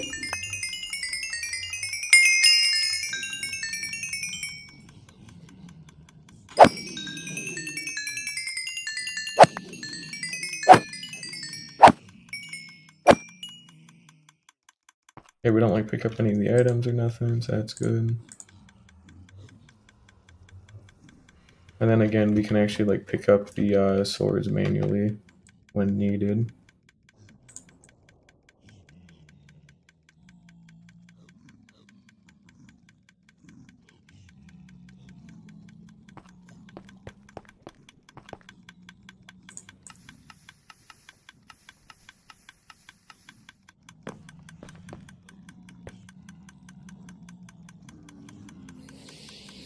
They're all gonna start dying to like, you know, cramming damage, which is good. That doesn't get us any XP because they're no longer mad at us, but it might get a little bit. You can see how good our overflow is working. No gold ingots, that's actually kind of bizarre. We definitely have had some gold ingots like flow through. There's no fucking way. We literally have some like right now it's tucked away. I guess it'll get to them at some point. Okay, there we go. So that was 14. And we should have this filter here set up. Yep, we do. Okay, that's good. Perfect. That is correctly set up, which is very good.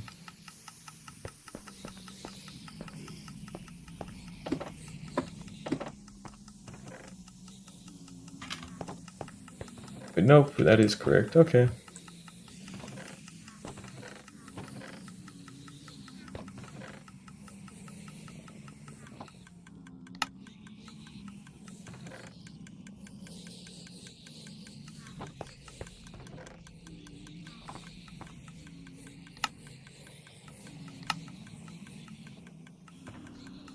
Okay, we've got a nice healthy amount of gold right now. However, if we want to actually make a lot, we're going to have to like sit down and use this thing for quite a while, so a little bit of a shame, but it's whatever.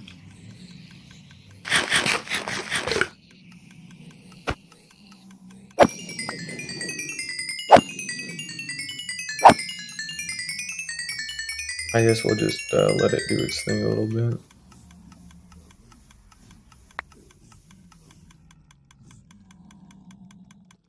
And then what we're gonna do is kind of reorganize the old inventory a little bit here. And basically just drag and drop a bunch of stuff so nothing gets into our inventory.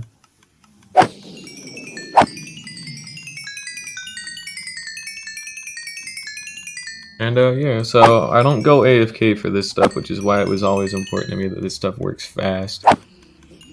But looks like we'll be fine.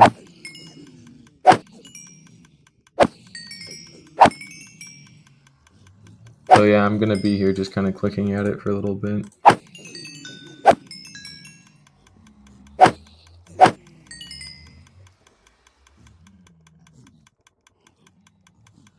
And kind of just let it build up a little bit more.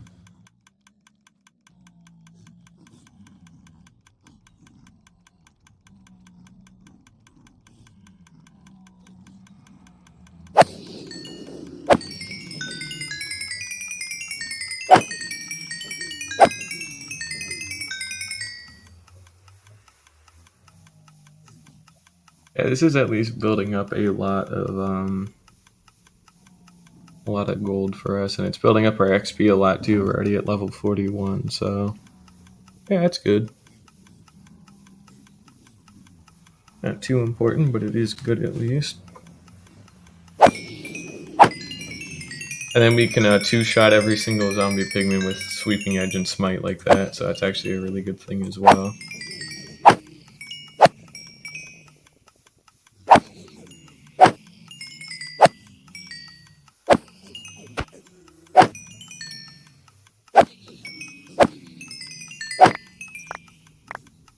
They're shuffling out items, so that's what that is. But again, we'll just let it kind of build up and do its thing. And then, yeah, it's been 4 hours, by the way, so that's cool. The part where it's not. Oh, and I didn't even notice it. I guess it was, it must have been while I was AFK and I had to go do stuff, but, I guess somebody new followed me. Their name is just a bunch of keyboard spam, but either way, thank you for the follow. I'm sorry I didn't catch that earlier, but I guess, thank you for it either way. It's definitely a little weird, but hey, I appreciate it, so. Oh, they are dying of cramming damage. We should kill them now.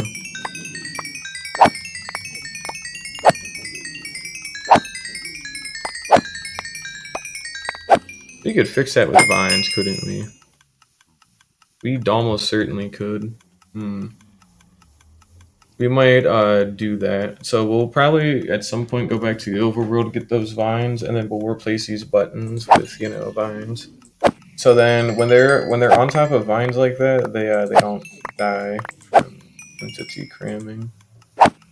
It's very weird, but that just it is what it is.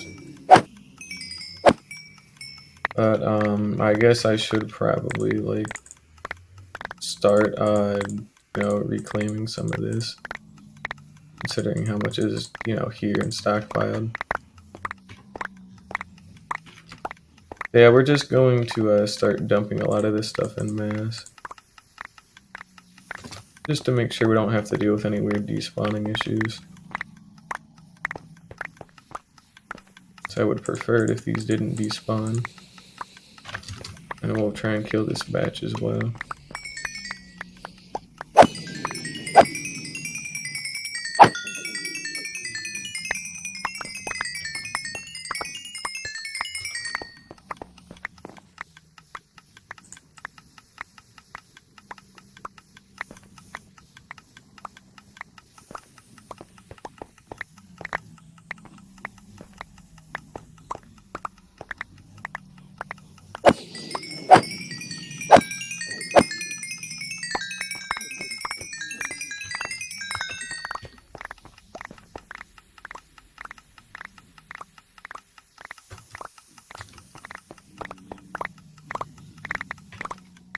Holy shit.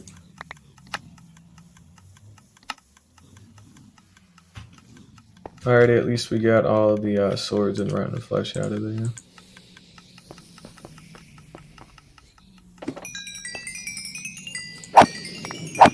This also works as an AFK-able one, considering when they die, they always drop like a couple of nuggets as well, even without being killed by like player interaction, but this works best as a looting farm. Still works great as an AFK one, but I don't want to use it as an AFK one. I'm very specific about that. We might also want to we might want to consider opening this up just a slight little bit as well. Which I can't obviously do it now, for God's sake, but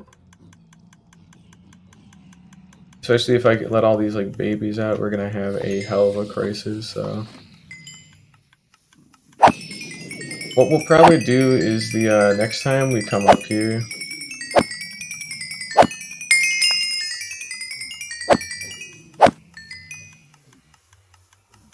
Alright, I don't see any babies, so hang on. There we go, okay. But mainly it's just so that way we can actually get in here really quickly and just like kind of chop away at them if needed. So we're also going to put a bunch of these in there. There we go, that clears that out.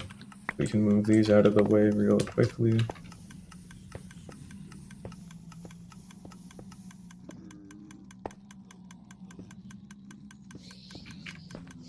And then we just need a glass pane again. Like right there.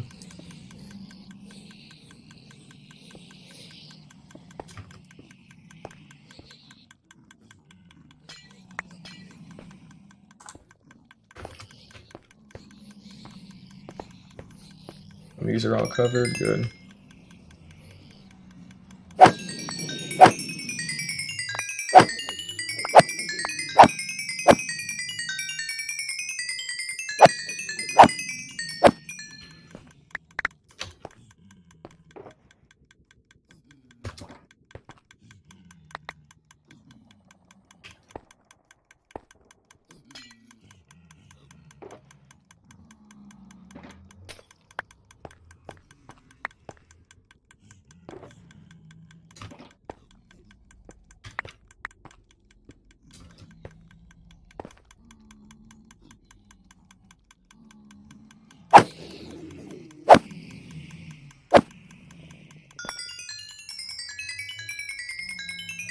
Oh yeah, down. I guess we can't exactly pick up a lot of this stuff if we can't get to it.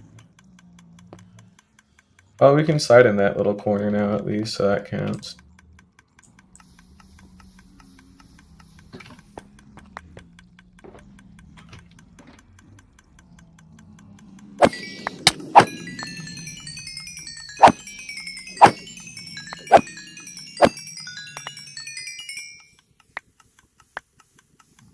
We can get most of it, that's fine enough.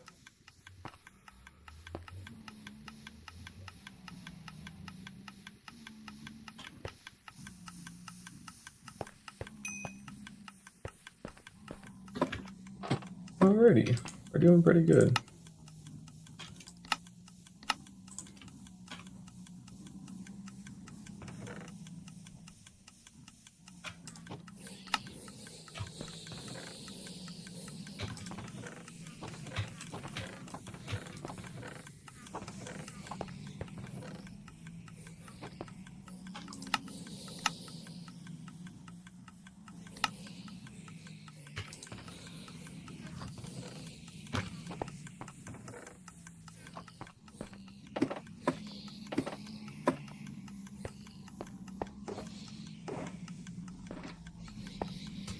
We only got 14 gold block. I feel like we have more. I'm pretty certain we do actually have more. I just don't know where. I think it's in here. No, that's the wood one. This is the one. There we go. So we've got 26 of them. Now, for context, a stack of gold blocks is 9 stacks of ingots, which is 81 stacks of, gold nuggets. And then you need 8 stacks of nuggets to make a single stack of golden carrots. So, hang on, give me a second. 81 divided by 8. We can basically make like 10 stacks of golden carrots per stack of golden blocks. So, We can actually make quite a lot with what we already have. That's pretty cool.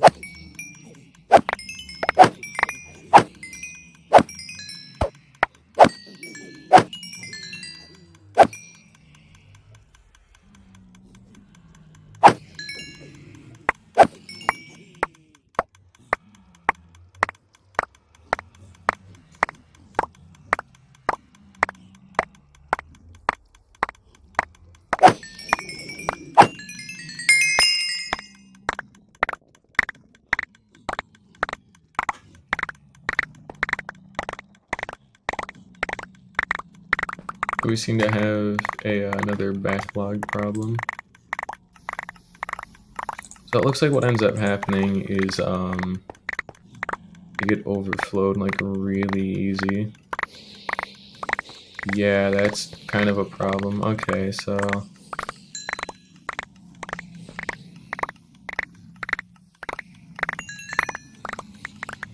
ends up being a big like overflow issue.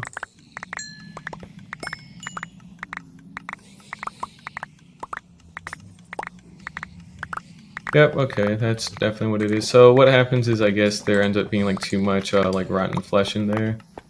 Or like too much of like the gold that needs to be processed and then it can't be processed because there just simply isn't like enough space for it to be.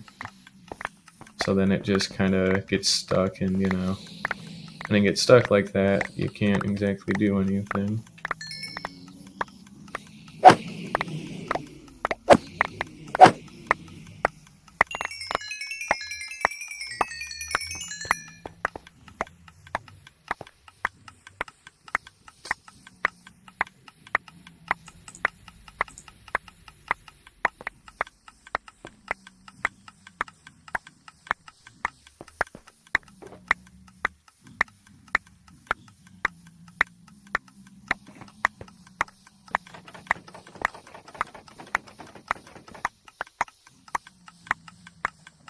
Okay, hang on, I'm sorry, I'm being a dumbass right now. There we go, alrighty. Now we have direct access to the dispenser to dispense all of that.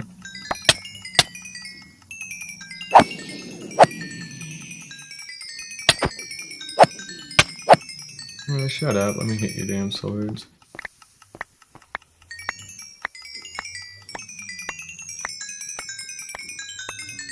Ooh, I got another idea. Okay, hang on, so I think we're able to throw something directly there. That could help out big time.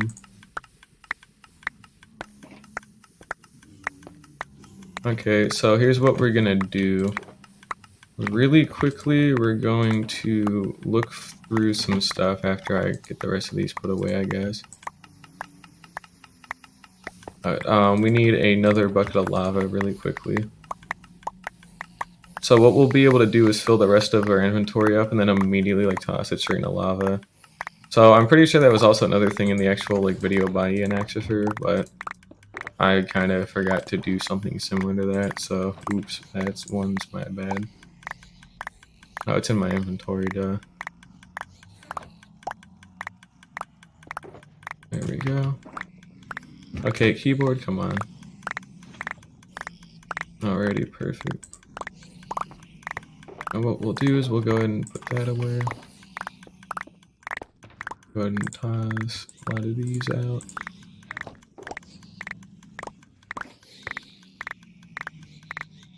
Okay, so now all it boils down to is basically we just put everything away in our inventory nice and neat, and we leave one slot for all this extra stuff.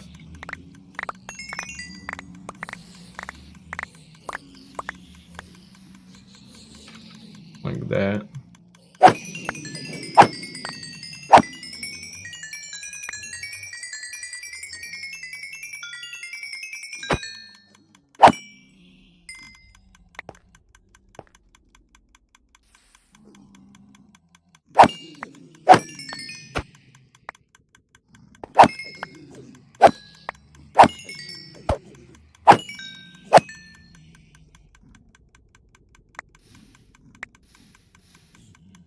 So that'll help to alleviate most of it at least.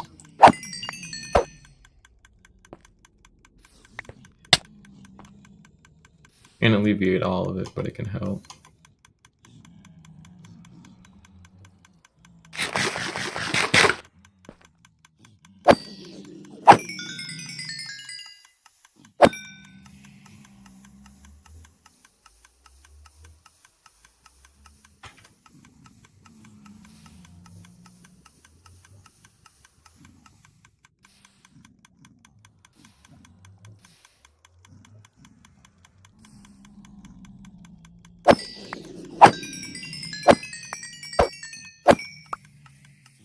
We can probably do a little bit of switching. Check this out. We go ahead and move this here. And take that glass block and we put it there. Now we can craft a lot of our stuff back into ingots.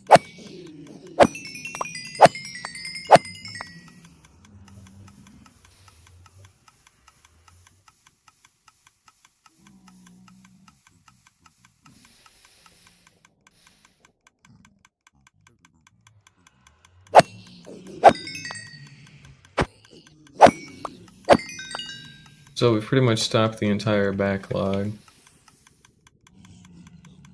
Yep.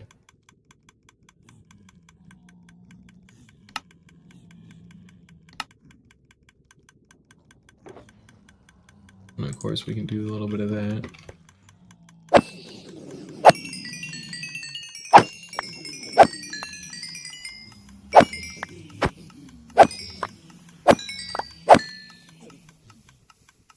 Oh, again, I'm still trying to figure this out, but for the most part it seems to be working out pretty damn well.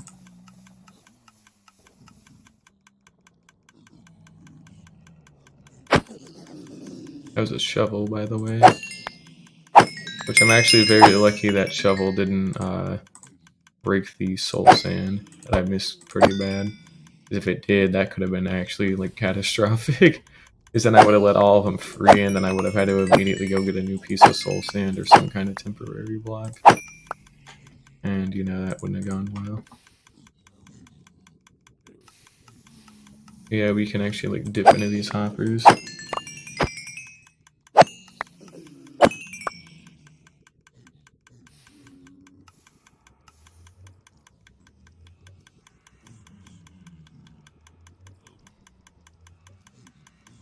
Well, like I said, we'll keep going until we hit about like a stack of gold blocks, and then we'll go do like, you know, other things. Again, we'll go plot where to put the carrot field.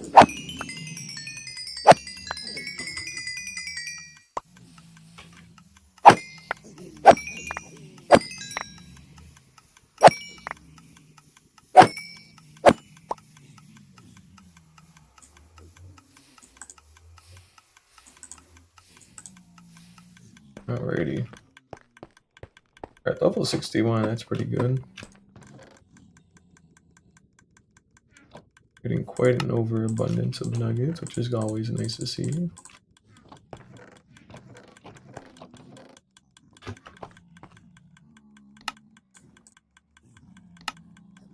Another 10 gold blocks, very good.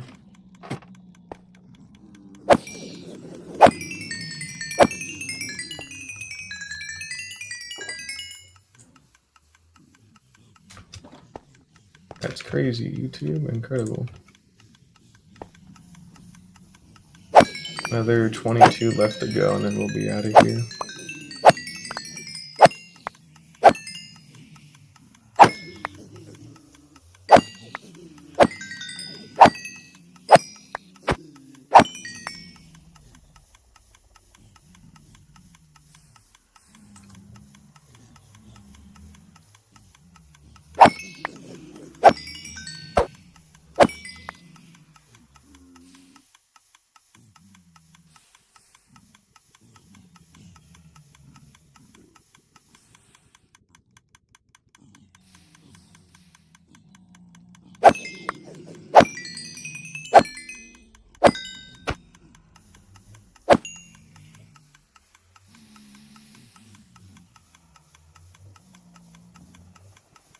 And we're still doing very good, honestly, so hey, I'll take it.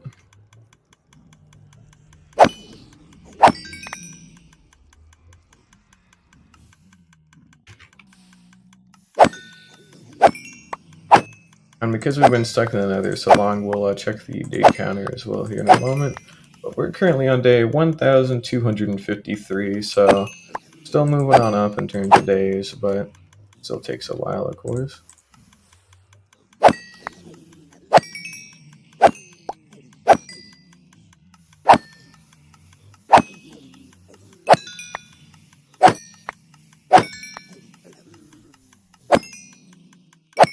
But yeah, with this much gold, we'll be able to like stockpile about like, like I said before, 10 stacks of golden carrots, assuming we actually get 10 stacks of carrots, which funny enough, we don't even have enough for that. And then we also need to go find a nice spot for the carrot field as well that I'd like to go plant. So it won't be terribly close to our base at all. It might be a little bit close, but not like close enough to render like ever, pretty much. But it'll still be on the world map, so it'll only be like a couple of like seconds away by elytra, and even by boat it won't be more than like a couple of minutes, if that. So I want to basically just build like a massive like set of like lands and towns, like that you could all see like on a world map, and it would be really cool. At least I think it could be really cool.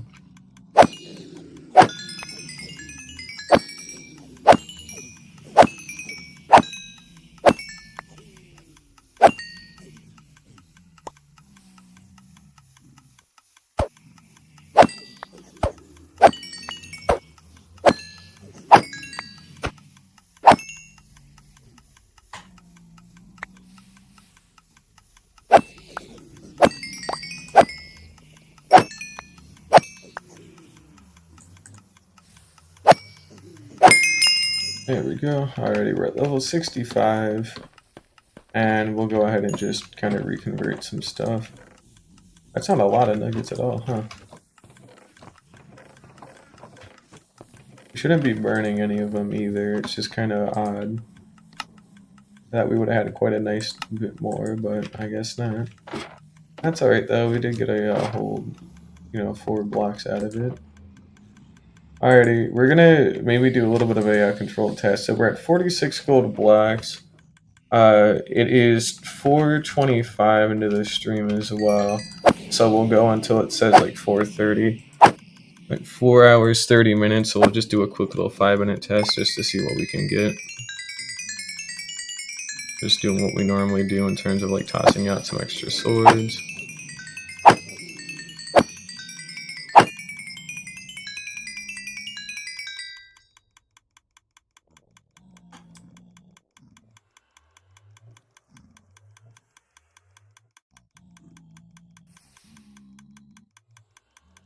Okay, I seem to have missed horribly.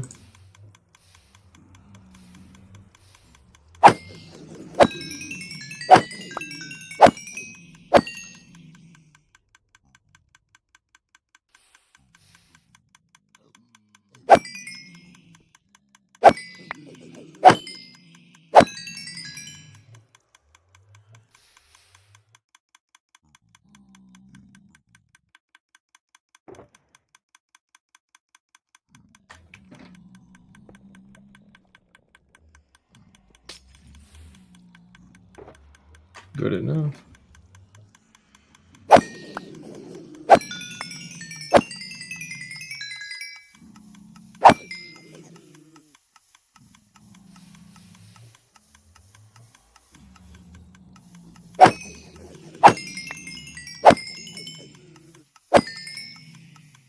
Alright, it's only been a minute and a half so far, by the way. So not long at all. And it only becomes less efficient once they start dying to entity cramming, so it's not like we have to beat them to death like straight away, Once they start dying to entity cramming and they die by entity cramming, that's when there's issues. Because then they die from cramming and not looting 3.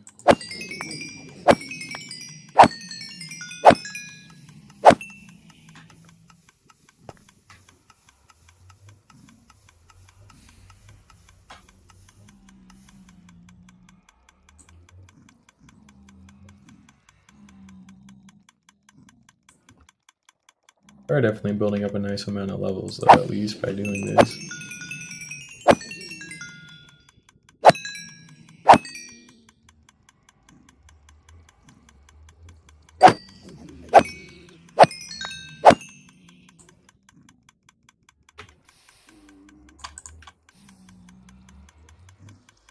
I'll just wait a little bit more.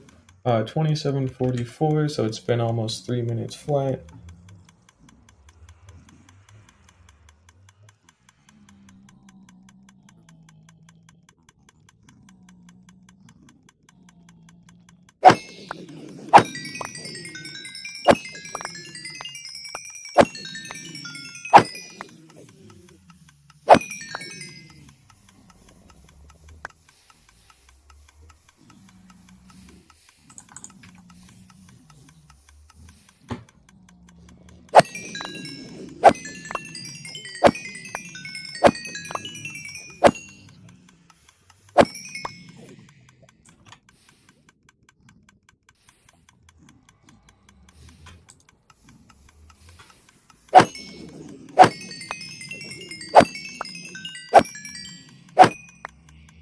Guys, oh my god, insert funny joke about the funny number here. No way, guys, that's crazy.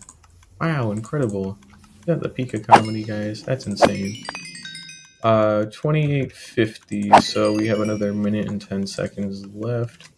And then we will be taking out what's in the hoppers. And then, yeah, we'll do a tally. So it's been 4 minutes.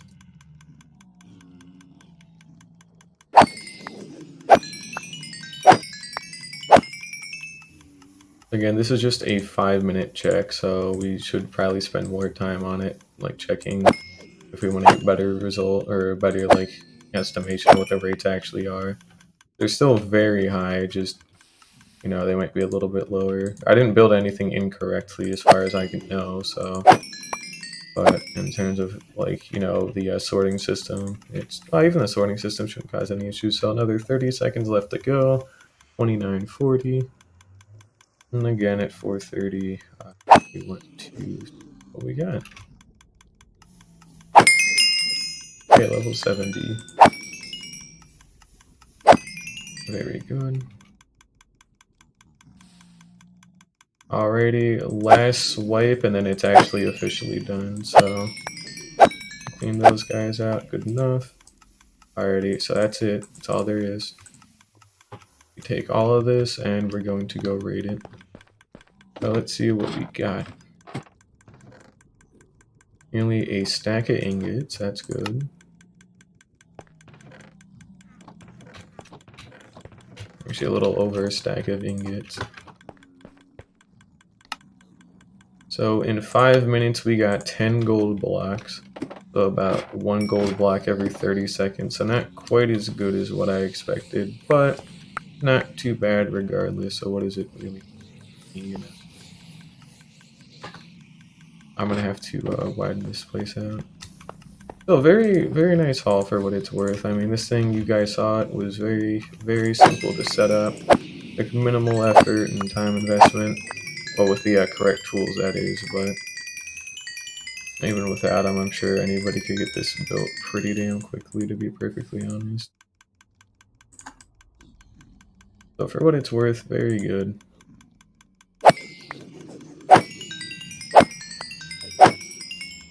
And just to confirm, we do actually have looting 3 on this sword as well. There's no funny business going on with that. We are using looting 3 on it.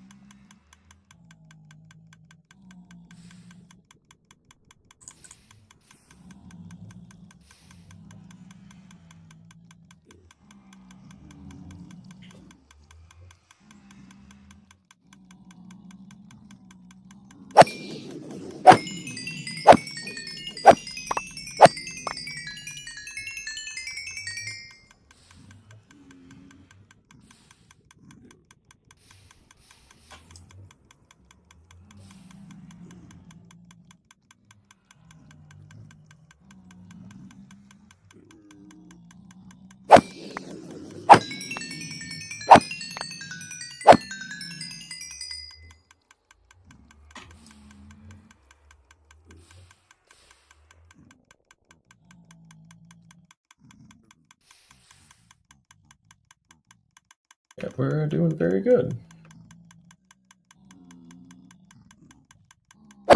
Sorry it's been a little bit dull running this, but again, I straight up refuse to go AFK in this world in case some kind of accident were to occur or there's like some mass like overflow, and if I'm not there to know about it, I can't fix it, so, you know. But we don't ever, you know, the only time we'll ever come back to get more gold is if I don't want to buy like golden carrots and I just want to like, you know, do this repeatedly. Or if I need a lot of gold for power to rails or like something like that, you know, that's probably when it would come back. But in terms of like a bartering farm, I honest to God might not ever build one.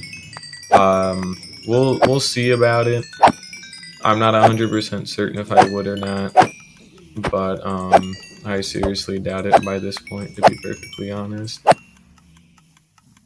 It just doesn't seem like it would be quite worth it. Now, of course, that opinion might change if I needed a ton of quartz or obsidian or gravel, like fully automatically, but as far as I can tell, I don't believe I'll need to get it automatically. Like, I'm still okay with, like, manually, like, grinding that kind of stuff out. Might stink, but, you know, I don't need a fully automatic, like, farm for the Varding drops or nothing. I don't mind it, personally.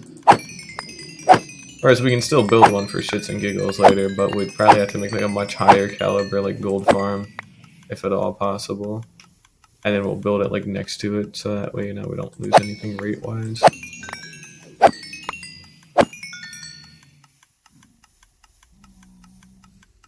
Come on, there we go. Keyboard's being a little bit slow, sorry about that.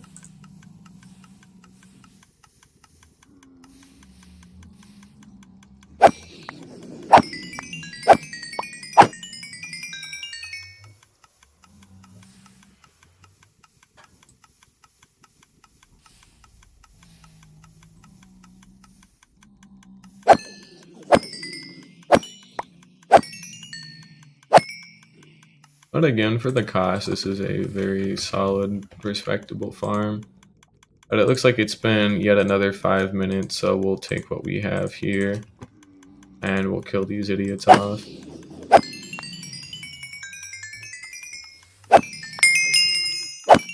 There we go. And we'll go ahead and again double check this kind of stuff. And yeah, let's go see what else we got. We're at level 75. Still a very nice, respectable amount of golden nuggets. Almost no gold ingots. That's alright though, they're kind of a rare drop anyways. We got another 9 gold blocks, so yeah, it looks like we average about like 10 gold blocks every like 5 minutes, I'd have to say. Yeah, reasonable estimate.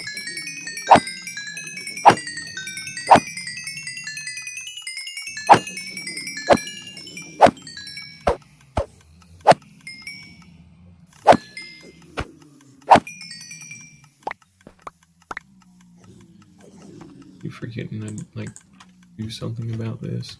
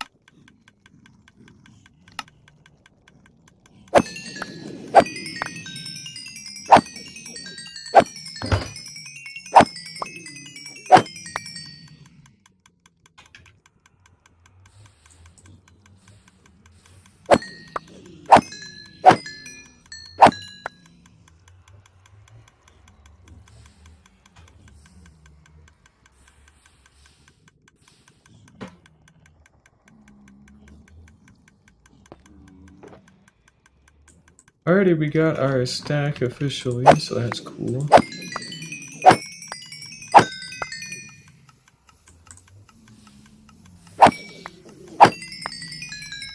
Alrighty, so what we'll do is we'll clean out what's left in here.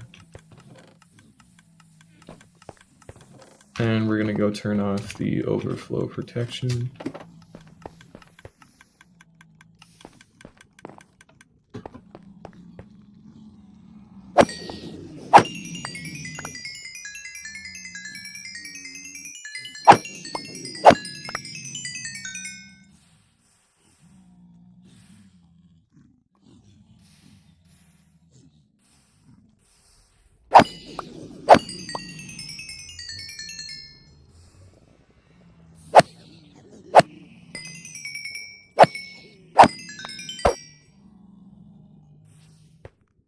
Alrighty, there we go.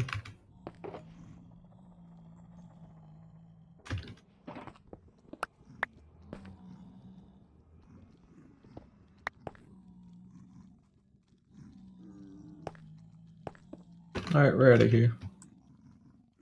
Where is it? There it is. Cool. Really quickly, we're gonna turn the sounds back up. Blocks, hostiles, and ambient/environment. Sounds like we had a regular piglin up here somehow.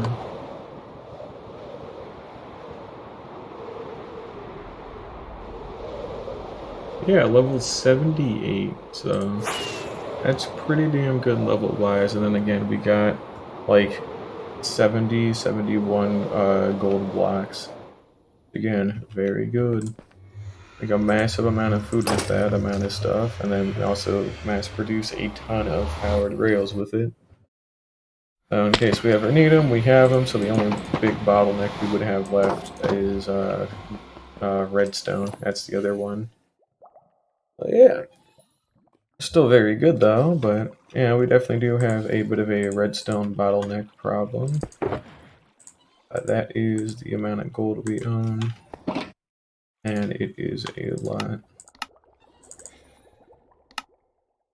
Yep, 74 and a little bit of change. Cool.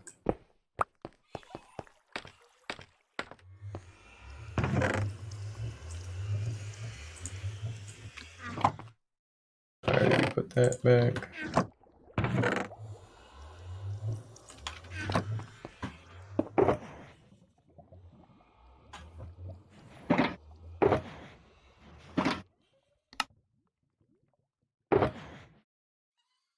Alrighty, 64 and 12, we have 76 blocks of shit. That's cool.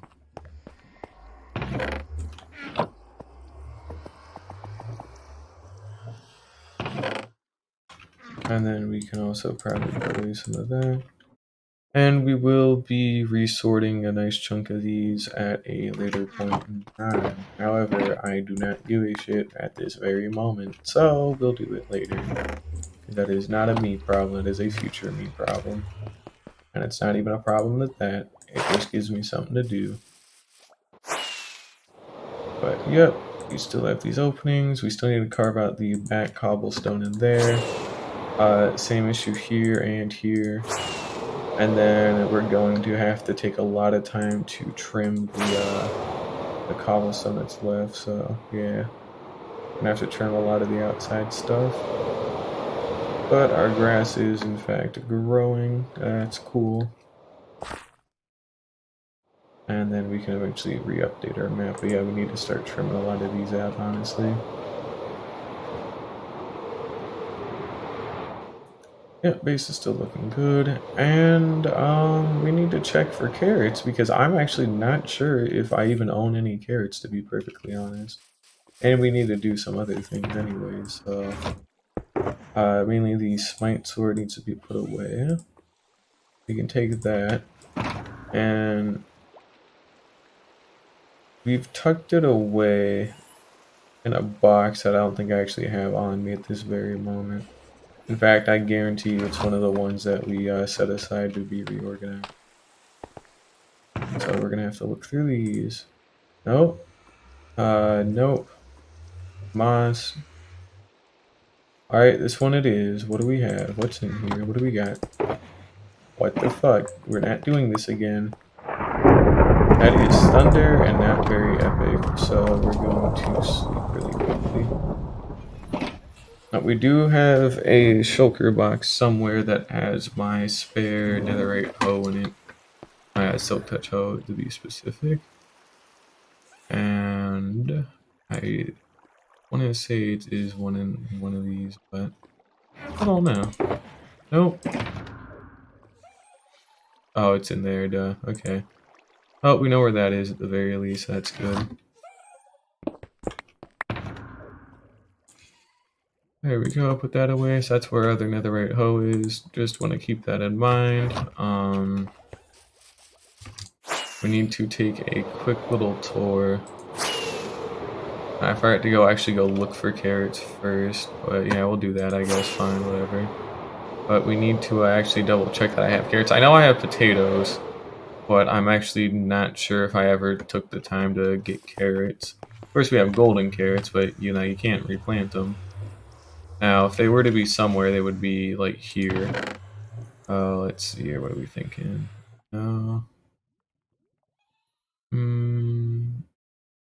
Maybe there. Alright, that's about the only one I can think of. And we do. Good, okay. We do actually have carrots. It is a small amount, but it still counts, so that's all we needed. Now, what we want to do is also pick out I want to pick out a big part of the world map that we'd want to reuse next. So, for context, here's our base. This is our wheat farm right here. And we have this area to choose. We have this one. We have this massive one. We have this one. We have this one. And then when we expand more of the world map, we'll probably have some stuff way down south as well. We'll probably expand it out like another map on each direction. So it'll go from being a 2x2 to like a 4x4. That ought to be pretty fair. And yeah, I guess just whichever ones we want. So, and I want it to be separate. So again, we have wheat here. I don't want to. We might be able to build the carrot here, but I really don't think I should. So, and we don't want to build too close to here, considering this is actually might get demolished.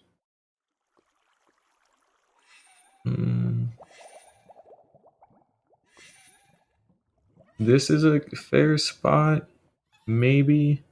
But if not that spot, definitely this spot. So we'll probably actually pick this island here. Yeah, so that's the Shattered Savannah Island with that massive mountain with the Shattered Savannah. So that's what we're gonna be building at when we go look for this land. We always technically have this stuff too, but it's too close. I don't actually want to do it here. These are the two islands we've been working on destroying. And this should be the Shattered Savannah bit. Yeah, so we have quite a nice bit of land. And then, remember, we want to flatten, in a massive fucking amount. So, this would probably be where a lot of the buildings would go. And then we'd have some more, multi-purpose land there and here. And then I would have to say that a lot of stuff over there spreading into here would be prime real estate for farmland. Because remember, it still needs to be flattened out quite a bit, so there isn't just a little bit of work to do, there's a lot of work to do. So we have to actually prep it before it's, before we can actually use it. That's our other issue as well. So we're gonna tuck this away. And we'll probably have to come back with a spare shulker box or 13. And yeah, basically we just want to flatten out everything we can lay our hands on over here.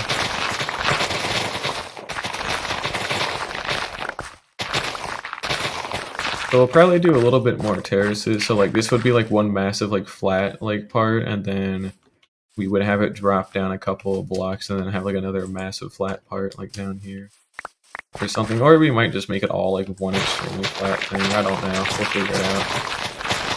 I just don't want to have to dig out too much stone is my main issue, and I don't want to waste too many blocks building something back up.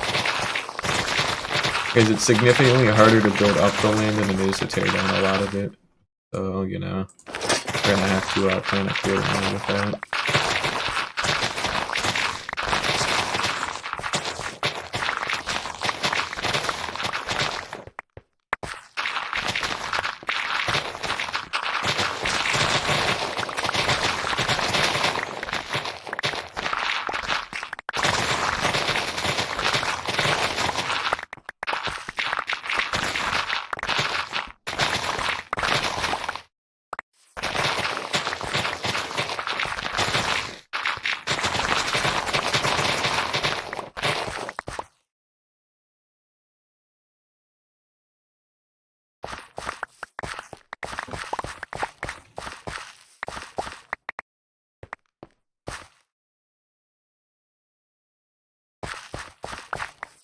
Another thing I need to start thinking about a little bit too is, as I've talked about in the past, I do want to build a kind of Library of Alexandria where we catalog like everything that I own. So it probably would go a lot closer to my main base, but we want to try and build some kind of like mass library that would be perfect for moving our villagers into as like a new trading hall. But it would also be great as a massive, and I mean, I'm talking like huge, like bulk storage center. Like we'll have like shulker box loaders. We'll have probably like 1,000 like double chests or some shit, and then we can pretty much sort out like every single item into like its own shulker box loader, and then sort them out from there, and then just compile like a massive amount of just shit like everywhere, and that could be like really cool. So basically, we would have a double chest filled with shulker boxes of like every single item, or that we could fill with every single item. So some of the rarer ones, like beacons, for example, that we knew would never get filled up, would probably have their own like relatively smaller area that they could use or whatever, would be compounded with other things. But one of my main ideas, and I need to check that it's possible, but let's say you made a shulker box from scratch, so you just crafted it with 2 shulker shells and 1 chest. It should have no NBT data from what I can understand. And if it were to be filled with the exact same contents, which, you know, the exact same contents in this case would be a completely filled box. So let's say a completely filled box of exclusively dirt, because you load all the dirt into a shulker box loader, and once the whole shulker box is completely filled to the brim, it gets pushed off, a new one gets dispensed, standard shulker box loader stuff, but then it goes out and around through an item stream, right? And then when it goes through these item streams, it passes through a large set of allays that sort out the most common ones. So what the allays will do is they'll hold like an entire shulker box of that item, and then since they'll match exactly, they'll be like, huh, because allays can hold shulker boxes, and I'm pretty sure they can hold, if you know they matched up, they could hold like a shulker box of the like filled to the brim with stuff, and then you could give them one filled to the brim with stuff, and they'd be like, yeah, this is the right thing. So then they would pick it up, and then they would like toss it at a hopper or a hopper minecart, which would then actually dispense it into the correct chest or whatever. So I believe that could be a very good way to use allays to like sort out like massive amounts of like filled shulker boxes. No fucking clue. I don't see any reason on paper that it wouldn't work, other than the fact that allays might not be able to hold like full shulker boxes, but then again, I wouldn't know. But I believe that's probably something that is viable, because you can make non-stackable item sorters as long as like the thing has like no durability damage, and if you're sorting ones with enchantments on them, they all got to be the same enchantments because the NBT data is different. So if you can do it with like non-stackables like that, then you should be able to do it with these kinds of non-stackables where it's a completely perfectly filled shulker box that, you know, is not dyed. So that way it's a lot easier to, you know, sort. But I feel like it should work. I'd have to test it out in a creative world as like a proof of concept, but I don't think it's a bad idea, you know? I think it could work. I don't see any reason why it wouldn't, but I'm pretty confident it could. Now, this is one of the other issues I was referring to just a little bit ago. So we have flattened out a massive portion of it, but if we start digging any lower, a lot of this will be stone. And if we want to drop it down to these like lower bits, we're going to have to dig a lot of stone, and I simply do not want to do that. So what we'll probably do is have this area be its own like separate thing of carrots, and then have some fencing around it, and then drop it down a couple of blocks like very steeply, and then do another big flat area. So that way we can avoid digging out a massive amount of sun. Like this much is fine. We just don't want to do like entire like chunks of it, you know what I mean? So we'll get that figured out. But yeah, that Library of Alexandria concept, I think it's very cool.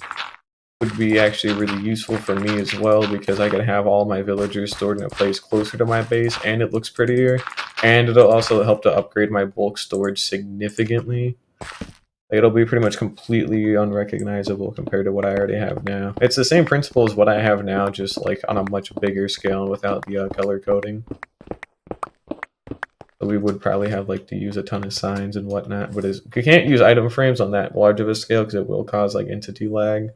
And we need to be cautious of that, because my base is already a fucking cognito hazard as it is. We don't, you know, a big biohazard. We don't want to touch it with a, we don't want to poke it too hard, because if I do, I'm not going to have a house to live in, because it will literally break my computer anytime I try to load it. So, you know, we're going to try to avoid that by cutting down on, again, things like entity lag, you know, things of that nature.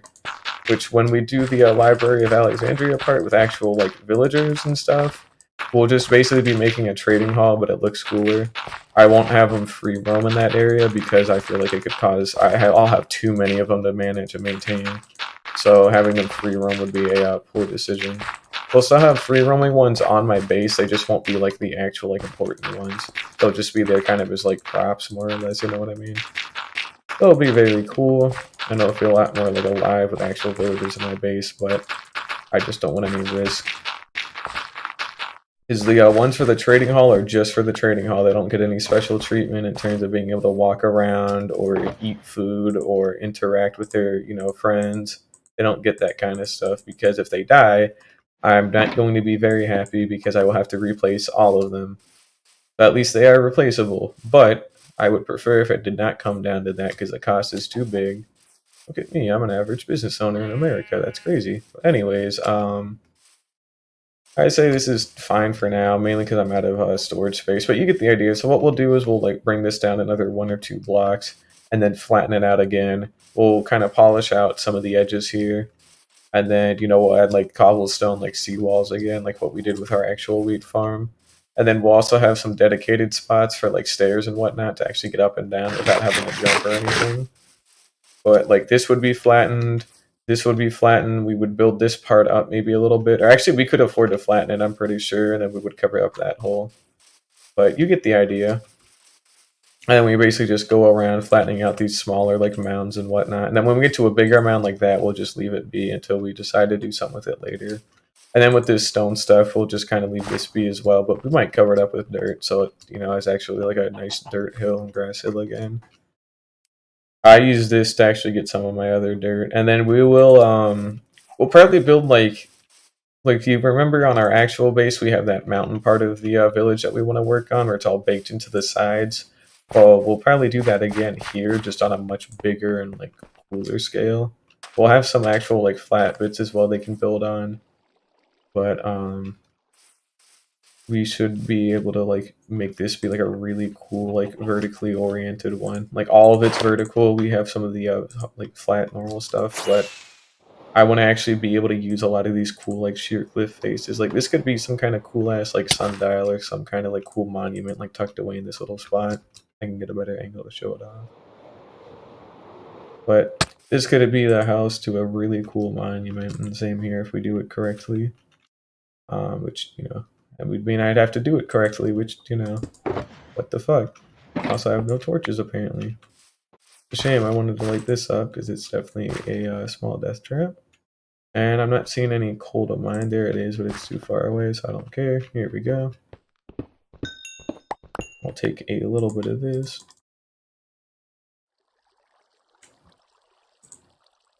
There we go.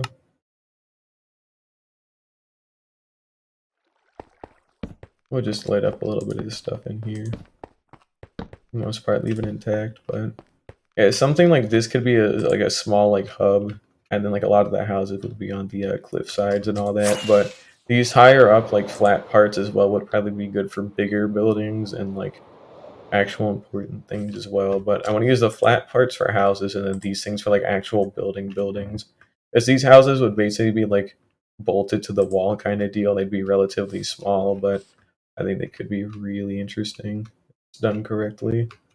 And then that means combined with all the other things we have too, and given the fact this is a savanna, we could actually probably choose a whole different like block palette that I normally haven't used before. Then we got a nice little beach area too. We could probably do some other stuff with as well. I could probably finally actually get a small like fishing town like I wanted to do for a while. That could be another thing as well. We're not just limited to a body of land as well. We have the entire fucking ocean to work with. So we can't build anything too close to the sphere, but we could, and I don't want to just do like Atlantis or an underwater city. I want to do that, but not just that. You know what I mean? So we could probably do some kind of hybrid, where we have like an underwater bit, but then there's also like a very cool like above ground like bit that floats on the water, and then there's actual like. I wonder what we could probably do is we can make like underwater ruins, like massive ones with the prismarine blocks and stuff that we have, and then have a city that floats above it and a little bit close to it, and then they're like slowly trying to drain out a bunch of the water and like preserve it in like a glass like kind of aquarium-esque kind of thing, you know what I mean? So they're slowly expanding it out and like trying to conserve it. But yeah, we do have like the whole ocean to work with. So again, here's where we're going to be planting the carrot kingdom, and then we could probably make a big fishing one out in this patch of water over here. This one over here is prime as well. I don't want to do anything down here because it's too close to the sphere, but that's also technically a spot once I figure out the exact thing for that. But yeah, here or here for a fishing area as well could be very cool. And then that would also mean we could have, well, this lane's going to get like removed at some point depending on how close it ends up being. But it could be very cool, you know. And then of course we're gonna have more civilization here and here as well. And then we'll probably have some more tucked away in here. But yeah, I think if we try to like fill this pretty much this whole map with like a ton of civilization and cool like areas to explore, I think that could be really neat. But I believe that's gonna actually have to do it for me today, to be perfectly honest. It's been kind of a long day and it's been like 5 hours, so just to recap, we got a little bit more of the plateau areas done, and actually we'll take some time to update this really quickly. So we're not quite done yet, but we are going to be wrapping up here very soon. But you know, it's been fun today, at least for what it's worth.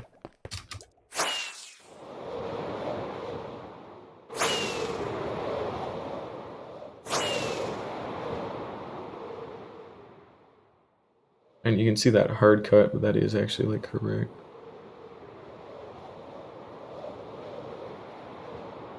That stuff hasn't been updated in ages.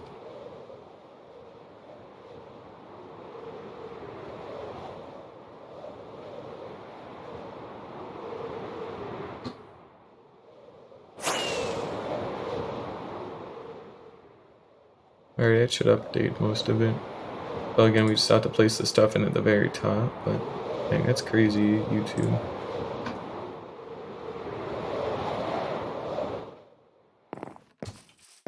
But yeah, that will have to do it for me today, because I am kind of tired.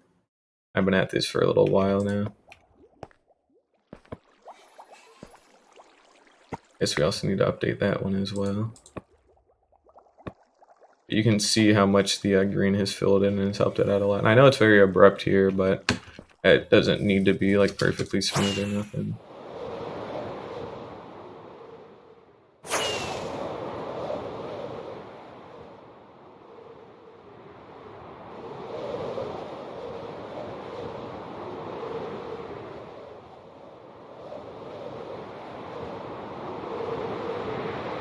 Okay, that was quite a lot of lag.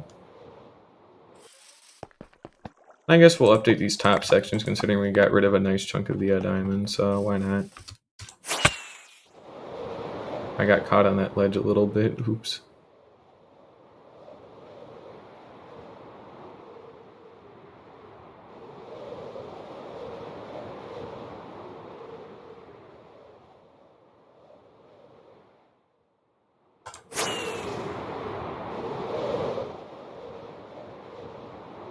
Next time we'll move this dock out to the center just because I want it out of the way. Yeah, you can really see what we're starting to work with now, so a lot more greenery in place than last time. We're still getting some of this turned into greenery, obviously, and then we still have this whole section to fill in. And then we still obviously have the whole outside part to make as well, but again, we want it so it's at its like farthest from these peaks, like in the back part, because these are the tallest, so they're gonna need more distance to make it up there. So it's basically just gonna be like there's a tip, and then we curve out a lot more, and then like we would go to our farthest like way in the back here, and then we curve back in, and then as we start getting closer and closer to these tips, we would like kind of get like shallower and shallower compared to where this is. So it'll be like an actual like proper crescent moon, but it'll be very cool. So I'm looking forward to it. But yep, that's gonna do it for me today. Day 1256 in quite a long time, and we're good here. And just in time for the music. So hey, there we go. Yep, it's been fun and 5 hours. So thank you everybody for watching. Next time we'll go work more on that carrot field, and we got our gold farm done. That's pretty cool. But yeah. Hi, Negatory. But yeah, I'm out of here for tonight. I'm very tired, so I'll see y'all again next time. And yeah, bye bye for now.